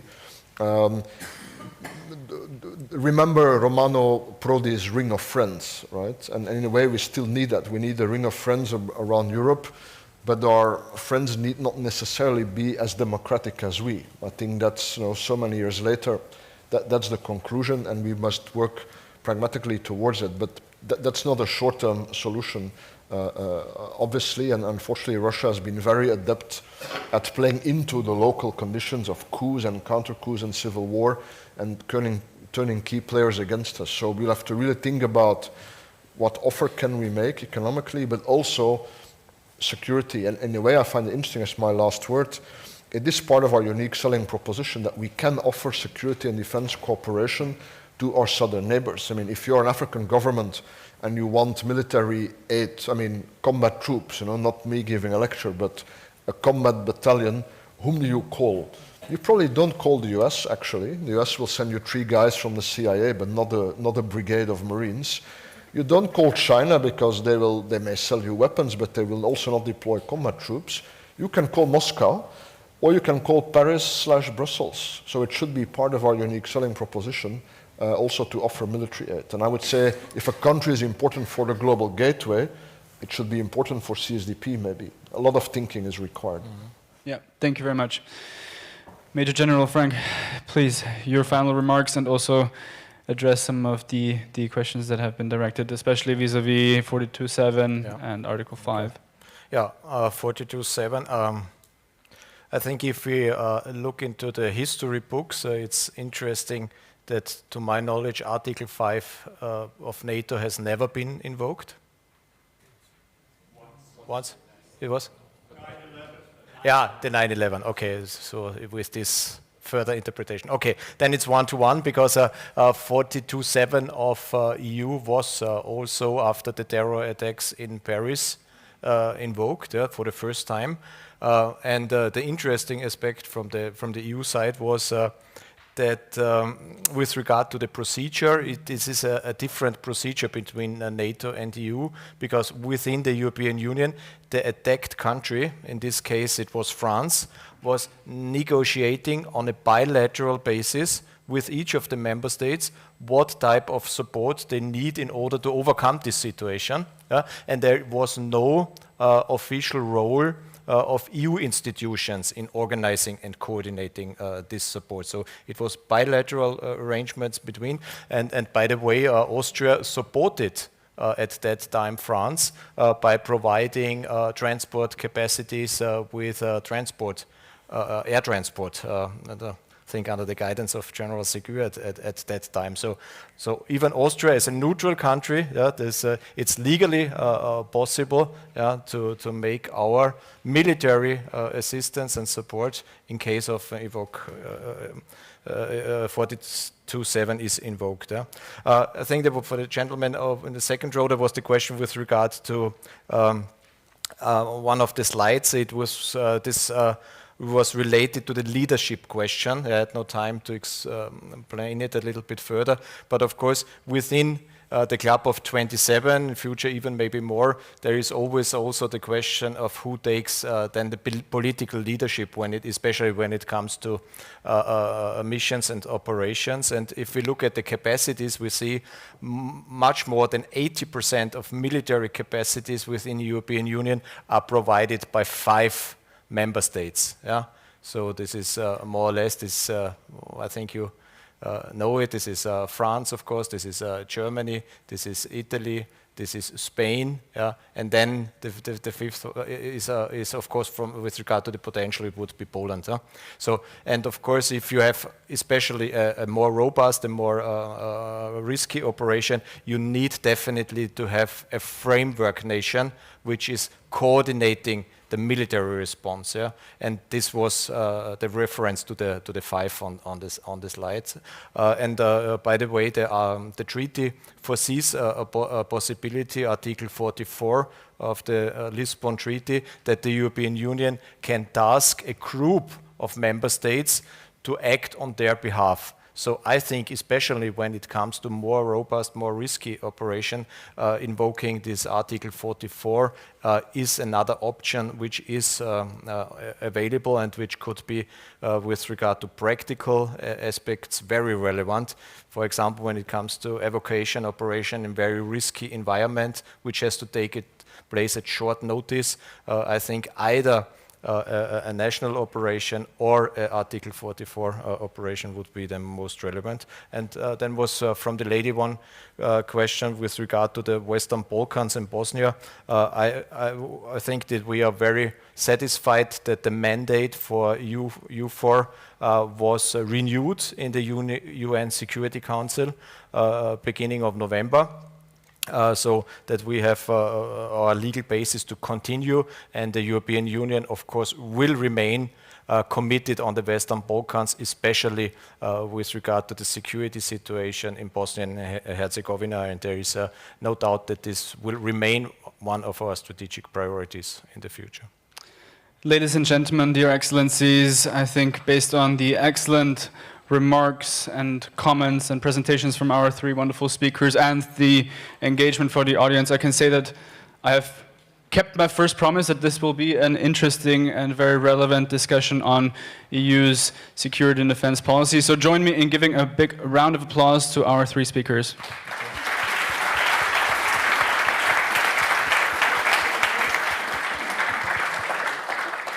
And taking a look at our time, it's exactly 2 o'clock, so I have also kept my second promise that we will finish on time for lunch. We would like to invite all participants to join us for lunch, and I'd like to announce also that we will resume at 4 p.m. Central European Time, also for our viewers that are joining online. For the afternoon session, we have a wonderful think tank panel also prepared for you, so please stay tuned and enjoy the lunch. In the meantime, we reconvene here at 4 p.m. Thank you very much.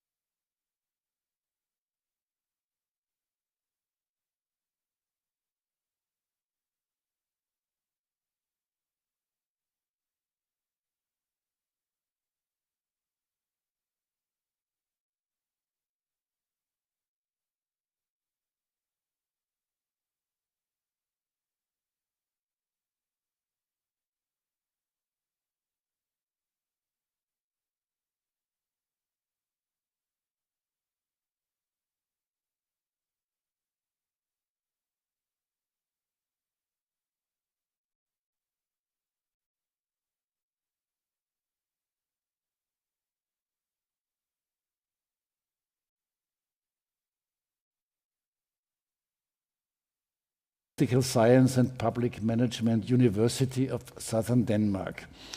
In advance, we agreed on not delivering keynote speeches, but really trying to get into a hopefully lively discussion. But anyway, first I would like to ask any of you, how would you judge Europe's global role at the moment? Maybe Tommy, I may start with you. Thank you, Roland, and it's really great pleasure to be here again. We had lunch, but there's a saying that, you know, after lunch the greatest minds stay. So, you know, the best panel is now. But before we start, I just want to again thank the Diplomatic Academy, Austrian Institute for European and Security Policy, Michael there with the excellent work, and of course Dr. Fasslabend. You know, Dr. Fasslabend earlier said that you should never underestimate your enemies, but I would say that you should never underestimate your friends. And Dr. Fasslabend is such a case. So Martens Center, we are 50 years plus, but we are doing quite well. I keep it there, and one big reason for that is Dr. Fasslabend and his work, what he did 50 years to push the organization through several challenges we had, and now I think we are in a very good level. Now on the topic, just give me, you know, 5, 6, 7 minutes for the opening statement, and so 2 points for the framing the debate, and 3 what I thought before would be provocative statement, but actually following the discussion in the morning, you know, I noticed that because they much go in that line what I'm going to say, maybe it's sadly, because the situation doesn't look, you know, there's a lot of challenges, but maybe that would be a you know, confirmation that you know, the analysis would be in the, I would agree with the previous speakers. So as Dr. Fasslabend, my President Mikuláš Dzurinda, and several speakers had said, so definitely we are in a new, you know, era. After Second World War, the new system was created, but it was created by the winners, by the Western powers. Also the international institutes, United Nations, and you know, the Bretton Woods Institute, IMF, World Bank, all of that. And it looked, you know, we went on like that. 89, so but we had the competition, Soviet Union. 89, it looked like we win the game. That's it, the Fukuyama moment. And just we were expecting to take low-hanging fruits, you know, just collect them.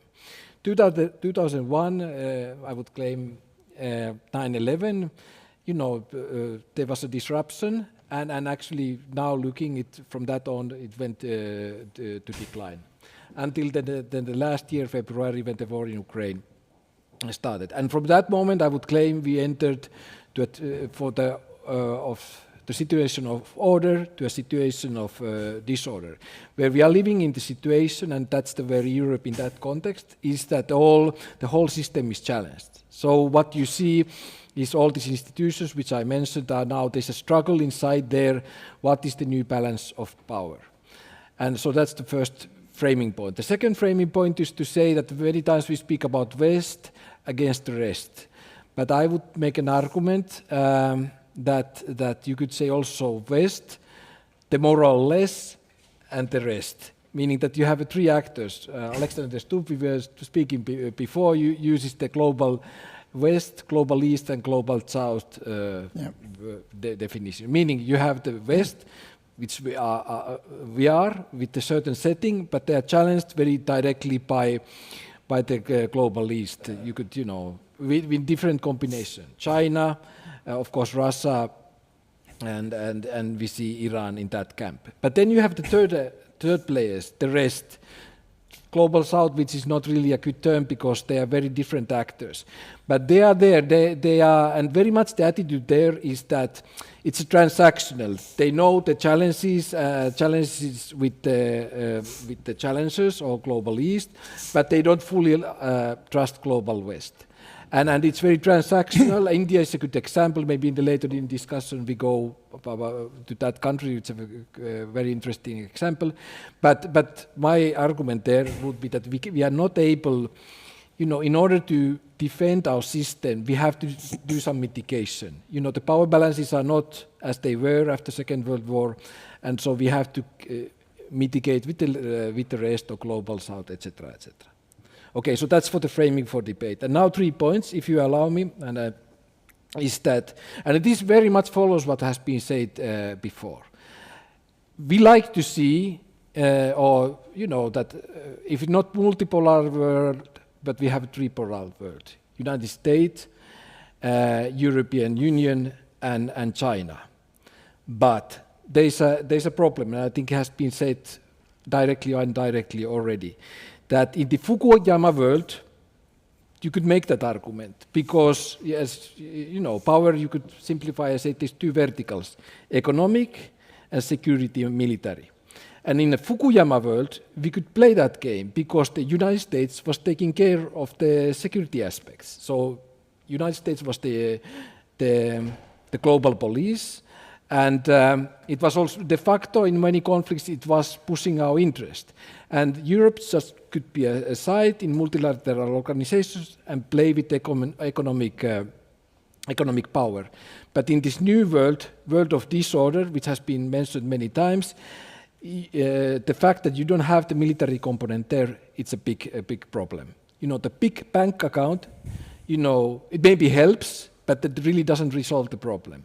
Look Ukraine, look the current crisis in that conflict in Israel-Hamas. So that's now a big problem to us. My second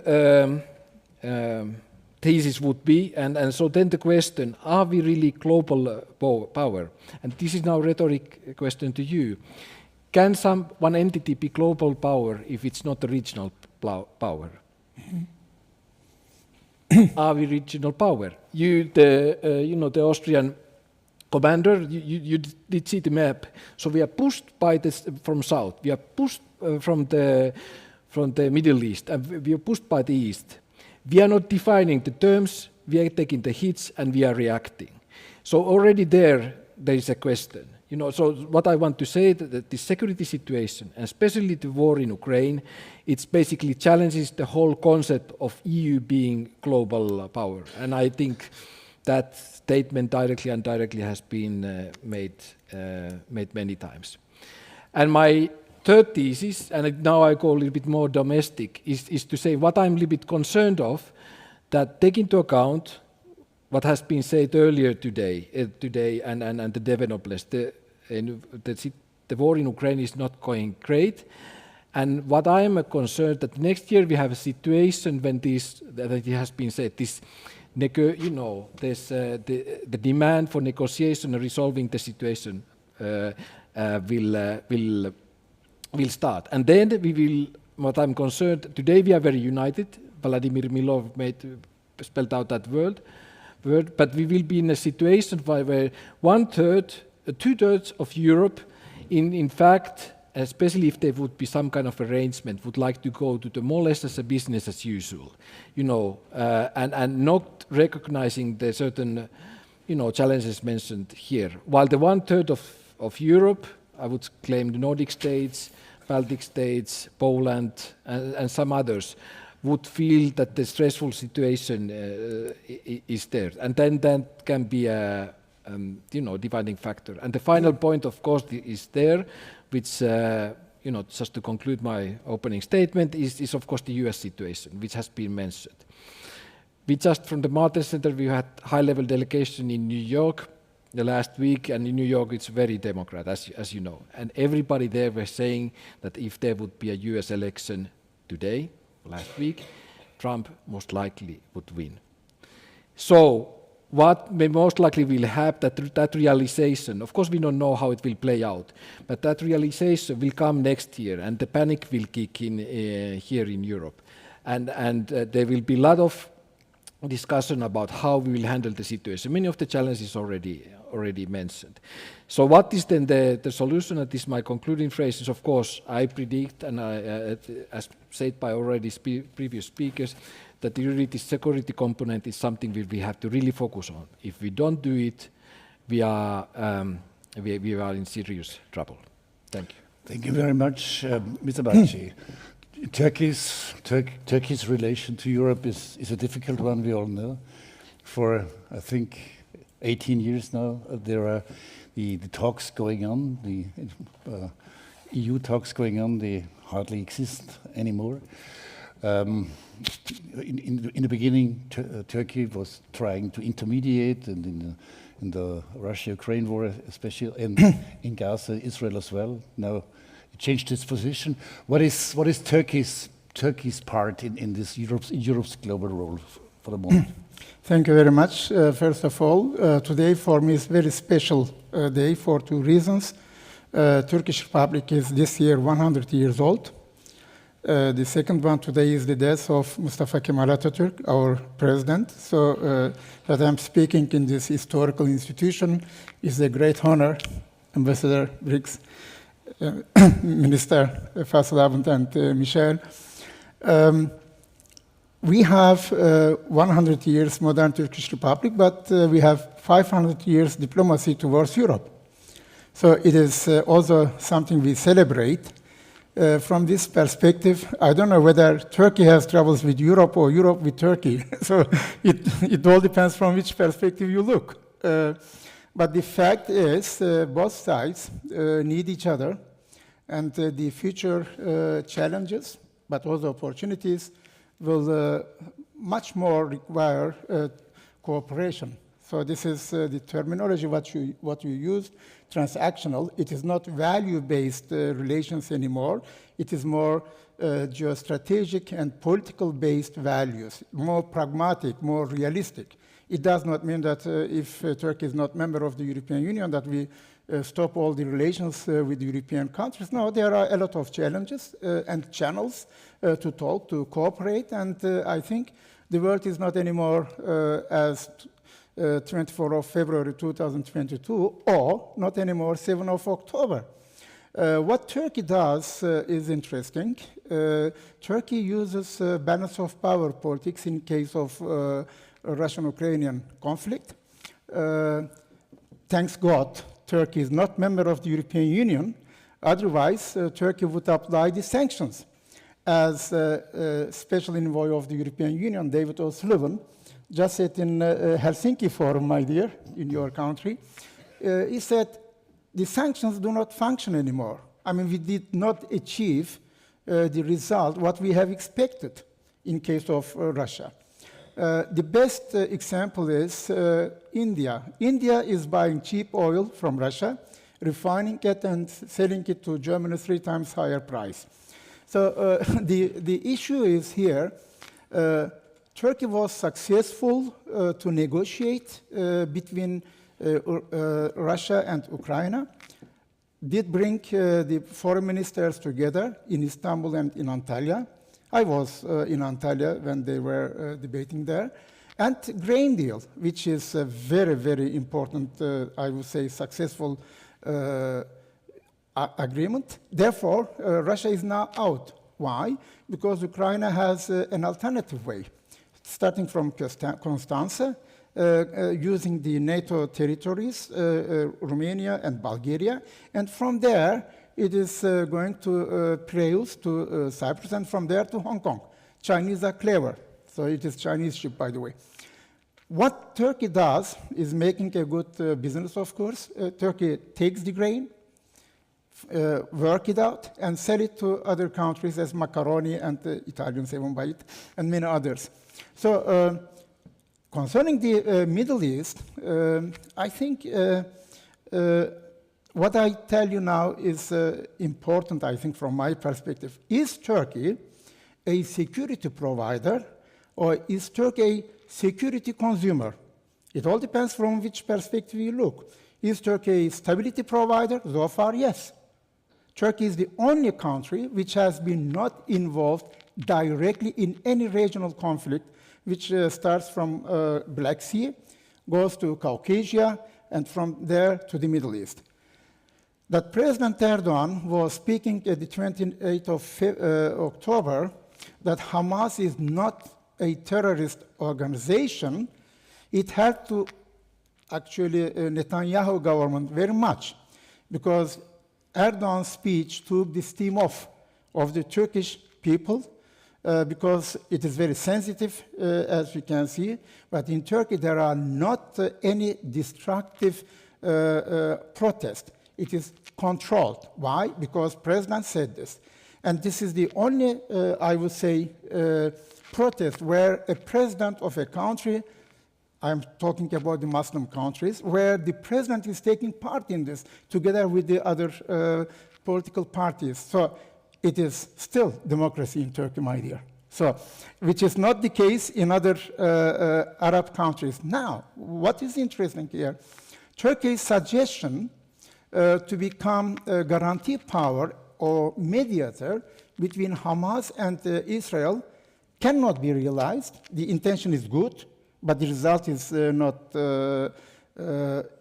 good, because disappointing, because both sides at the moment are not interested to have any ceasefire.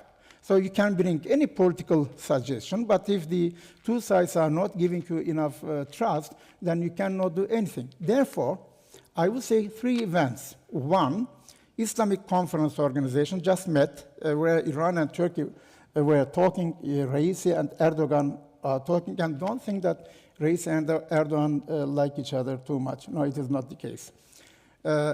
And there is a Turkish state organization. Just last week in Astana, they came together.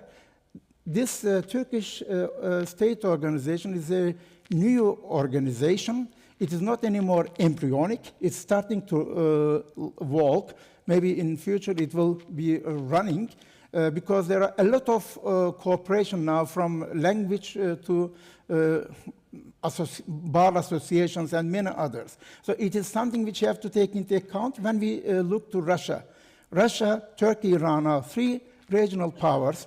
Sorry, Russia is still a global power, but Iran and Turkey are regional powers. And when these two countries have less problems among each other, then it is much better.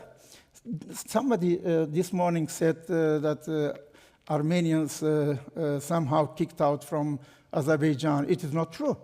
Show me one case where somebody is killed or put into prison. It was just after the liberation of the territories. The Azeri government said, either you stay here or you will become Azeri citizen, or you want to go back. Exactly like in my case. I am the prime example. My parents from Bulgaria and from Macedonia, today they call it North Macedonia, they came to Turkey after Ottoman Empire lost the territories, because they wanted to go to Turkey. I was born in Turkey, but my mother in Bulgaria and my father in North Macedonia, in Skopje, Kumanova. So this is another thing, that Turkey, Israel, and Azerbaijan, they work together in order to get these occupied territories back. The thing is China. We have three external actors in the Middle East. The biggest one, Russia, United States of America, and China. Turkey, answering your question, the Turkish position, so far I can analyze, that Abraham Accords are very important for the future developments in the Middle East. Turkey is very clever at the moment, I must say. I keep my right to criticize the government is another thing. But that Turkey is at the moment not breaking down the relations with Israel. What Turkey has done is just took the ambassador back for consultations, like the Israelis. The economic relations still going on. So we have then the question the day after. What happens after the situation in Gaza somehow came to a conclusion? Then we will have a new type of discussions. What type of Gaza we will have is another thing. And last maybe statement for this moment, Turkey's position is at the moment is just based on historical responsibility perception. That Turkey has at the moment this feeling, which is the result of the last 20 years in this period from Caucasia to Middle East, that those parts of the Middle East, and no one can deny it, 400 years have been under Ottoman domination. And this institution is 1754. It was Ottoman Empire when Austro-Hungarian Empire have been negotiating. Then there was no Israel, there was no Palestine, there was no Saudi Arabia, name it. It was Ottoman Empire. So that it is now a new situation, and I think everywhere in the world we have a tendency to reinterpret the history. Not Fukuyama period, but we have now a new situation that we lost, and this last sentence, what we had since 1945, the international law, all the principles, starting from human rights to war crimes, everything changed. And this new publication in Foreign Affairs, just about how the United Nations lost its prestige in the last couple of weeks, it is one of the prime examples. Now, we need probably a new world order. But this world order, how it looks like, I don't know so far, because none of the 5 permanent members are interested to give their privileged positions. And this is a problem which neither Turkey nor any other country, not a member of permanent 5, can solve. So the problem is there, and I cannot solve it. Just to clarify, I did not put into question the status of democracy in Turkey. Yeah, we are still democracy. And later we speak about Sweden. We will. Later. Theresa Fallon, you're a specialist on EU-Asia relations, but does Europe have time for Asia relations for the time being? Does it have a role in this global context? That's a really good question. I just want to say first, thank you so much. It's my very first time to speak here, and so I'm really honored. Can you hear me okay? I think you could, maybe raise it a little bit. Oh, okay. Yeah, there we go. So my name is Theresa Fallon. Everyone, when they hear my accent, they want to know which box to stick me in. So I'm going to just give you a little brief background. I'm unusual in one respect, that I lived in Moscow for 5.5 years, and when I moved to Beijing, directly from Moscow to Beijing, I lived there for 4 years, but you could really see the Soviet influence in China, and most people don't really see that right away. And because I lived in Russia, I could really see it. It was one of the world's biggest transfer of technology from the Soviet Union to little brother China. And now you might argue that the roles have changed. So China is maybe the big brother and Russia is the little brother, but the Russians don't like that narrative, but maybe you can correct me on this, Sergei. They said, we're actually the big sister. So they're changing the narrative slightly. But this experience, that really helped me connect Russia and China. And when I returned to Belgium, I thought so many people would be interested in all of this, and there was really no interest whatsoever. And so I decided to hang out the shingle and connect Center for Russia, Europe, Asia Studies. And we cover Eurasia. That's pretty much what we cover. But earlier in the day, Christian Schmidt mentioned, he noted the anniversary of the Berlin Wall coming down. So for this part of the world, you've had 30 years of kind of peace and prosperity, but now you see some changes. But the same year, 1989, we saw the Tiananmen Square massacre. So when Europe was just celebrating the end of history, everything is changing, we actually saw the screws tighten in the People's Republic of China. And I think many people have forgotten that. And now we're kind of reminded. We no longer have this luxury. We don't have this holiday from history any longer. So I'm going to make like 3 points in my opening remarks. But I just came from a conference in London, and I was a graduate student there. And in 1993, the song that was by E-Dreams called "Things Can Only Get Better." And I would say I'm looking out in the audience, seeing all these young faces, probably from the Diplomatic Academy here, that you've had COVID, you've had war in Ukraine, now war breaking out in the Middle East, threats of possible war in Asia, Pacific. And things don't look like they're going to get better. And you have a very different lens framework for the future. So I don't know what your theme song should be, but we'll have to move on. But Mao would say, and this is a quote from him, "Everything under heaven is utter chaos.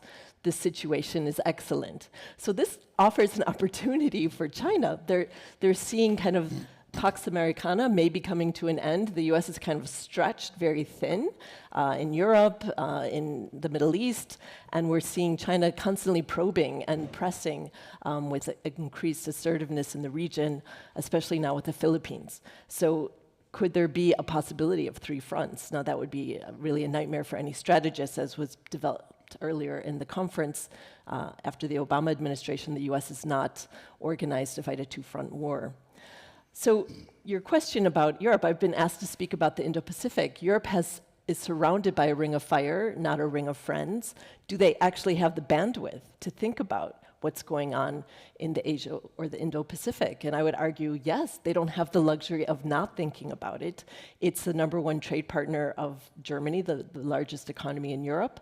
It's also a large trade partner of 120 countries in the world. So what happens there has a direct impact on your life here. And if anything should break out, God forbid, no one would like to see any tensions or a war in that region, it would have a direct impact on your economy and your life. These are the key trade zones, arteries of trade by sea. So if anything, it wouldn't just be Taiwan, it would be South Korea, Japan, all of that would be cut off. And so I think what happens in this region will directly affect you, so you better pay attention. So my first point is, we're seeing, to go back to the idea of Fukuyama, the whole idea of globalization, we don't have to think about where we invest, money has no color, just go where it's cheap, no labor unions, no environmental regulations. So China got a lot of investment because everyone saw that it's an easy place to do business. And I had the pleasure of living in China for 4 years. My kids speak Chinese. We have such great memories there. I really love China. It's the Chinese Communist Party I have a little difficulty with. So please don't misconstrue my position, because I really am very nostalgic for my time there. I really enjoyed it. But we're seeing increased assertiveness by China. For example, in a recent Department of Defense paper that was published, 180 intercepts, dangerous plane intercepts in the South China Sea. So Chinese planes kind of buzzing American planes, or there was a recent case where they send chaff so it clogs up on the plane's engines. They did that to an Australian plane. We're seeing dangerous intercepts in the Strait with ships, penetrating Japanese airspace, sea space, the same thing in Taiwan, hundreds of planes, hundreds of ships. They're trying to wear everybody down in the region. So it's really bad. The situation's very negative. And so in the meantime, if we look at China, after 30 years of very dramatic growth, all this foreign direct investment, and the Chinese working hard to improve their life, we're seeing, as IMF has noted in their most recent report, that their super cycle is over. We're not going to see double-digit growth any longer in China. And most economists, or many economists, say it's about 3.8% this year if they're lucky. The Chinese official they want it to be 5%, and that's one of the lowest growth rates for China that they've always said 8 because it's like a lucky number, but we're not going to see double-digit growth anymore. China has also introduced a raft of rules and regulations that have made it almost uninvestable. For example, due diligence. Most of your corporations have to show to your shareholders that you're not using forced labor in your supply chains. So you're probably familiar with Xinjiang and the camps there. A lot of cotton that you might wear might be coming from forced labor, or the lithium in your car battery was processed in Xinjiang. So there's a lot of questions about supply chains and forced labor. So companies that do that, for example, Bain, Mintz, they've been raided by the Chinese authorities, and they're seen as spies because they're doing due diligence. So it's a catch-22 for foreign companies who are unable to do due diligence now. And in this past July, they've had an increased anti-espionage law, so they even tightened the screws further. So if an employee at your company sends out social media posts that the Chinese Communist Party doesn't like, you could be held responsible for them. They also have introduced exit bans. So you might have heard of stories of European business people going there, and then they're not allowed to leave. So they're kind of held hostage. And there was even a Japanese businessman from the pharmaceutical industry who lived there for 20 years and was running the Japanese Chamber of Commerce, and he was just arrested recently as a spy. So it's really becoming dangerous. And my kids went to the international school there, and now the Chinese Communist Party, you have to study their curriculum. So these parents don't want their kids to be at a disadvantage. And so it's just becoming less and less attractive to live and work in China now. So what does that mean? I mean, we see a deep decrease in foreign direct investment, the first time that China has registered like almost negative foreign direct investment. Youth unemployment in China, it's like 1.4 billion people. They work so hard, it's so difficult to get into college. You compete, you have to have sharp elbows, and then when you graduate, you should get a good job after all that hard work. But what's happened, and when I lived there was really a sense of positiveness, because every year of people's lives after the Cultural Revolution, life was getting better. And it was almost kind of an agreement. So we just stay out of politics, and our economy is growing, and we'll just accept this. But now, when this year's graduation photos, for example, they wore their caps and gowns, and they had their diploma in their hand, but they were like face down on a highway, or face down on the stairs of their university, lying down as if they were zombies, because this kind of is a barometer of how unhappy they are, because after all their hard work, they can't get a job. So you have the government now, the estimate was 25% youth unemployment, but now the government has made that illegal to publish the unemployment figures, and some economists have speculated it's at 50%. So you have a very disgruntled youth who don't have jobs. You have a declining population because of the one-child policy, so you have a demographic issue. You have an aging population. You have not a lot of foreign direct investment. You have Europe and the US, Japan, Australia following de-risking strategies to not be so reliant on China. And that happened largely because of China, and they weaponized masks during COVID and personal protective equipment. So everyone kind of woke up to their over-reliance on China, similar to Europe's over-reliance on Russian energy. So some people are concerned, and even, so now I'll just move on to Taiwan, because that's the key area in the Indo-Pacific and the area of tension. But what happened with Hong Kong really kind of woke everybody up in Taiwan, because this idea of one country, two systems. So the Chinese Communist Party would be kind of hands-off. But we saw with Hong Kong and the new security law and the crushing of the democracy movement, now there's a very, very high suicide rate for young people in Hong Kong as well. So we see that there's a lot of disillusionment with this. And so Taiwan would like to maintain the status quo. It's just kind of an area of strategic ambiguity, right? So just let them stay that way. But with Xi Jinping, he's kind of ramped up tensions on Taiwan. He's announced that by 2027, the People's Liberation Army should be prepared to invade Taiwan. That doesn't mean that they will necessarily invade Taiwan, but they should be prepared. So that's kind of benchmark for the People's Liberation Army, the PLA. So we also saw, because of China's growing assertiveness in the region, we see Japan doubling their defense budget, which is kind of unheard of. We see South Korea and Japan cooperating, and Australia, they're increasing their de-risking. So I'll just give you 5 possible narratives about how it might play out, scenarios for what could happen in the Taiwan Strait. So first would be, everyone loves to quote Sun Tzu, to win without fighting. That's not going to happen, right? The situation, that's not going to happen. So the second scenario, the whole idea of Taiwan creating the Silicon Shield. TSMC is the most important company you might have never heard of. Every very valuable semiconductor of the highest quality and level is manufactured there. No other place can copy that. So if there should be a fighting breakout, it's kind of mutual assured destruction in terms of technology. So the the Taiwanese did have a strategy, but it was the idea of the silicon shield. I was just in Taiwan in June, and people told me that it was mined around there. I don't know if that's true or if it's not true, but it could act as a deterrent. So the second scenario is what's going on right now, what we would call coercion below the threshold of a war. And that's coerced but peaceful. So the checkbook diplomacy, China is trying to take away anyone who supports Taiwan, all this penetration of air and sea space. And the third is the blockade. We kind of saw a practice of this with Nancy Pelosi's visit.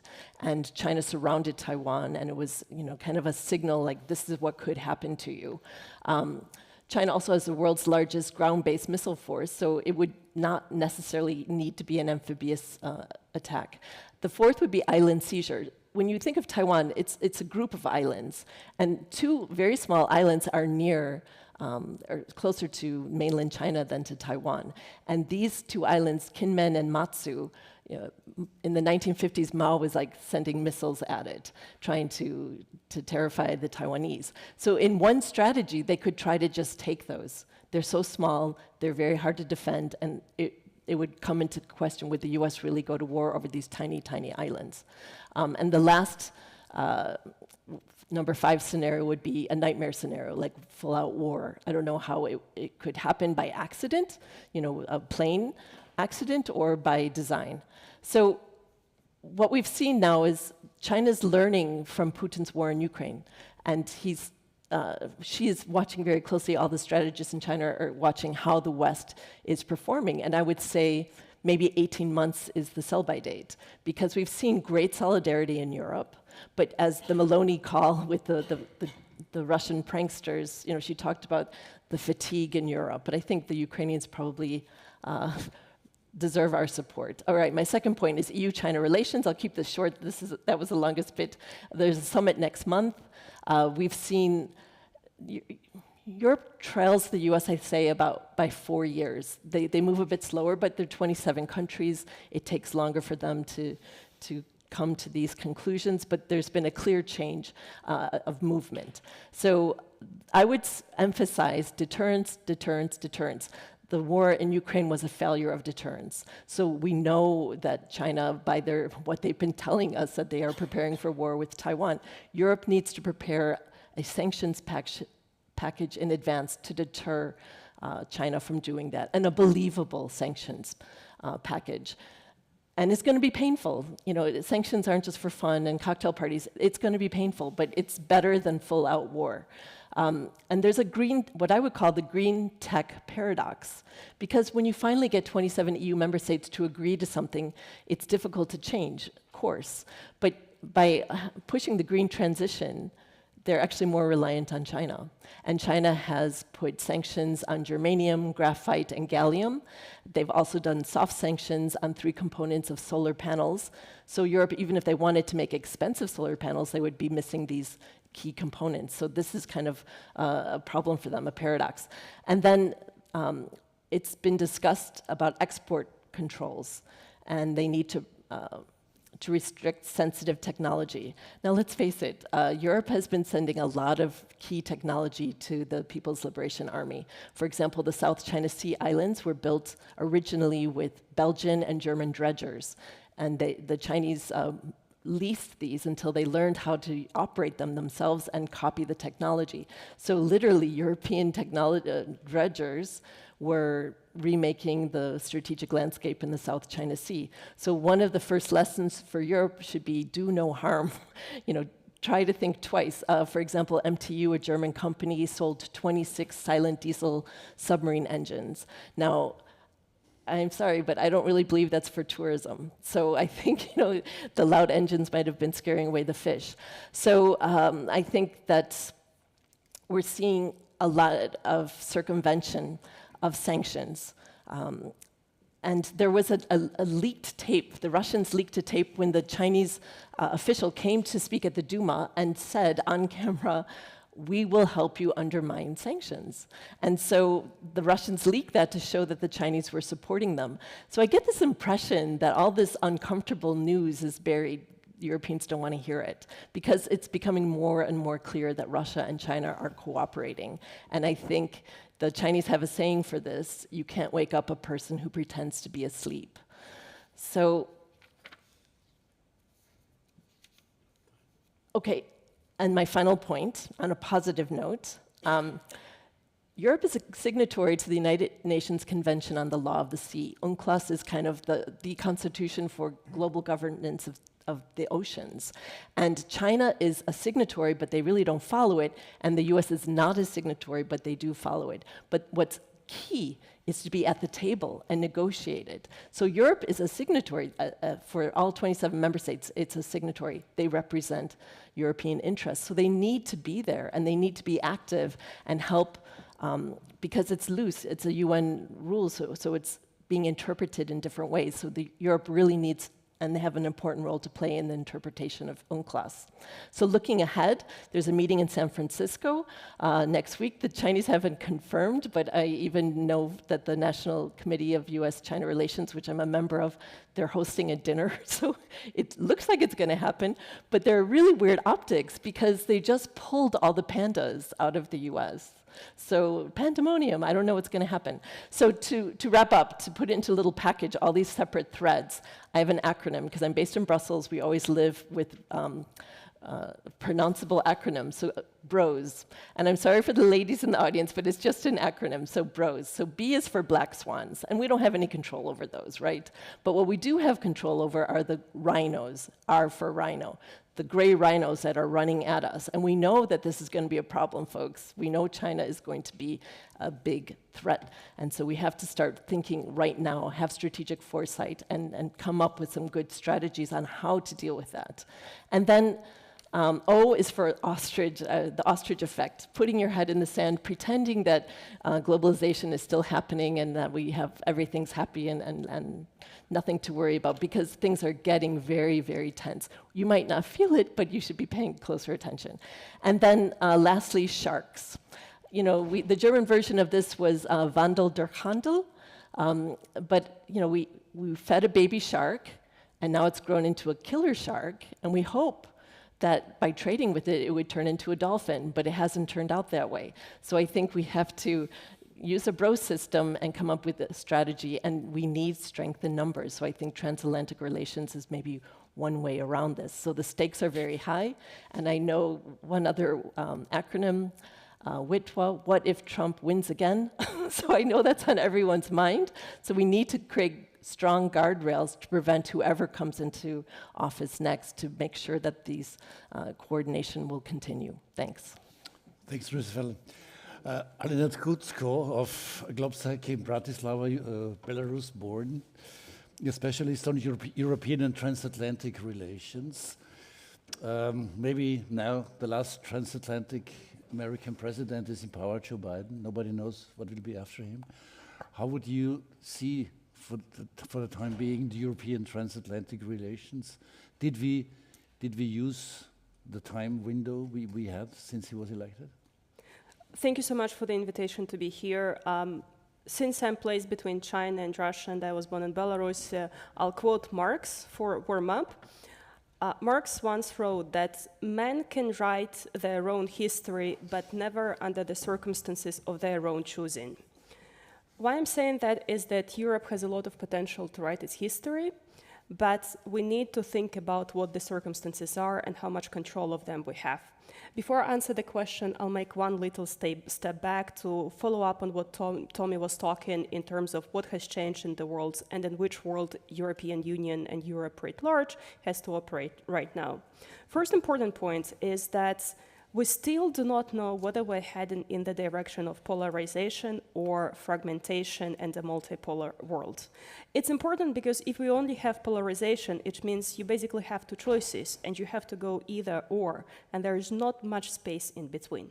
But if indeed we're going into the more fragmented, more polarized world where countries like Turkey or Russia or Brazil or South Africa can play some different role, it also means there is much more space for European Union to create a pole of power of its own, but also to relate very differently with other smaller poles of power. Second point that I think is important is that if over the past 2 years Europe started to think again that we're in the center of the world because we have the war in Ukraine and the entire world has to be concerned about it as well, suddenly this year Europe increasingly realizes that we have multiple wars around the world and they all concern us and they all concern everybody. We have a situation in Israel and Palestine, we're thinking about Taiwan, we have multiple emergencies, coups and whatnot in sub-Saharan Africa and God knows where. That will distract the attention from the European region as such, and it will distract also European attention to other issues, but also the American attention in the future as well. And the third part that I wanted to mention in terms of the broader circumstances is that the nature of power in the world is changing a lot. And there are two sources of power right now. One source is the hard power, and another one is the one that concerns to economy and technology. And on these both two aspects, Europe has pretty unpleasant truth awakenings recently. Europe thought that hard power doesn't matter too much. We don't have it and we don't care. It's not that important. Suddenly we need to catch up because we figured out that hard power matters a lot, at the very least because others using it very actively and also against us. And the second point is that Europe also understood that Europe is behind in terms of economy and technology, behind the United States, but also increasingly behind China, but in some aspects it's also behind countries like India, Israel, and other parts of the world. So Europe also has to do a lot of homework in defining what actually it has to offer, both in terms of the hard power, but also in terms of economy and technology. And all this matters for us in terms of how we think about our relations with the United States. United States, with all the imperfections that it has, nobody is perfect in the end. It's still the best partner we can have in this world. And our relations right now is as good as it gets, both because it's potentially the last mentally transatlantic president of the United States because of the history and because of the previous engagements, but also because the United States is changing. Europeans started to realize that United States foreign policy is contingent on which administration is in power. It's a huge shift from the past where there was largely continuity in what the United States would have done abroad, regardless of what kind of administration was there domestically. Now it's not the case. And I don't think that we learned the lesson too much and we used the past 3 years too well in preparing of what might happen if there is again dramatic change in power in the US administration. And second point, and again, it follows up on what we discussed earlier and on the point about the multi-war in the world, whether United States likes us or not, it might have circumstances which will oblige it to act elsewhere. They might be busy taking care of the Asian Pacific region, they might direct their attention to the Middle East. It all means that Europe has to do much more at home. That means also in terms of security, it means also taking care much more about Ukraine, both in terms of the military support, but also in terms of the financial support that we can devote to the country. And the second large basket of things that's, again, not perfect, but will be fundamentally important in the future is, of course, this area of economy and technology. We do have troubles right now. TTIP was dead on arrival, and we don't have a tangible replacement or a plan of going forward. Moreover, we see the Inflation Reduction Act and other elements of the industrial policy that the United States is very actively introducing. That's definitely not to the liking of the European Union.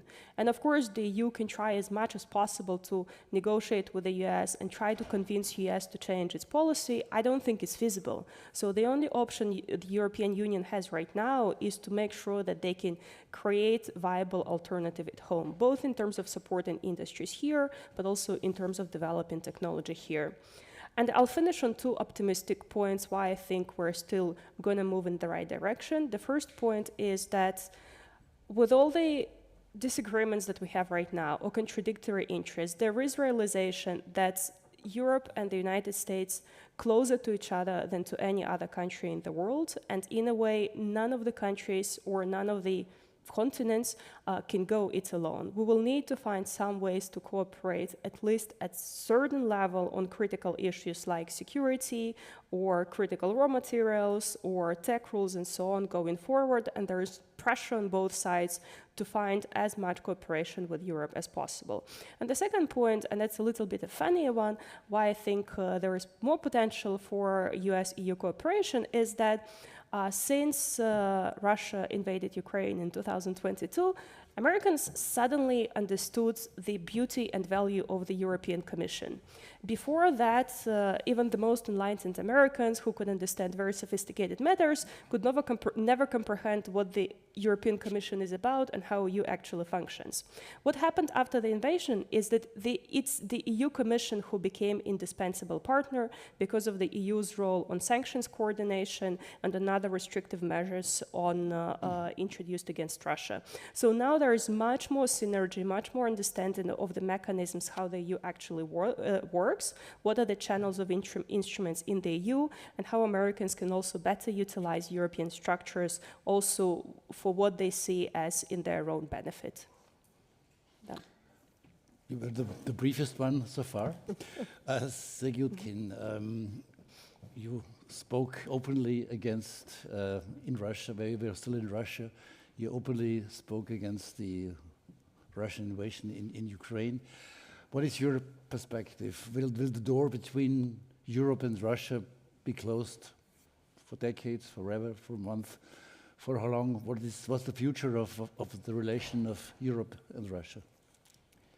Thank you. The divide is deep, and I don't expect it to close anytime soon. So we are dealing with a very serious trouble, which can be framed in a way of how we understand Europe. Because, you know, for a long time, we had very different concepts about that. One question that was already voiced at the very beginning of this forum today was this anecdotal question of Henry Kissinger, whether Europe has a phone number. And there are two parts of this equation. First, what you mean when you say Europe, and second, what kind of phone numbers you actually have. So if Europe is understood in a narrow sense, like the European Union, they do have phone numbers. We just heard from Elena that there are people to talk to in the EU. The trouble is different inside the EU. The trouble is first that you still have the EU very far from being a federal state and truly unwilling to go in this direction. So they still have a lot of foreign policy role at the level of member states, and they want to keep it this way. They want to keep the embassies, they want to keep the diplomatic services separate from the EU machinery. And this is just a fact. I don't think we can expect that this will change. And then when people do call EU officials, they get a response like, well, your call is very important for us. We will discuss your issue in our next scheduled meeting in a month. And then after the discussion, they got back to the one who called and they say, look, we have a disagreement on this issue. We will probably have to discuss it further on.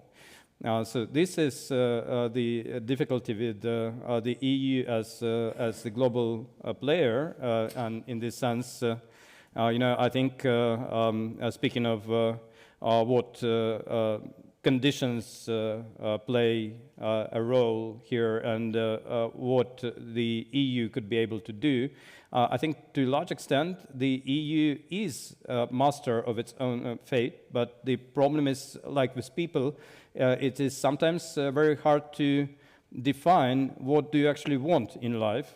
Some people spend their whole lives trying to answer this, and in case of the EU, I think you know, when it comes to issues that are true priorities, then the EU is able to be a true global actor, with one caveat, that there is no global actor that is able to change the world completely. You can be the president of the United States is definitely a global actor, and you will not be able to fix the Middle East, not even in many years.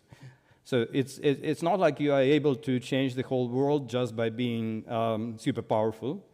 But at the same time, think of the Iran deal, which is still very painstakingly discussed in Vienna years after the deal happened, the infamous JCPOA. The EU played a very serious, a very central role in negotiations, both the EU countries and EU High Representative, and the result was achieved. So you had the goal of not letting a war between Iran and the United States happen, and at the same time resolving the nuclear issue, and the goal was achieved with serious help, serious diplomatic investment of the EU. The other example, sanctions against Russia. I mean, you do have a number of governments in the EU who are not super happy about sanctions, but the sanction regime stands on, and most people believe that it will continue like that there will be new rounds of sanctions, that the EU countries will stay indeed united on Ukraine because Ukraine is a priority. And it's, if you wait for official Moscow to admit that, don't wait for that. It's not for the praise of Moscow that you should wait for saying, well, now we are the global actor. You are the global actor in the sense that you produce a lot of influence with the sanction regime, but the question is then whether the same thing happens on all other issues. And there are a lot of issues in the world where the EU finds it super hard to come together and to agree on things. It does produce a lot of strategy documents, the compass that was quoted earlier this day, all sorts of strategies, but they are broad. They leave a lot of room for maneuver for people who don't want to comply to these strategies. And eventually, you have a feeling that in many cases, the EU doesn't really know what it wants to achieve. So this is the trouble with the EU global role. And one case in point, the EU-Mercosur deal, the deal with the big integration group in South America. You already had it ready for ratification, but opinions are different in the EU, whether you need it, maybe not. You have a lot of lobbying around that, protectionist lobbying, environmental, others, and there is no clarity what the EU wants to achieve with partners in Latin America, with the most progressive, maybe, integration group. And others, they say, look, if the Mercosur was not able to come to terms with the EU, we shouldn't even hope. So this is, the same can be said about a number of other trade deals and a number of other issues. This is the trouble with the EU. But when we go beyond the EU in how we understand Europe, can it be understood broadly, not just in pure geographical terms? There's this anecdotal reference to General de Gaulle, who was speaking about Europe from Atlantic to the Urals. And I think what the general meant was like he had a teacher of geography who taught him that Europe is from Atlantic to the Urals, and he thought that, well, things that he learns at class of geography at school, they don't change, so that's how it is. But politically, it makes no sense, of course. Politically, what makes sense is different. Now, what makes sense definitely is the EU, but then if you go further, you start running into troubles. First small troubles, then bigger troubles. First, the EU enlargement, still an open question. Whether it happens, when it happens, whether countries can truly expect to get on board. In the last few days, you had some encouraging signals from the EU towards the candidates, some potential candidates. But whether it will remain the case, like in the longer run, that the EU will be ready and willing to engage more countries is still questionable, because we still remember, many of us, how a few years ago People expected at least some countries of the Western Balkans to join like 2025. Now nobody's speaking about that. Now people speak about 2030. What if in 2030 they start speaking about 2035? It is this that creates the uncertainty about the EU prospects, EU motivations, EU ideas for the future.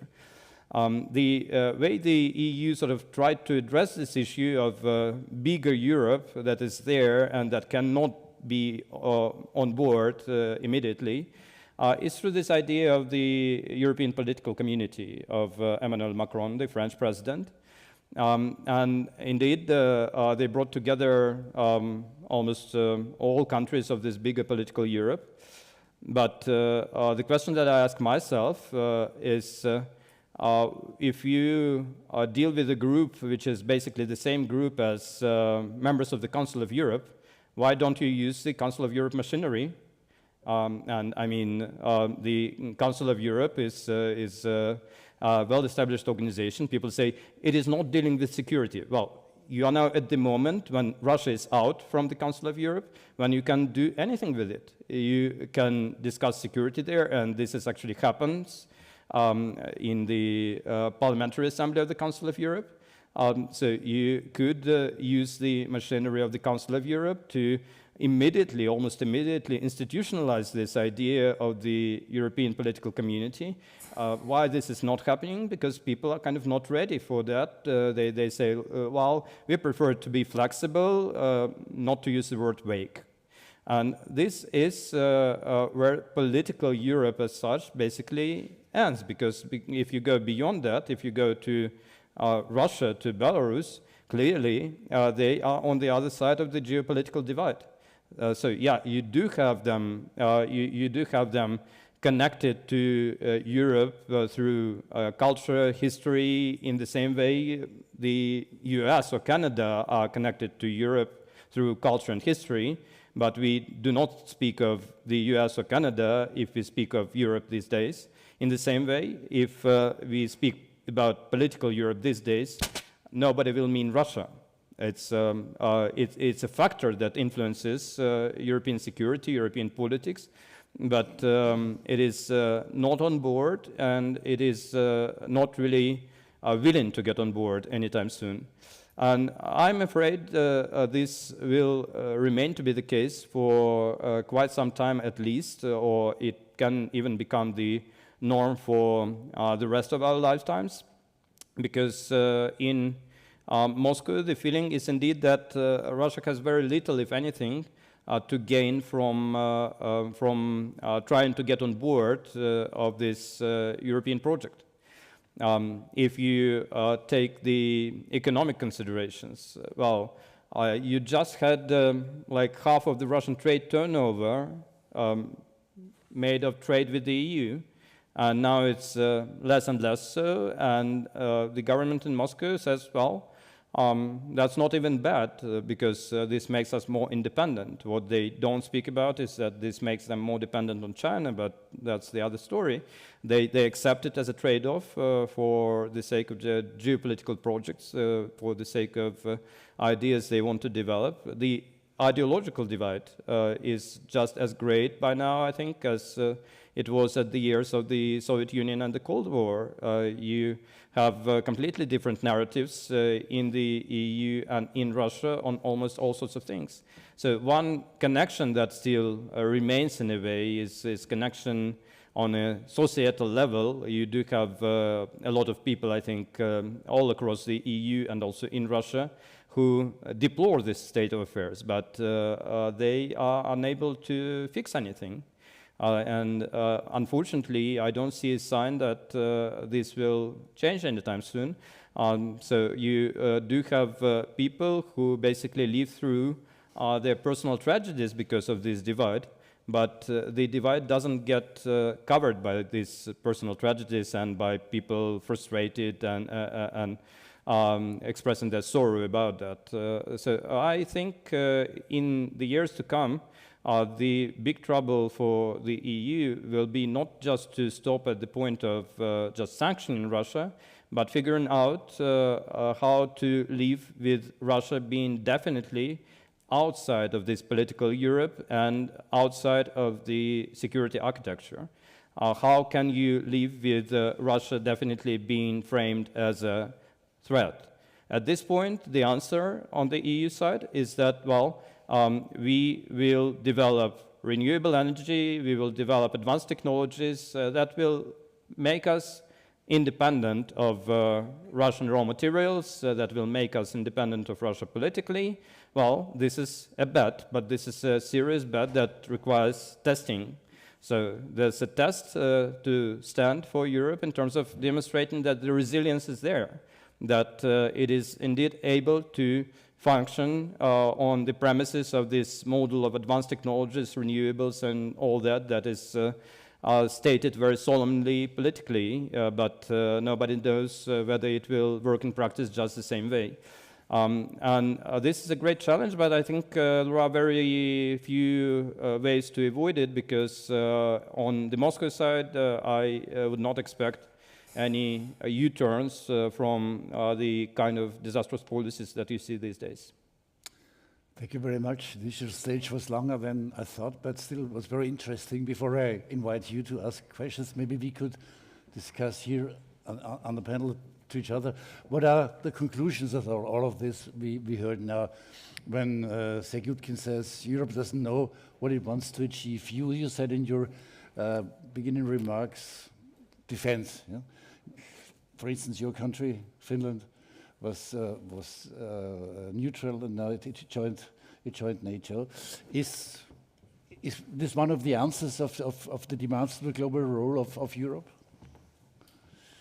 Yeah, well, I think that message has come through during the panels, and a lot of the morning we focused on the situation in Ukraine, and to put it bluntly, it's coming to us. The war is not going, excellently. Number one. Number two, I repeat, most likely it has some consequences next year. Here in this room, we have been quite united on the position, but in reality, also in where we are now, we know in some leading parties have very different view how to deal with Ukraine and continue to support. So I just repeat what I said earlier.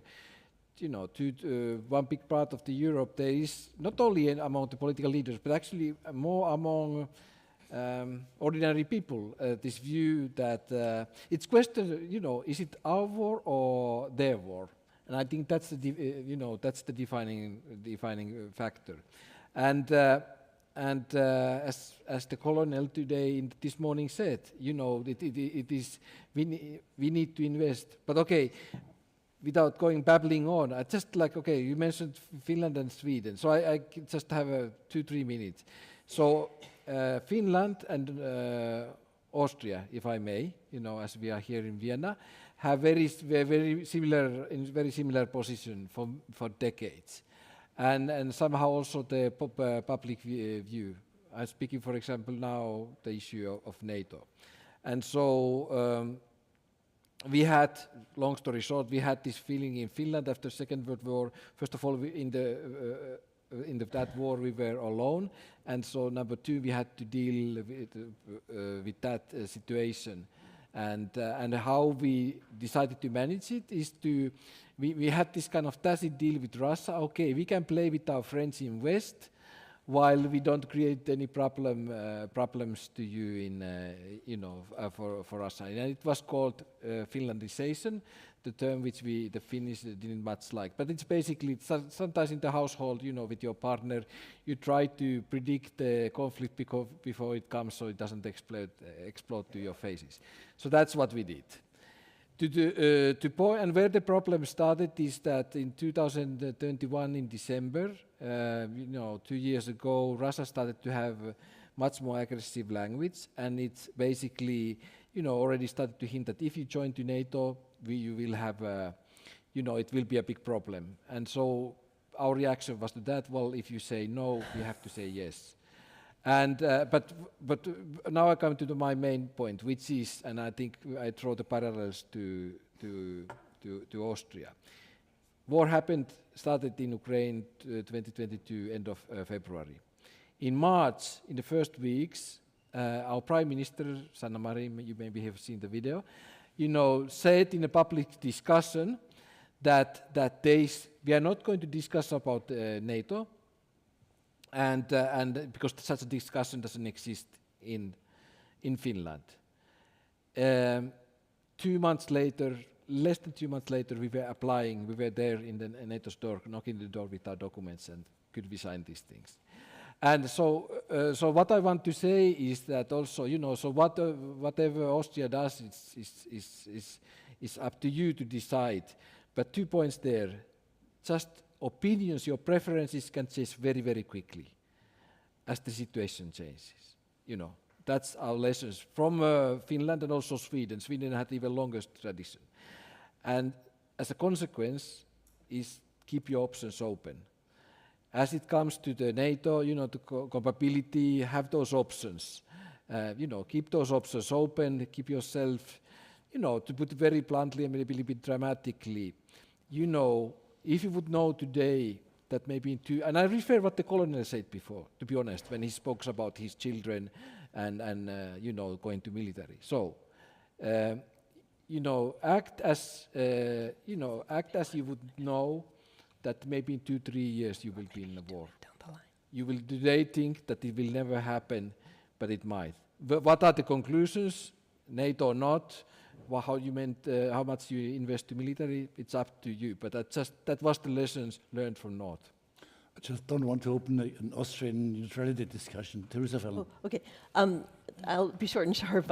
Tolstoy, to paraphrase Tolstoy, you might not be interested in geopolitics, but geopolitics is certainly interested in you. And Europe has long liked to sit on the fence, and it's comfortable sitting on the fence. And you can benefit from both sides, but you can't do that anymore. I'm sorry, that world is over. And Joseph Borrell, the High Representative, said, Europe is a garden and the outside is a jungle. And he said this at the opening of a new diplomatic academy. I'm sorry, but that was completely tone deaf, and he was demarched by about every other country on the planet, saying, this is racist, this is horrible, how can you say this? So I think Europe really has a little bit of cognitive dissonance, and I live in Brussels, there's a mantra, there is no such thing as a hard power solution. Well, I'm sorry, in 2014, Putin taught everybody that there is a hard power solution. So it's not just that you had 2 years. No, since 2014, you have been warned. And even earlier, 2007, what Putin said at the Munich Security Conference, everyone's like, I think we're waking up, I think we're waking up. But when are you going to wake up? That's my question. People are saying it's 2 years, almost 2 years into the war, and maybe we'll start to, planning on building up the defense industry. I don't know what it's going to take, folks, so I'm kind of concerned. The second point, I just want to pick up, you mentioned the IRA. Really, I also have Irish citizenship, so that's a really unfortunate acronym. But the Inflation Reduction Act, I'm sorry, but there are 27 EU member state embassies in Washington, D.C., plus one EU representative office. That's 28. So I'm sure they go to cocktail parties, or at least read the Washington Post, because every day they were reporting on the IRA.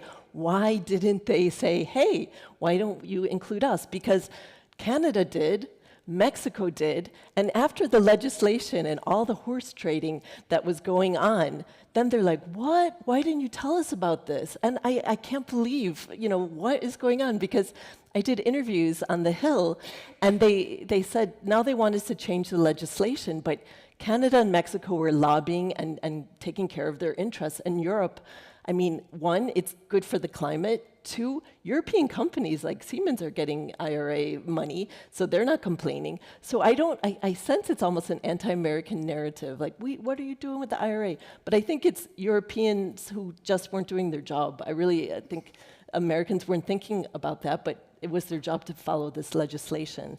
And we always hear about strategic autonomy, right? What about strategic responsibility? The US can't do it all. They don't have as big a share of the world economy anymore. Europe has to pitch in. It's like almost an albatross on the US neck. You have to take care of your neighborhood. And it's no longer like, let's think about it. I mean, there have been too many warnings, and I really do hope that there's a switch in the narratives to strategic responsibility. I can understand that for an Irish-born person, IRA means something different. Yeah, I just wanted very quickly to follow up on what Theresa was saying now about what it takes to lobby in the United States right now. And I think Europeans might soon be flipping the question that Kissinger asked them the other way around. They might soon be asking, who do I call when I need to talk to the United States? Because increasingly, okay, you can call the president, but depending on whether he controls the majority in Senate and the Congress, what he tells you might not necessarily be what's going to happen. Then let's say, who do you call? Do you call Republican Party? Who is that? Do you call the people who are blocking everything that Republican Party is trying to do in the Congress? Do you call the party leader who is not able to put the party together? So this is increasingly becoming very complicated, and Europeans will have to be accounting for this reality, which means much more active approach in Washington and changing also the ways how diplomacy is done and through its channels. But also there is another level of complexity that's being added to that. And we saw it again during the beginning of the war in Ukraine. As much as United States were providing the military support for Ukraine and other types of the support, so did a lot of American companies. For example, success on the battlefield depended as much probably on American hardware as much it depended on whether there was internet. And that depended on whether Elon Musk switched on the switch or switches off the switch. So everybody was calling Elon Musk. So in a way, it's becoming increasingly difficult to separate how much of the assistance is provided by the government, by the private sector, and in many cases, the role that is played by the private sector is outweighing the assistance or the role that can be played by some of the member states. So this is an additional factor that Europe has to take into consideration. And of course, the sad reality is that most of these companies are located or originated in the United States. Ireland, by the way, is doing a great job trying to lure them in. Hopefully they will pay taxes as well there. And very quick point on the enlargement, absolutely agree. You start being the global power by being a regional power. My take is that it will be impossible for Europe not to enlarge. And paradoxically, if Ukraine does not achieve a full victory on the battlefield in terms of regaining the entirety of its territory, it is probably increasing the speed with which Ukraine can join the European Union simply because the EU is under pressure to deliver something for Ukraine. If it's not regaining. Yes, I think that if there will be a point where everybody will admit that there is a stalemate, the EU will be pressured even more to quickly accept Ukraine into the EU because they feel pressured to deliver something for Ukraine. It doesn't mean that they're going to push Ukraine into the stalemate. Of course, everybody would want to complete regaining of the territory, but I don't think that the regaining of territory is directly precondition for Ukraine becoming the member of the European Union.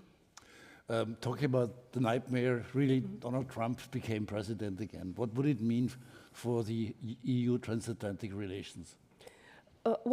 I think actually it depends on who are going to be people who are going to be staffing the administration, because during the previous Trump presidency, actually it wasn't too bad, at least for Central and Eastern Europeans in security terms.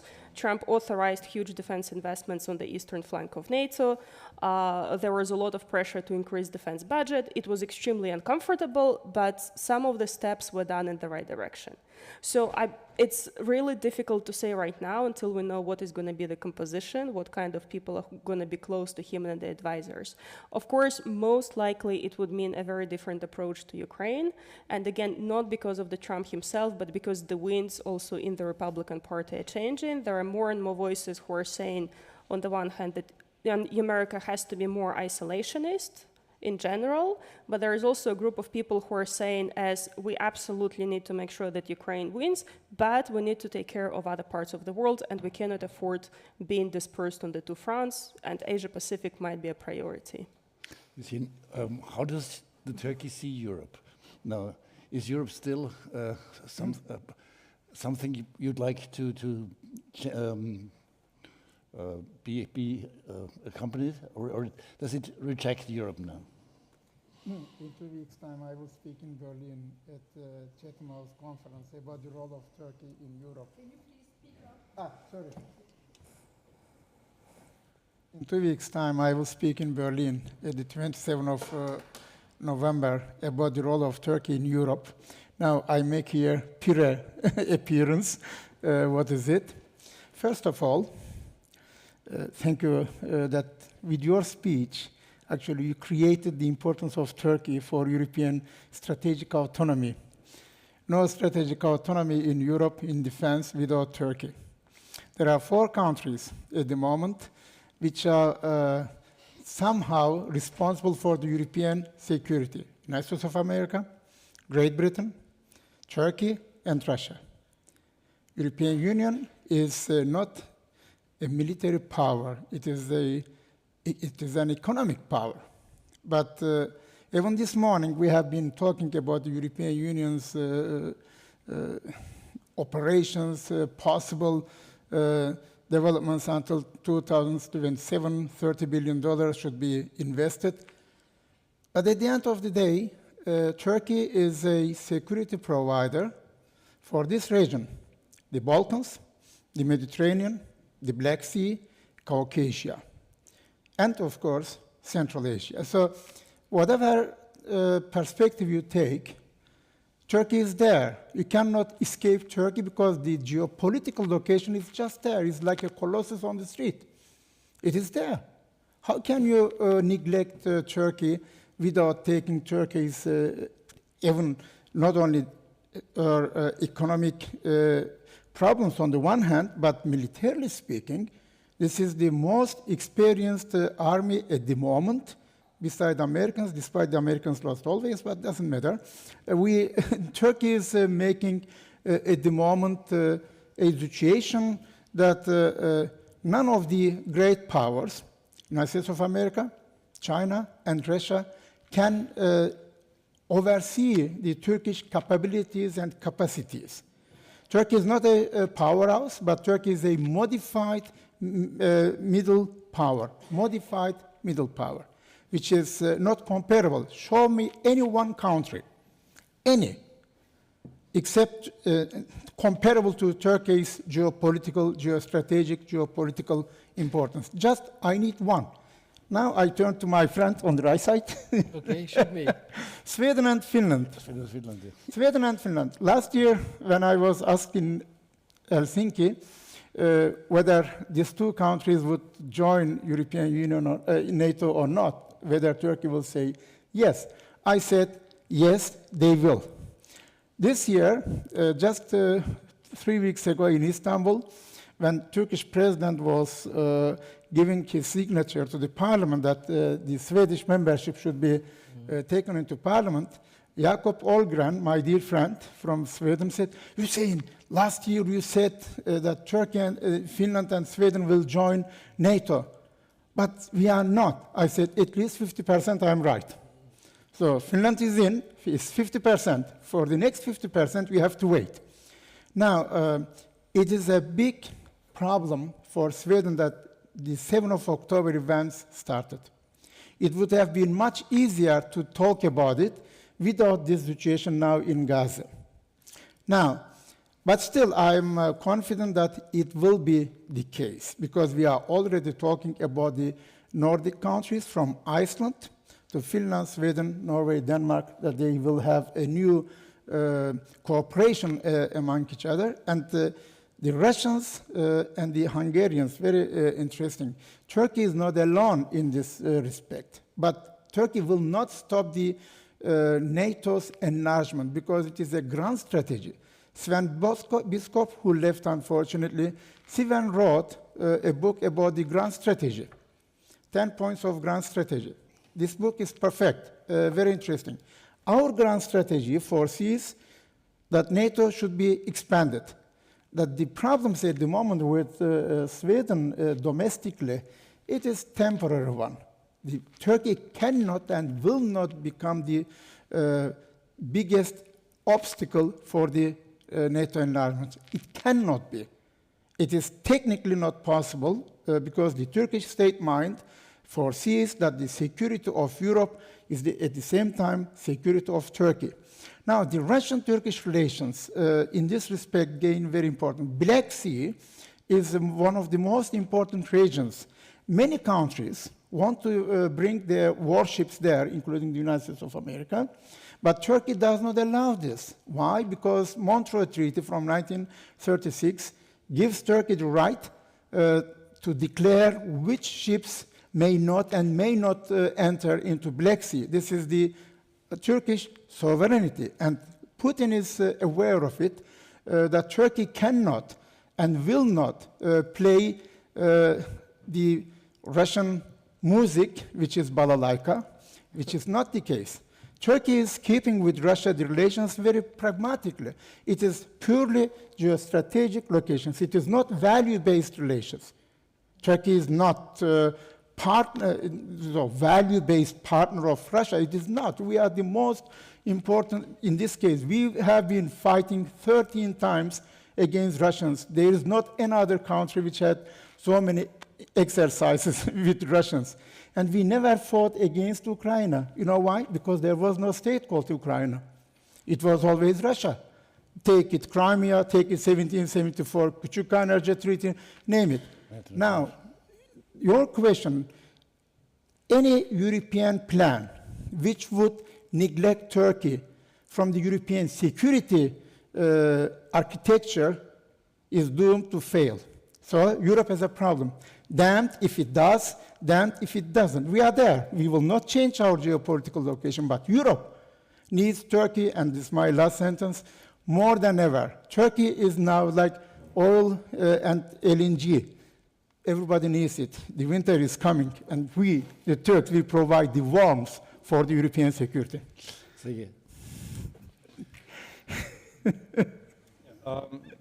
Maybe just two short reactions. First on what Theresa said about Josep Borrell calling Europe a garden. Yeah. Indeed, I think that was not the best praise for the diplomat, but I think there's more in that than just faux pas by Josep Borrell. It's indeed, I think, willingness of many people to have Europe flourishing, prosperous as a garden. And, you know, I live in the city of Odense that looks like a garden city pretty much. But I also see that many big cities and places around Europe, they do not really look as gardens. And, you know, many developmental issues that are somehow hidden under this idea of Europe being the most prosperous region.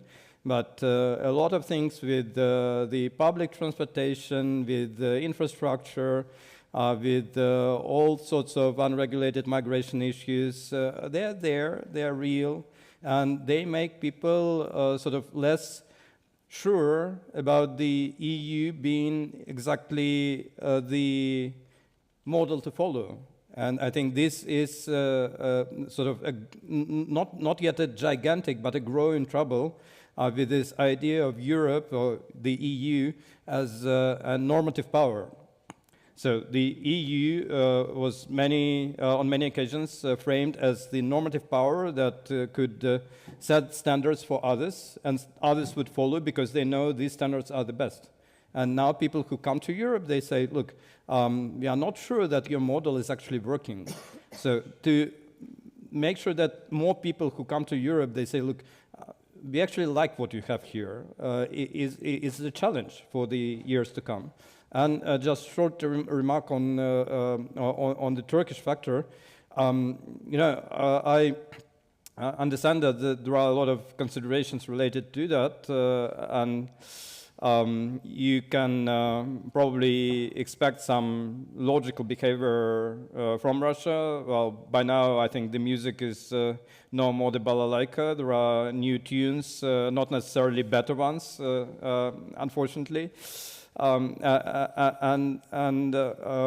I think Russia understands that Turkey is sort of omnipresent factor in the region, that you don't deal with Black Sea without Turkey, that it's another big player there. But the other thing that Russia understands is that Turkey is a standalone case in NATO that has ideas of its own that other NATO members they don't really like, and increasingly don't like, and of course it wants to play on differences, and it's kind of it's even natural. It's realpolitik, and this is what you can expect to happen again and again when there are some issues between Russia and Turkey, and there is a possibility for the Russian government to somehow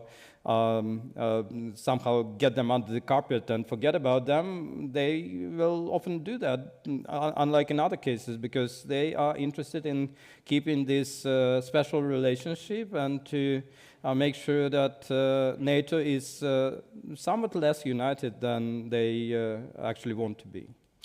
Thank you very much. Well, now you're asking for questions. The young man will come to you with a microphone. The gentleman in the second row first, please, and then the gentleman here in the back. But please, questions and no speeches, just questions. So then yes, thank you. So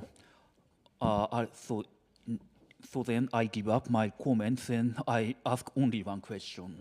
And the question is about our Western Balkans. So at first, the Western Balkan is originally, this is quite reserved for European Union, but after that, this accession process or integration process is stagnated, as you pointed out. And now the Western Balkan became again so-called a great game like 19th century. So now the Western Balkan is now a contested area of the global West and global East, but also Turkey participating as global, the character of global South. What is your question? The question is what the interest of Turkey, China, America, Russia, and how to deal with the European Union, the challenge from this concurrent. Thank you very much. We can everybody talk on Western Balkans. Maybe we sum up a few questions. The gentleman here in the back. My name is Günther Fehlinger. I collected 6,000 signatures for Austria to join NATO. My concrete question about Europe's global role is the following. Are you, as American, this is for Mrs. Fallon, are you ready to give the European Union, the UN Security Council seat, to invite the European Union as European Union into NATO, and for a free trade agreement with the United States of America? And unfortunately, I think America is not ready to treat us on an equal level, but if we are not strong enough by your endorsement, we will not be successful. So my question is, will you support European unification by giving us these three things? Maybe a third question before we start here. The gentleman in the back. Yeah, thank you. A question for Ms. Fallon. When I look back to the European Union, I see that we have been getting very complacent as a European Union in global questions. But when there's a crisis, then it seems that the European Union tends to deliver. So the fact that the European Union now is not taking a position and not taking action in the global conflicts, would you agree with me that I say that the crisis and the problem that the European Union faces right now isn't just big enough? Maybe we start with the Western Balkans. Who wants to speak on this? Who is an expert on the Western Balkans? We are a Balkan country. I come of from course. the Balkans. Yes, but not of the Western Balkans. Who was you? Yeah. Well, just a couple of words on Russia's presence and influence in the Western Balkans, of course. Maybe Serbia. Yeah. That's the case in point, but it's also a broader area, and historically, of course, you have Russia feeling pretty much attached to these countries for a number of reasons that I will not go into, and it feels like it has justifiable right to have influence there, which is of course debatable, but that's how it is. And I would single out two cases. One case is Bosnia and Herzegovina. The country is officially still sort of claiming that it wants to join NATO. Russia has a political stake in that, supporting the Republika Srpska against the federation, the rest of the country, the other entity that forms Bosnia and Herzegovina, and find a reason for the Russian government to change the course, as long as Bosnia says, well, when we finally fix these internal issues, we get into NATO. Of course, it's sort of Russian realpolitik reasoning to maintain this special relationship with the part of Bosnia and Herzegovina to make sure that the trouble continues and the country doesn't get into NATO, so that's clear. And the other case in point is Serbia, which is, it's also telling you in broader terms, because, well, what Russia gets from Serbia these days, it gets visa-free entry for Russian citizens, will disappear in case of EU integration of Serbia, gets skeptical attitude to NATO, might disappear in case of integration into Euro-Atlantic institutions, gets special trade relationship, will disappear in case of EU integration. So basically, find the reason again for the Russian government to say, oh, well, we are actually supportive of these countries getting on board. And that means that on every occasion when Russia finds instruments to influence these countries and to make sure that they understand that actually they benefit from the fact that they're special and they're outside the EU, they will do that. And then it's up to the governments of the region to decide what is truly important for them, to keep this special relationship or to let Russia play this game, or to join the European or maybe even Euro-Atlantic institutions. Maybe briefly, Hüseyin, on Western Balkans. Turkey is a Balkan country, and Turkey has the historical. Turkey is a Balkan country. Turkey has historical, I would say, not legitimacy only, but also the responsibility. In 1908, Austria-Hungarian Empire took Bosnia-Herzegovina without shooting one bullet by the Turkish side. And it was a very big loss for the Ottoman Empire. You regretted it. I don't know whether you have regretted it or not. Yeah. But the more the Balkan countries are not taken into the European Union, the more those people will have more sympathy for global South. Serbia is the best example. I was also in Serbia this year in June. And China is there. They built up Novi Sad and Belgrade high-speed train, whereas the European Union thinks still whether they should support some bicycle highways or sport halls for Serbia. I mean, the Chinese are there. And I think European policy in general, with all my due respect, if European Union wants to continue to have value-based policies in this part of the world, forget it. It is transactional. It should be transactional. But it's not my choice. This is European Union's policy. And Russia is very clever. Russia and China, at the moment, are the winners of it. And Turkey is also my dear friend, Sergei. Also, Turkish citizens can travel to Serbia without any visa. So, I mean, this is another debate, how Turkish foreign policy towards the Balkan can become in future. I tell in another session, but not now. Maybe in general, Europe should raise less his fingers and be less value-based. I don't know. It's just yesterday. Yeah, yesterday we had oh no, day before.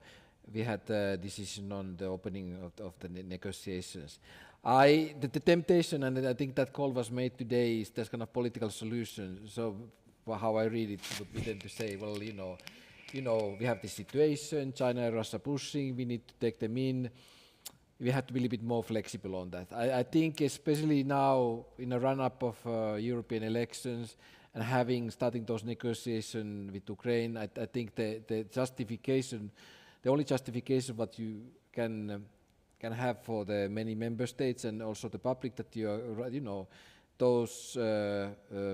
those conditions which are set are respected. That's what I think. That's the and then so how to deal with this external threat. I think, you know, transactional actions, maybe you need to pour in more money, perhaps be more involved in various levels. But to be flexible, the only way you can do what we are now doing, opening this negotiation, going on with this membership application process, that we respect those you know, standards. Otherwise, it will not play with well with you know, member states, and I would say in general public. You may disagree, but that's how I see that. Sit on the Security Council for Europe. First of all, you didn't say your name. I'd like to know your name. Günther. Thank you so much. And are those pins representative of some of the people who signed? Okay, well done. Well, first of all, you mentioned two things, free trade agreement. I think if I had €1 for every time I had to hear the word chlorinated chicken, I would be a very rich woman. And TTIP is gone. It's not even in the deep freeze. It's gone. The US tried really hard, and that's finished. In regard to a seat on the UN Security Council, I think you should take that up with Mr. Macron. France has a seat. Why don't they share it with the rest of Europe? Yes? I think that's, where's French solidarity? Excuse me, but there's no European feeling there. Maybe the British. But they're no longer part of the EU. Thank you. Let's not forget. And in regard to your question about complacency, and I live in Brussels, so it's always like, oh, we only act when there's a crisis, right? But there are so many crises now, right? There's so many crises. And I don't think that the complexity that we're living in, the usual muddling through approach of the EU is not working, is it? There are little fires everywhere. We were talking about the Balkans as well. I mean, there are little fires everywhere. They need far better strategic foresight. I mean, Europe has been investing in China, and China is investing in Africa. You know, it's like, it's right in our neighborhood, and we're ignoring it. So where is the strategic foresight? I just don't understand. So this is what I would, in the bros setup, this is what I would call a gray rhino. It's coming at us. All these problems are coming at us, and we're just trying to muddle through. And so here's one that might wake them up, but they refuse to frame it this way. Russia-China cooperation. I see a real lack of desire to actually see what's happening. The US sees it as stronger convergence. Every time Xi and Putin meet, bad things happen. February 4th, 2022, they signed the no limits agreement in the run-up to the Olympics. 20 days later, there was a war in Ukraine. Already, you know, Putin can't travel to many places now with the ICC warrant, but he's welcomed with red carpets in Beijing, and everyone's like, we should go talk to Xi and see if he'll help us with Putin. You know, that's not working, folks. You tried for 2 years. When are people going to twig on to this? And I had a chance, and I have to say, as you know, Joseph Borrell took questions from the audience, so I have to respect him for that. And I asked him this question, and his response was, no, we need China to, because things could be worse. You know, China could sell them even more advanced technology. And I thought, really, it seems to be a narrative that they're more comfortable with, where I'll give you one other example, and it happened very recently. It's called the Nunu Polar Bear. It's a ship that was in Kaliningrad and St. Petersburg, and it dropped the anchor and dragged it. And people in the shipping industry said, you don't do that by accident. It's done on purpose. And it punctured the Finnish gas pipeline. So I had an interesting discussion at lunch with someone from Finland asking what their impression of this was. And he said, thank God it was China, because if it was Russia, we would have to do something about it. So China and Russia can actually, this is a really important example. It's a gray zone action. We don't know exactly what happened. It's kind of plausible deniability, but people in the shipping industry, you cannot drag an anchor that long. It was, most people will say that was done on purpose, but it's gray zone. We have no hard evidence. And so this is right in Europe's neighborhood, and it also shows that a weaker Russia is giving things to China that China wants and that Russia was able to say no to in the past. So they're getting more access to the Arctic, and Russia has a lot of bases up there, and they're very neuralgic about it, but they're cooperating more with China.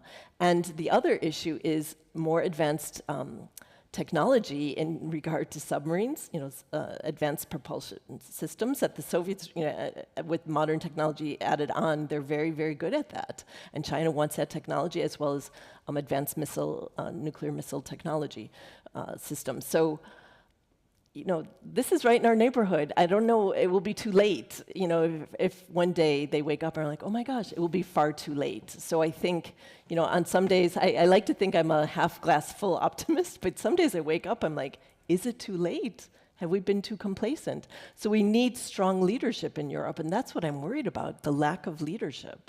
And someone described the European project as a boring miracle. Let's face it, we take it for granted, but it's really a boring miracle.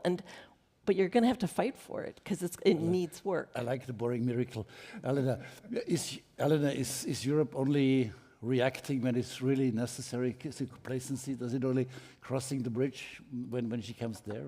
Is it not far-sighted enough? I want to defend Europe a little bit. I actually think all countries are doing that. United States is doing that.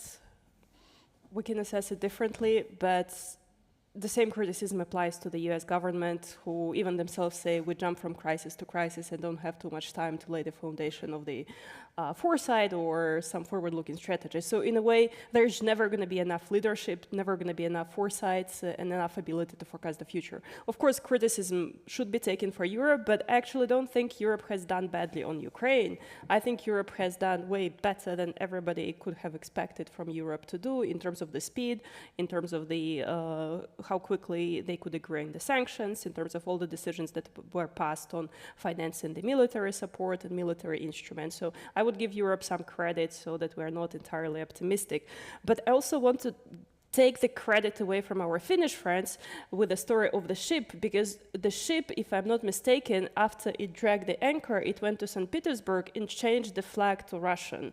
I think Russians either bought the ship or something like that. So technically, it now has a very strong connection to Russia. So that's Russian disinformation, I think.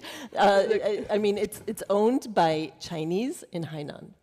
But is it still owned, or it changed flags? From what I understand. Okay, so we can because the Russians were really the clear to say it wasn't us, and then immediately others were saying it was Russia. So it's a gray zone. It's they're trying to make it. But the question is, what happened after it left? Yeah. So but in a way, it reinforces your story by saying that they cooperate more tightly than it seems. Well, we have roughly 10 minutes left. You want to say something? Now, I wanted to ask a specific question.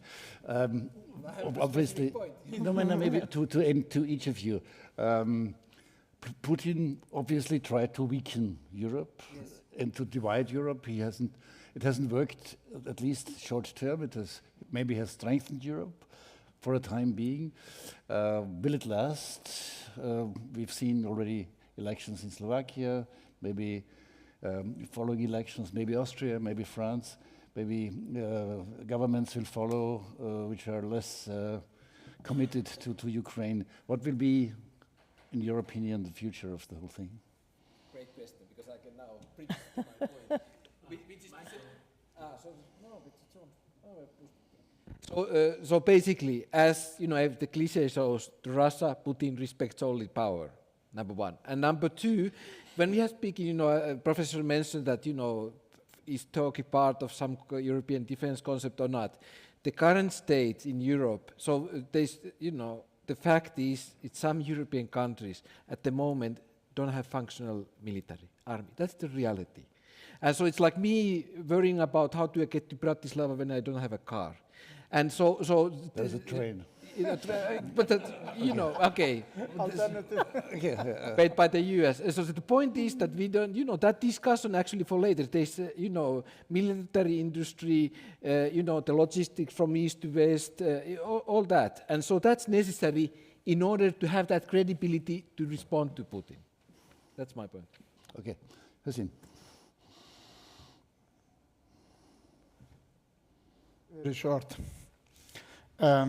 She was talking about the political leadership. This is the lack of political leadership.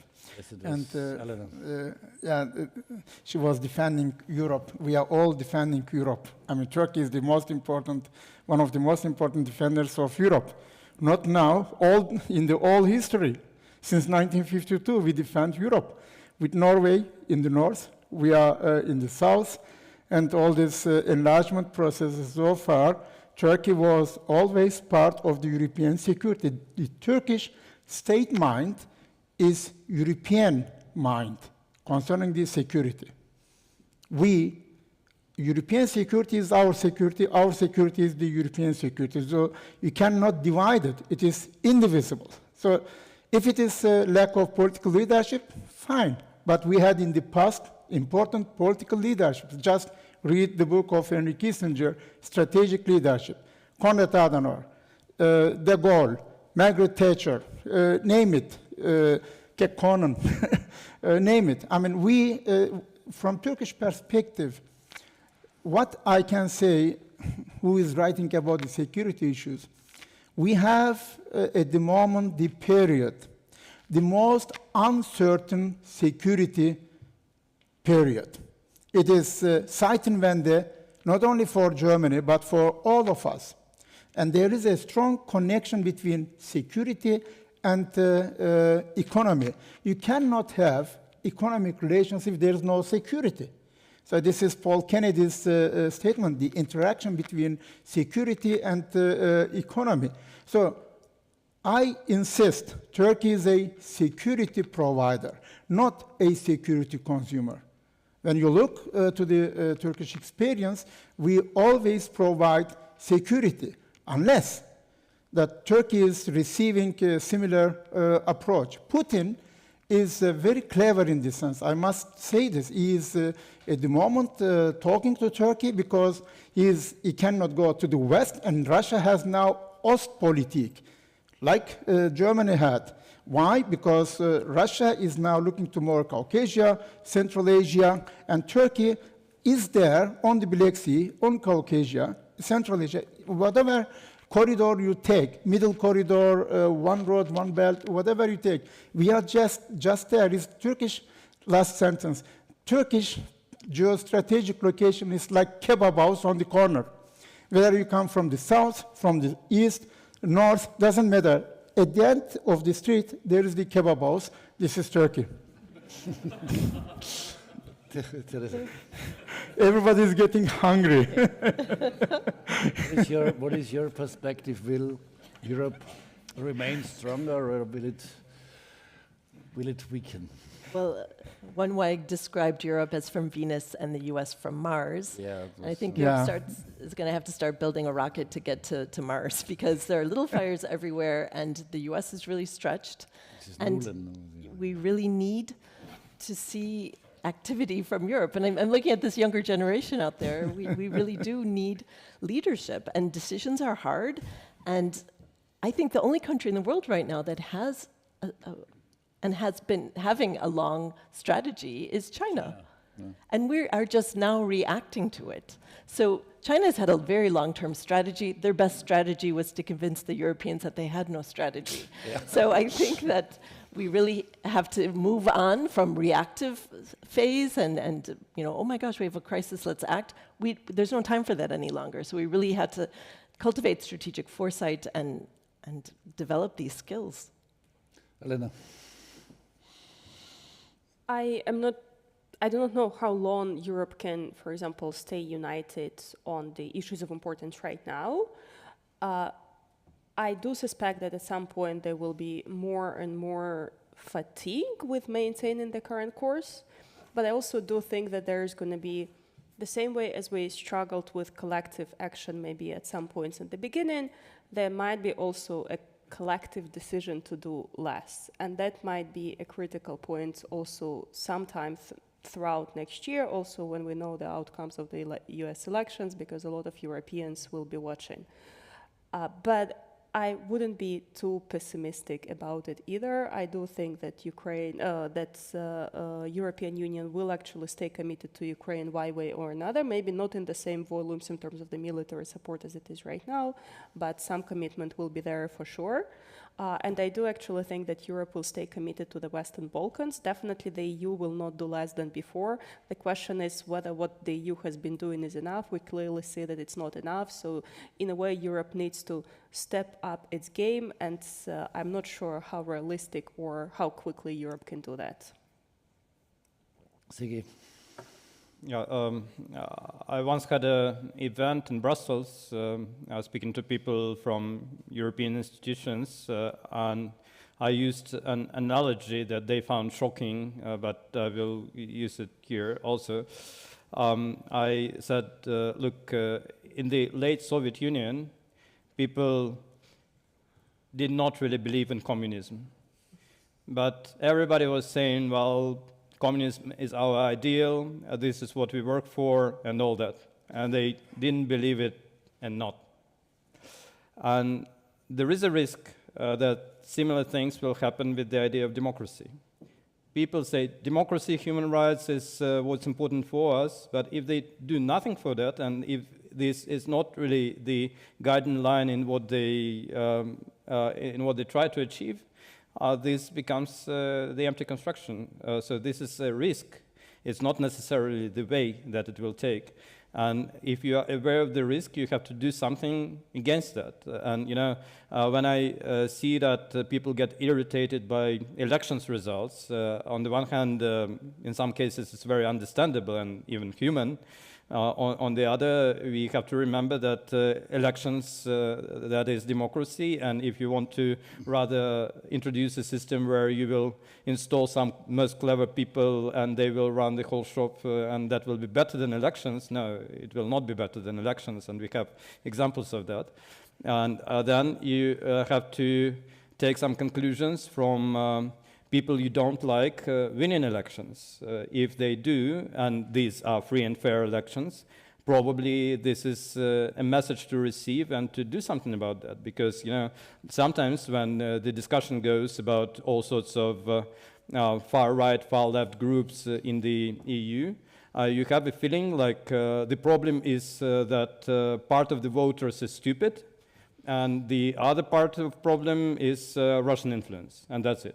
But that's not the case. There are a lot of serious issues that are hard to address, that cannot be resolved overnight, but these are issues with the economic growth, with the overall dynamics of sort of making life better.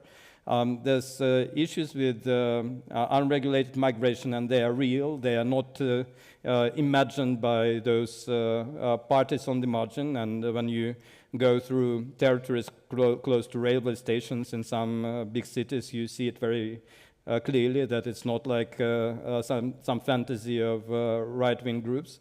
And if these issues are not addressed by the mainstream, they will be addressed by people on the margins. So this is a signal for the responsible political forces in the EU that they have to do the job, and I think they have the tools and time, and also time to do that. I don't think they are at the point when they are about to disappear or the EU is about to disappear. You do have time to fix the issues that are there, but well, you have to recognize that they are serious, that it's no more like the EU is far ahead of everyone in terms of development, in terms of quality of life, and the only thing you have to do is to fix the issue with the Russian influence and the conflicts on the periphery. You have to fix the issues that have been inside the EU, and I think this is doable. So this is what the EU has to focus on. I take this as a final conclusion, but maybe if you want to add something. First of all, I love that anecdote. That's amazing. That's a really, the shell of communism, and democracy could be a shell. But that just made me think about, again, Borel, garden, jungle, and democracy is hard. And it's like you have to constantly work in a garden. You have to weed it, you have to water it, you have to feed it. And the idea that you're one and done with the new EU member accession states, they're not new, they've been around for a long time, but it's not one and done. It's hard work. Democracy is hard work, and it has to constantly be supported. So I think you're right. There's time for reforms and improvements, but it's a constant gardener. That's what we need. I take this as an appeal to each of us, especially to the young people who are here in our audience listening to us. exactly 2 hours. Thank you very much. It was, I think, a very interesting discussion. Thank you for coming to Vienna, for taking part. Thank you for being so patient and, I think, applause. Thank you.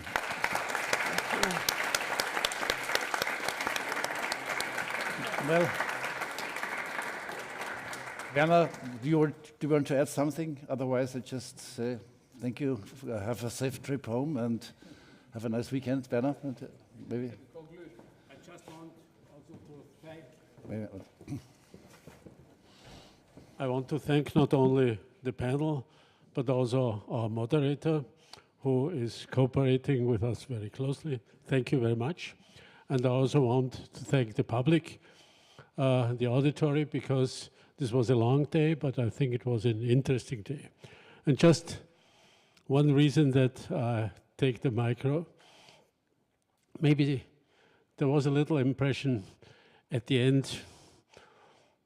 There are many negative trends. There certainly are. But looking to what is going on at the moment, at the European stage, I would say it's not everything that is going down or becoming negative. I have the impression that there's also a new climate and a new will to do something, to shape politics. Of course, there's also much critics. I could tell you, you know. Of course, Ursula von der Leyen, when she proposed the opening of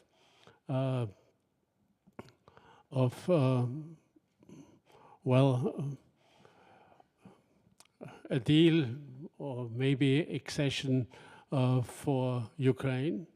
She did it without having put this paper to the chiefs of government in 27 countries. She will be criticized, for sure. But you also have to know it will be necessary sometimes not to wait until the last has said yes, okay, and also, I don't know, this phrase is okay, and the last word is also okay. So what is the lesson? If you want to have progress, you have to act, and Europe will have to act, not to write down papers, but to act. And insofar, I think there are some developments we have to be critical, but there are also quite some positive developments that are a good reason to believe that this phase is not the end phase for Europe. You can be sure.